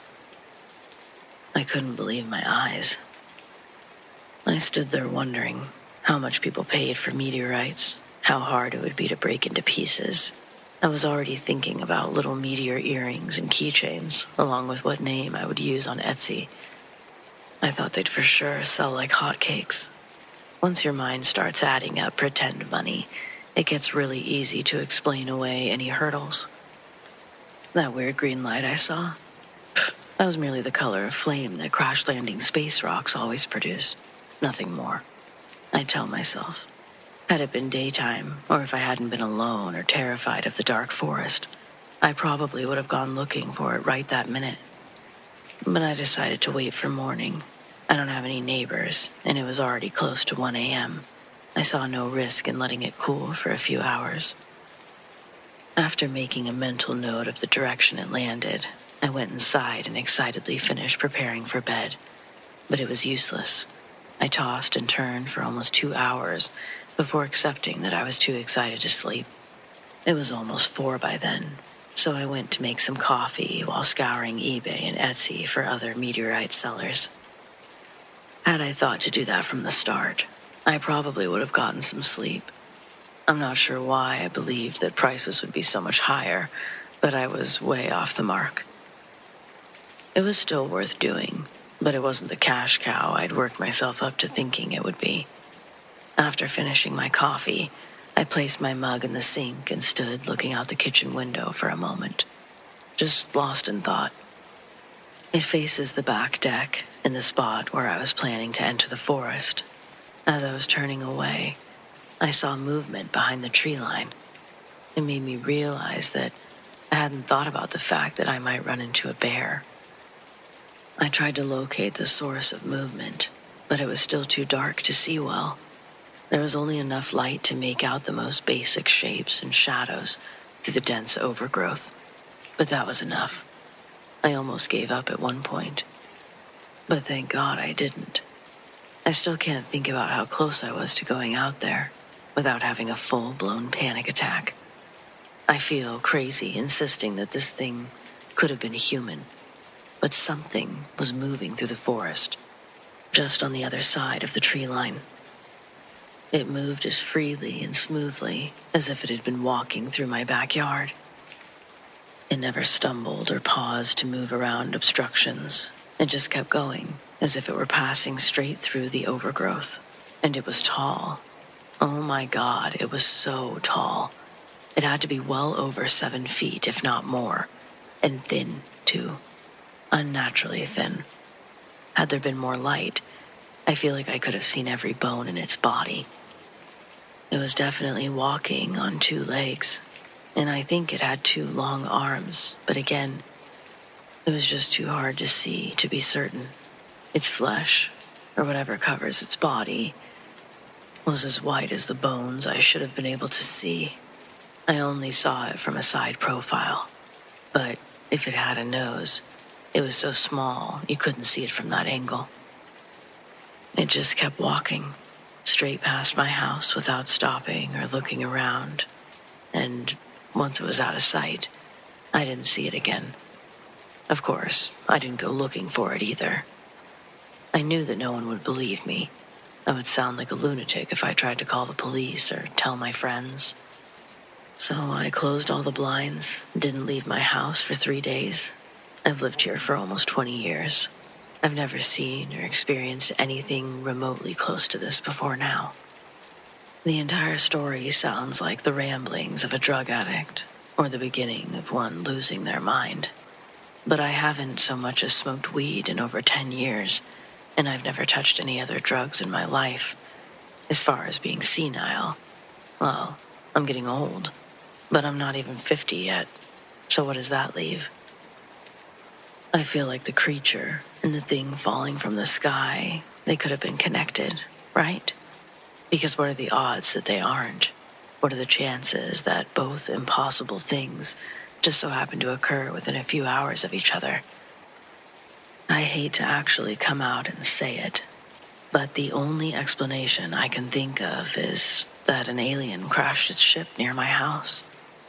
However, I would really like if that weren't the case, so any alternative theories would be greatly appreciated.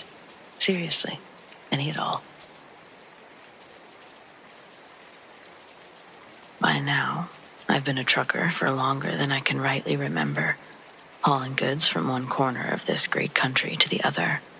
This story is about the night I saw something peculiar up in the skies. It was a moonless, dark night on a lonesome stretch of highway that us truckers know all too well.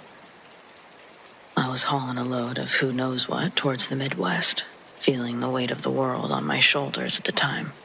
The radio buzzed with chatter as usual, but otherwise, it was a silent night. As I cruised along, I couldn't help but notice something mighty strange. Out of the corner of my eye, I caught a glimpse of something in the sky. When I looked, something moving in a way that no plane ever could. It was like a firefly on steroids, dancing and zipping through the sky. I squinted my eyes, figuring it was my tired mind playing tricks on me. But I couldn't shake the feeling that something was off, like I was catching a glimpse into a world I wasn't meant to see. And it hadn't disappeared right away like things may, had I just been seeing it wrong. The strangest part, though, was how danged silent it all was. I turned down the radio, rolled my windows down. Sure didn't sound like a plane. I could hear my rig, but I heard nothing outside of that. No rumbling of engines, no screeching, nothing. Nothing but the sound of my own truck and my own breathing. Yet it danced in the sky. It was enough to give this full-grown man the heebie-jeebies. But then, all of a sudden, the thing touched down, like a mile or so ahead of me. I nearly choked on my coffee. It was like a burst of light, illuminating the darkness. For a moment, time stood still. My heart slammed against my chest as I watched it shoot back up into the sky with unnatural speed. I blinked once, twice, hoping my eyes hadn't betrayed me. but I could still see the residue of light from where it had just been, until that was gone too. There I was, alone, on the deserted highway, quivering in my seat. That eerie feeling of being watched crept up my spine, and I couldn't shake it. I swear I could almost hear something beckoning me to come closer to what I'd seen. I rolled up my windows, turned up the radio, and I sure as heck didn't stick around to find out anything else, tell you that much. I stomped on the gas, putting as much distance between me and that spot as my old rig could muster. The whole way to my destination, fear gnawing at me like a damn rat. Was it something otherworldly, or just a trick of the mind? Now, you can call me crazy or a liar, but there's something out there, something we can't rightfully explain. The world's a mysterious place, and sometimes it shows us just how small or insignificant we are. So the next time you find yourself on a desolate stretch of road, keep your eyes peeled and your wits about you. You never know what you'll run into out there. Growing up, my dad used to take me camping all over New Mexico to search for UFOs. When he was in college, he saw a craft with green lights moving across the sky. When it stopped, the lights turned red before disappearing entirely. Then a smaller craft, about the size of a drone, with a single green light zoomed away from where the larger one had vanished. It shot to the ground faster than Dad's eyes could follow, and he never saw it again. He's been obsessed with UFO sightings ever since. On our camping expeditions, he would stay up most of the night just staring through his telescope. We must have gone on 4 or 5 trips a year from the time I was 6 to 16. But in all that time, we never saw anything until the week before my 17th birthday. It started out like any of our other weekends away. I stayed up with him until about 1 or 2, and then passed out in my sleeping bag. Normally, I woke up to Dad cooking breakfast the next morning, but this time, I woke up with his hand over my mouth in a frantic shushing gesture. I was instantly terrified. The man has never played a practical joke in his life. Whatever was happening had to be bad. Once certain I understood to keep silent, he leaned next to my ear and said to follow him to the truck, but not to stop for anything. I had never seen him frightened before, and that was enough to scare me into unquestioned compliance. I tried using my phone for light, but he snatched it away and put it in his pocket with no more than a shake of his head. I barely had enough time to grab my bag before he was dragging me out of the tent. The fire had been put out, but the stars provided just enough light to see our way to the truck. We ran the whole way and jumped inside like someone was chasing us. The second the door closed behind me, Dad was already pressing the lock button. Once he put the key in the ignition, the headlights came to life and illuminated a sickly gray figure, complete with bulbous eyes, right by our tent. It was peeking inside the flap, but as soon as the lights came on, it darted all the way inside. I screamed. Dad yelled for me to get on the floor, and I did. He threw the truck into gear and we took off, but then something with a green light shot into the air and began following us. He drove like mad to get away, never taking his eyes off the road, while I never took my eyes off of whatever that green light was. I couldn't make out the shape behind it, but it stayed with us through every turn until just before reaching the highway. Then it suddenly shot higher into the sky and flew back the way it came. That was the last time Dad ever took me camping. We might take the occasional hike together, but for the most part, we bond over movie nights now. I've shared this story before, and believe it or not, it was taken humorously. I may not go as far as calling you a bad person for laughing, but I can assure you, it's not a funny story. It's actually a story so traumatic that I can remember odd and every detail. and I was 7 years old when it happened. My bus stop was on a road that makes a super tight L shape. That's where me and the other kids from Deer Lake Elementary waited for the bus to pick us up in the morning. The bus stop area was designated by a big boulder on the side of the road in the grass, right at the elbow of the turn. After, it's another long road that branches off to different parts of the town, neighborhoods, and the school. If you go down even further, there's a graveyard at the end of it. A funeral procession was driving by one morning. Me and my friends see the hearse driving at us relatively fast. So all of us hop off the boulder and walk a couple of feet out of the way of the approaching hearse. The thing tries turning too late and hits the boulder head on. It was only going 20 at most, but it was enough to eject the casket out the back of the hearse. When it smacks onto the ground, both its doors pop open, and we get to see the peaceful old man resting in his casket slide past us. Problem is, coming up behind the hearse was the rest of the funeral attendees. First one's a blue Toyota truck with big tires. The guy driving doesn't see what happened from his vantage point. He knows how to take the turn, but he doesn't see the casket. He did feel the truck lift up a little bit on the front passenger side tire as it actually rolls into the open casket. The whole thing made a snap, snap, as the wooden walls at the top of the casket was crushed under the truck, dropping it back down from its tilt. The driver was confused. I think he thought that he hit one of us bus stop kids because he immediately looked out his window at us with a, huh? face.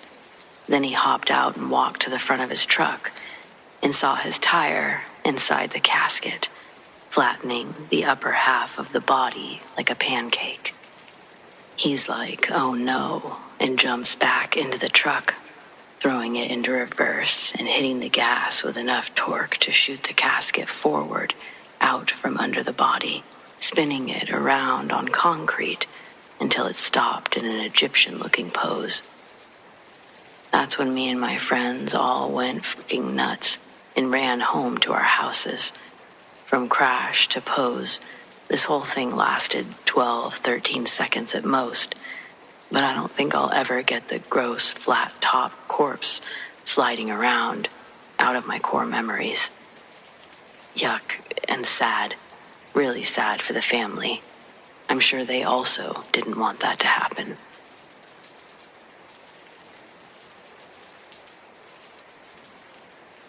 I ran across a pair of kids in Bend, Oregon that had solid black eyes.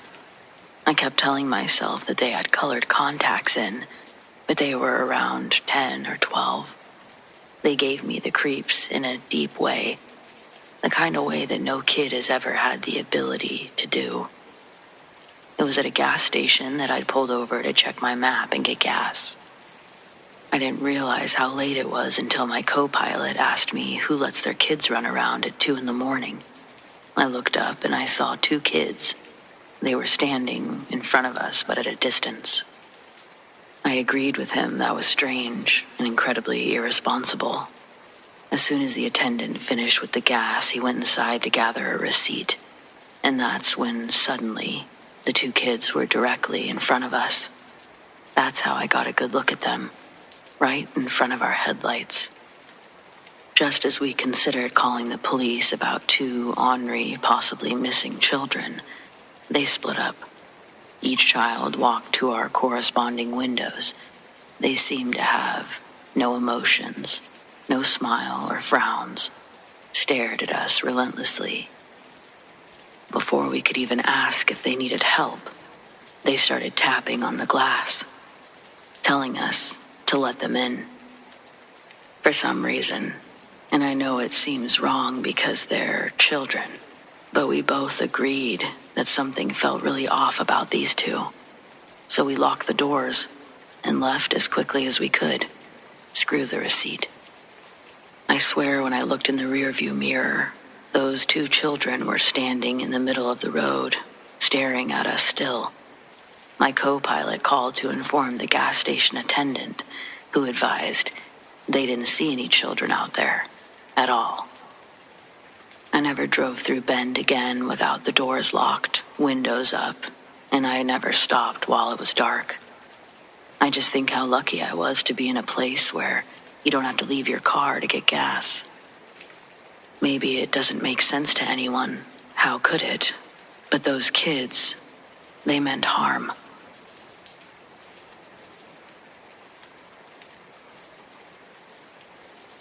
I went to high school in northern Kentucky for a couple of years. Me being bored with little friends, didn't really know what else to do other than take my bike out and go explore the mountainous roads near home. In the middle of summer, I left about 8 a.m. and set out for a nearby town. At about 11 a.m., I realized that I was getting pretty thirsty, and when I looked down at the cup holder, I panicked. I'd forgotten my water bottle on the kitchen counter. These are the foothills of the Appalachians. There's got to be a stream somewhere, right? I dropped the bike near the side of the road and covered it with leaves, started walking towards what I hoped was a stream at the bottom of the hill. There were streams everywhere, so I hoped there would be some water. When I got to the bottom, sure enough, there was a stream. Or at least there was when it rained, because it was all dried up. I had a splitting headache. I could hardly think clearly. I didn't know what to do, so I prayed. To this day, I've only prayed for 4 things in my entire life, and this was the first one. I just prayed for water, or guidance to a house, or a store, or someone to possibly drive by, something to drink. Halfway back up the hill, a man in a suit walked out from a tree, like, no shit, right there in front of me, and said, "You look thirsty. Would you like some water?" And he held out a bottled water. I didn't notice that he was wearing a suit at the time. I didn't care that it was so random. I just took it and drank it. He gave me directions to a house about 10 minutes away, told me that they'd give me a lift home. I thanked him I don't know how many times and started walking up the hill, thinking that he was right behind me. Only he wasn't, and I didn't notice until I got to the top and sat down in the shade, cooling off. I sat there thinking for a few minutes about how random that was. And wait, was that guy wearing a suit? Yes, he was. What the fuck? After 10 minutes of me trying to figure it out rationally, I just gave up and continued on to the house that he'd given me directions to. Maybe they knew him.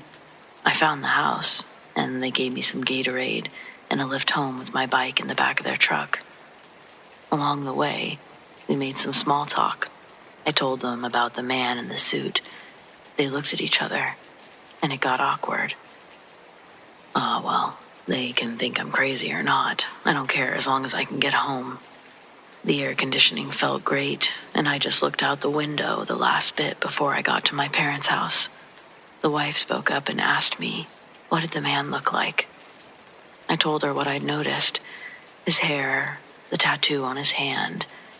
She started to break down crying, told me to shut up. Not in a mean way, just impassionately to shut up.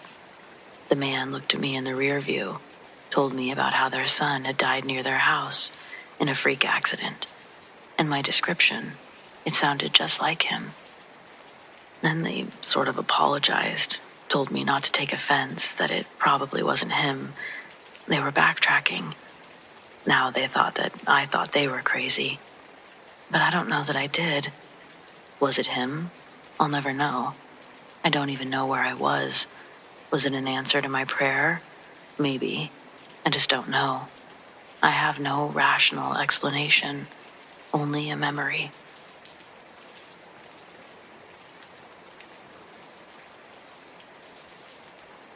For a very short time, I lived in a haunted house, which was my family's house.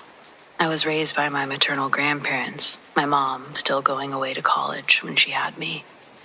My grandfather built the house for my grandmother back in the 60s. He acquired many of the materials from a hospital that had burnt down. Nothing ever happened in the house until my husband and I were ready to move out after I received an inheritance from my grandparents. The house was big, 36 by 40, and had a finished basement with a bachelor. My husband and I had the first level, while my great-aunt, grandfather's sister, lived in the bachelor in the basement. Our living room was just above her bed. Because it was an open space, the dining room area was above her living room. One night, my husband and I were watching television, and we were hearing humming. We obviously thought that it was my great-aunt because the voice sounded exactly like hers. Then, not long after, I heard my name. Often, when my great-aunt had something to tell me or wanted to ask something, she would come to the basement entrance, which was below the kitchen, and I could hear her very well. I answered, nothing. My husband asked me to call her again. Nothing. Then, when I was about to sit on the couch, I hear my name a second time. I went downstairs. I knocked on her door. Nothing. I was worried. I thought maybe she had fallen down or something. Nothing. Her door was locked. She only locked her door when she left. I climbed up the stairs and decided to see out the kitchen window, the one that overviewed the driveway. And like I suspected, no cars except my husband's. Just before I was about to let him know, he said, "Hey, isn't tonight her bingo night?" We heard more humming, but not my name. When my great-aunt was back, I asked her if she sang or called me, and of course she answered no. I was out playing bingo. I left around 4. This happened between 7 and 10 p.m. No one else in the house. Nothing was malicious, but because I had never lived in a haunted place, it was enough to have my curiosity piqued.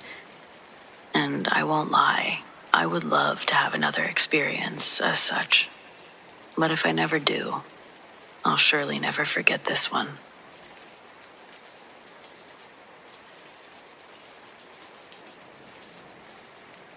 I believe children are a little more connected to the other side when they arrive here, until the third-dimensional world we live in beats the magical thinking out of us. Why do I believe this?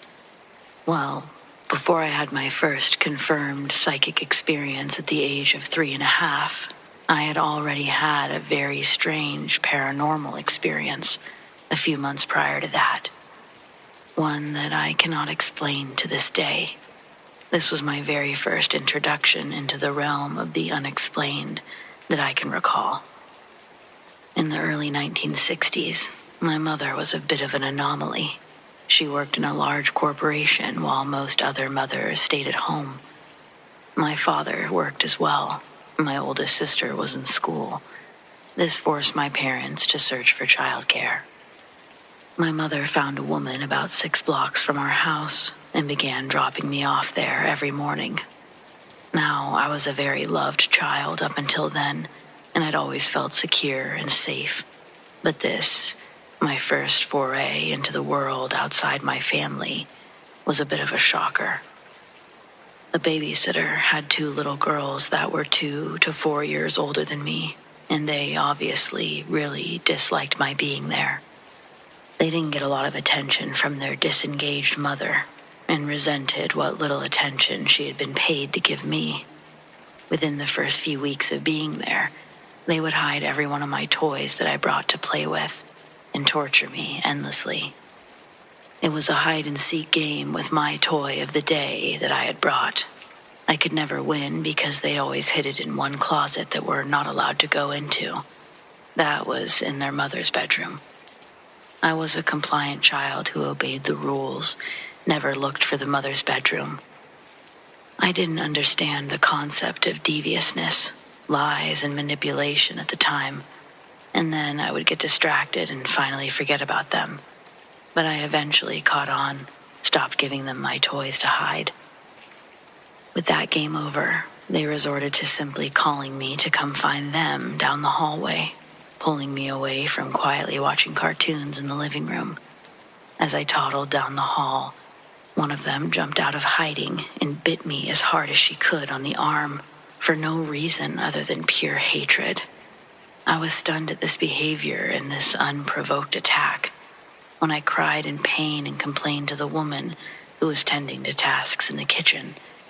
I was telling her that her children were behaving like animals, hurting me. Her detached response was simply, well, bite them back. I was stunned that the rules that applied in my house didn't apparently apply in others, and that random violence was condoned and even encouraged here. I tried to point out that her girls were much bigger and stronger than I was, and she just shrugged. If I had bitten someone, my mother would have beaten my butt. Why did this woman not react the same way? For the first time in my life, I felt vulnerable, afraid, and uncertain. I was getting my first taste of injustice in this dimension. Our usual daily routine was to hang out in the house in the morning watching cartoons, where I was left to fend off their pinching attacks and emotional treachery. Then we'd have lunch around noon, and then the mother would shoo us out into the backyard for a while, presumably to get some peace and quiet. We'd stay outside for about an hour, but shortly thereafter, in the Texas summer, it would get very hot.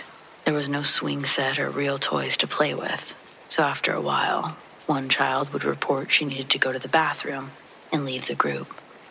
A few minutes later, the second would state that she was going to get a drink or something and would leave me, waiting, alone, in the yard.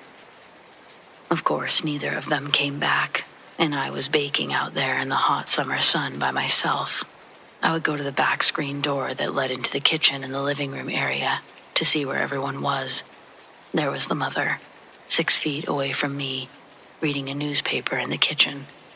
And the girls were in the cool shade of the house, watching afternoon cartoons. Those were the days before air conditioning. Well, I certainly didn't want to be outside in the heat with nothing to do, and I really would like to be in a cool house watching cartoons too, so I tried to open the door.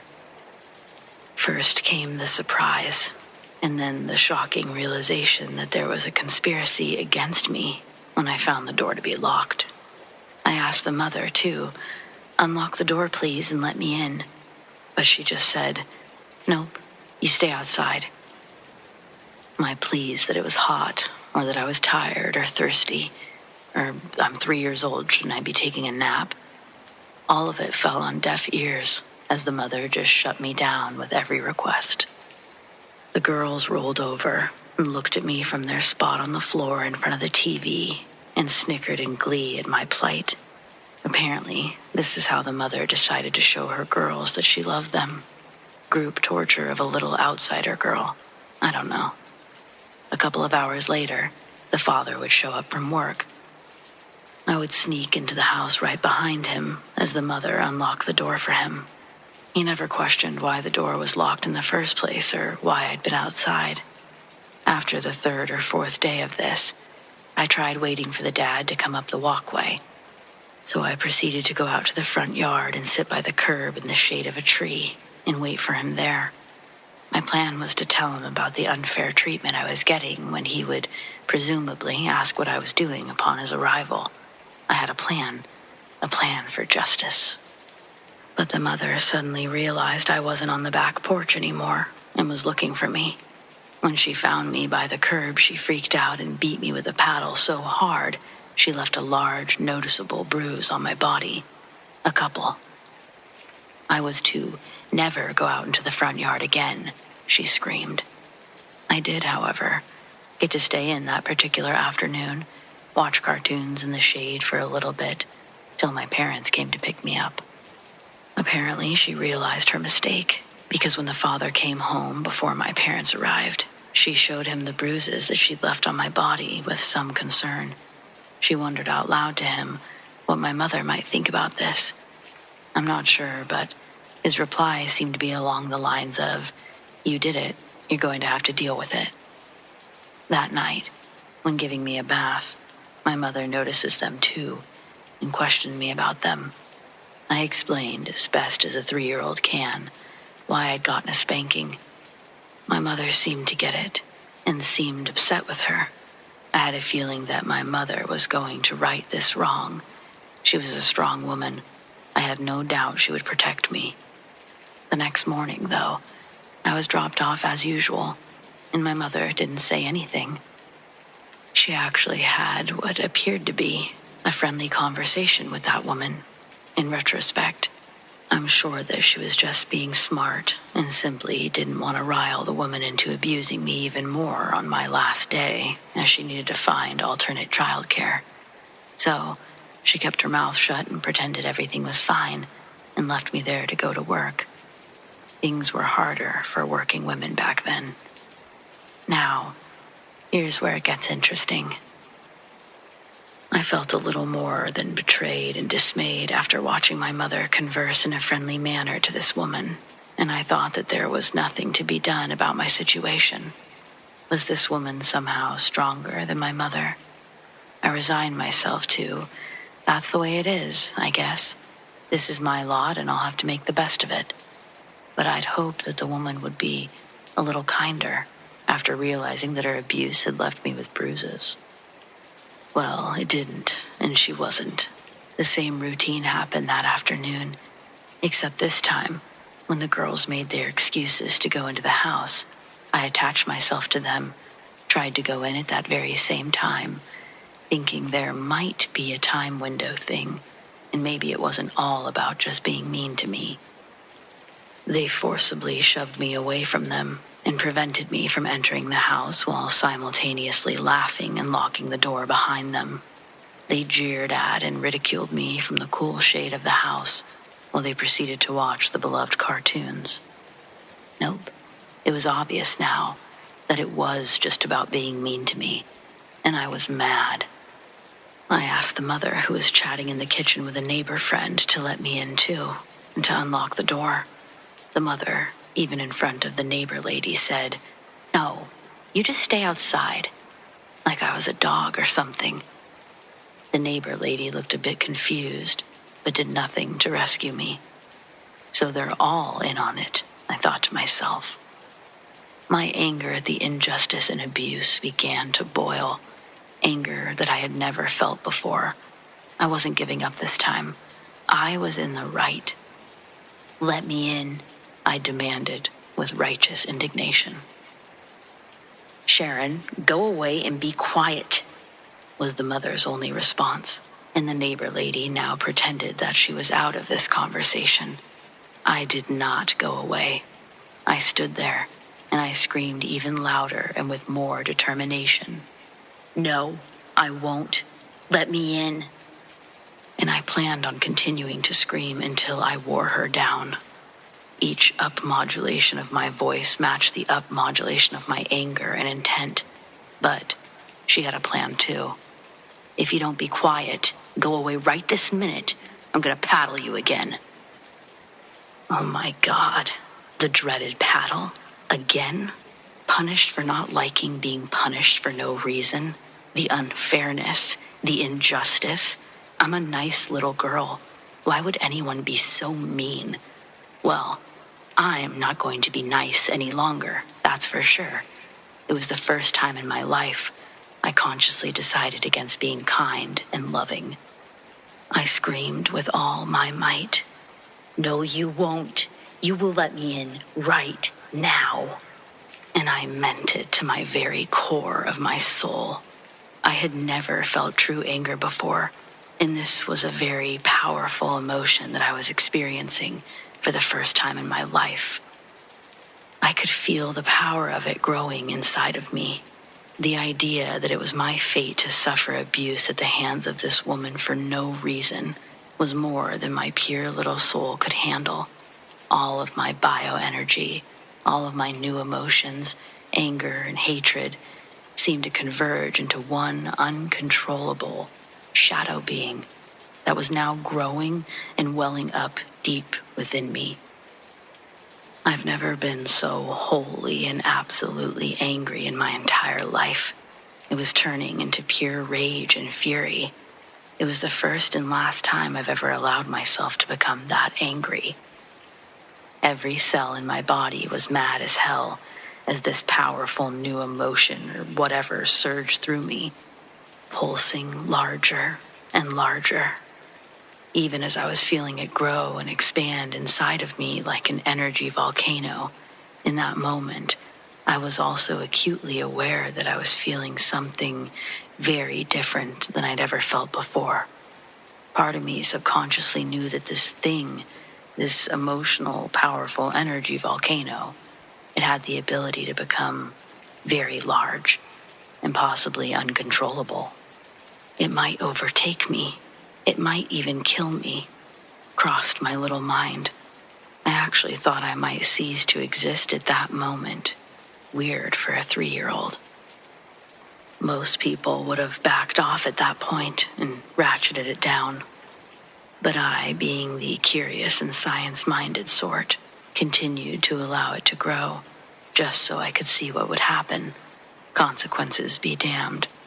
At that moment, I didn't care if I lived or died. I just had to see what would happen, and this wrong needed to be righted, in spite of what might happen to me. So, as a 3-year-old, I made a conscious decision to permit it to continue. It was kind of scary, but fascinating at the same time, learning the power of this whole new raw emotion. Anger, turning to rage, turning to fury, turning to what? And just as I began to scream once again while simultaneously deciding to cross that threshold of emotional no return, something snapped inside of me. I felt a shift in some kind of release. The pressure of the volcano thing from inside my body and psyche seemed to go away, and I sort of depressurized. I was glad the pressure was gone and kind of surprised that it didn't kill me. And then, at the very same moment that everything snapped inside of me, something snapped inside that kitchen too, and my focus and attention to my inner self got diverted to the outer world. With an audible pop, a small ball of blue fire, about the size of a soccer ball, appeared right in the middle of the kitchen, hovering in the air in the very center of the room. Almost before you could say, "What the heck is that?" the ball quickly expanded, and the blue fire filled the airspace inside the kitchen. It flickered and loudly cracked with fury, drowning out the sound of the cartoons in the living room. It sounded sort of electrical, but mostly like that of a roaring fire, though I felt no heat. I'm not sure what the ladies inside felt, though, but it definitely looked and acted like fire and flames, only blue and kitchen-sized. It was as if the air in that room had decided to become blue fire. That's the only way I can describe it. The two ladies were screaming and batting their heads and each other, afraid that their hair was catching on fire, but it wasn't for some reason.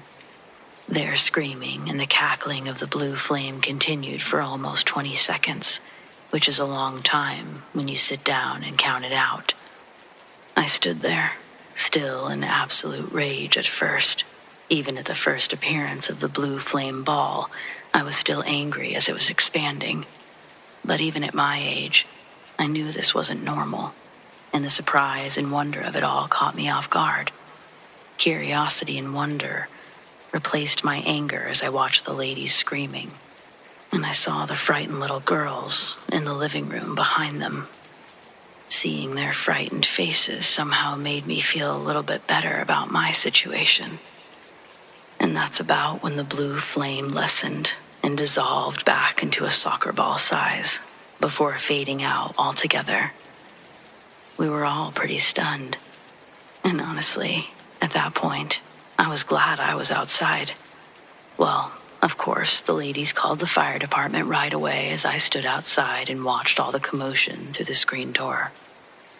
They inspected all of the electrical circuits of the house, all of the outlets in the kitchen, and found that nothing would have caused such a thing. The woman kept trying to convince them of what they saw. The fire chief pointed out that there was hardly any evidence of a room engulfing blue fire having occurred there. But one thing was burned, and so they couldn't fully deny that it had happened. If you could venture one guess as to what that one thing was. Yeah, It was that dreaded paddle, sitting on the far counter, away from any electrical outlets. I watched with an odd sort of satisfaction as the woman held it up to the fireman to prove she wasn't crazy. It was only at that point that I began to wonder if that fire had anything to do with me and that anger thing I'd felt. If not, it surely was some divine synchronicity that this bizarre phenomena happened right as I was feeling all of that rage and only burned that paddle. That evening, when my parents came to get me, my mother came inside and spent a few minutes to share some very strong words with that evil woman. I didn't understand all of them. I just got the emotional gist of them. And I knew that I would never be coming back to this house ever again. My mother told me to get your stuff, we're leaving. Empowered now, knowing this was my last chance, I listened to my instincts and went directly back to that closet, the one in the mother's bedroom. I opened it, and sure enough, I saw all of my toys were in there, a huge pile on a shelf. She had to have known they were in there. She knew they were mine. What an evil person. I filled my arms with as many of my favorites as I could carry, while my parents angrily honked the horn for me to hurry up. I rescued most of them, and we left, never to return. Nothing like that has ever happened again, although I wonder what might have been had I explored that talent a little more, back when I was pure and strong and open. Was it all me? Was it my guardian angels backing me up? I don't know. I'm not sure that I ever will. It was both scary and satisfying. I don't think I'd have the courage to explore it nowadays, but it'd sure come in handy sometimes, I think. I still smile about it to this day and now know with certainty that we are all much stronger and more powerful than the powers that be would have us realize. Our consciousness has been purposely suppressed since our inception. Hopefully, we'll all wake up soon and take back our humanity.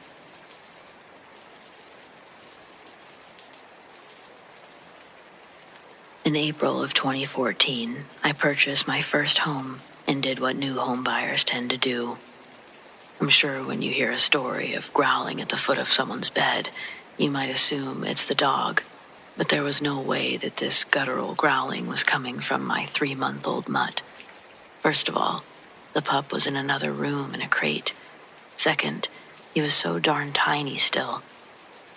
And there's just no doubt that this growling was mere feet away from me where I lay awake, and it wasn't small. Of course, I could have just awoken from a dream and had not yet recognized that I was sleeping. However, I laid in my bed completely still for several minutes before braving the light, and that growling never halted. When the lights went on, the growling immediately stopped. Spooked, I decided tonight was a good night as any to reconsider my policy of where the puppy sleeps at night. After I moved my pup to his new sleeping spot and comforted myself, the lights went back off. A few minutes later, I heard dog sounds coming from the foot of the bed, but not so much growling, more like a grunt of appeasement. I didn't hear that particular growling from a few nights ago, so the new rule in this house was dog sleeps in the bed. My house had had 2 previous owners, and I know that at least the most recent of them had large dogs. The house was in foreclosure, so I don't have a lot of details about the owners beyond what the neighbors have mentioned in casual conversation. That house continued to be a bit odd. The growling, sure, it stopped, but things ending up in different places. The sound of doors shutting, but nothing was actually closed. Just odd. While I've had many experiences in my life, the home I live in now, it hasn't seen so much activity. At the town, Ogden, it's well known for paranormal activity. A final thought. That puppy had always refused to go into the basement of that house. He insisted at always being by my side, but would never journey to the basement with me. I've never heard that sound again or felt that negative, impeding feeling from a spirit. I like to think it's probably because I always have my dogs with me. In a weird way, I think that they really are protectors, even from the things we can't see.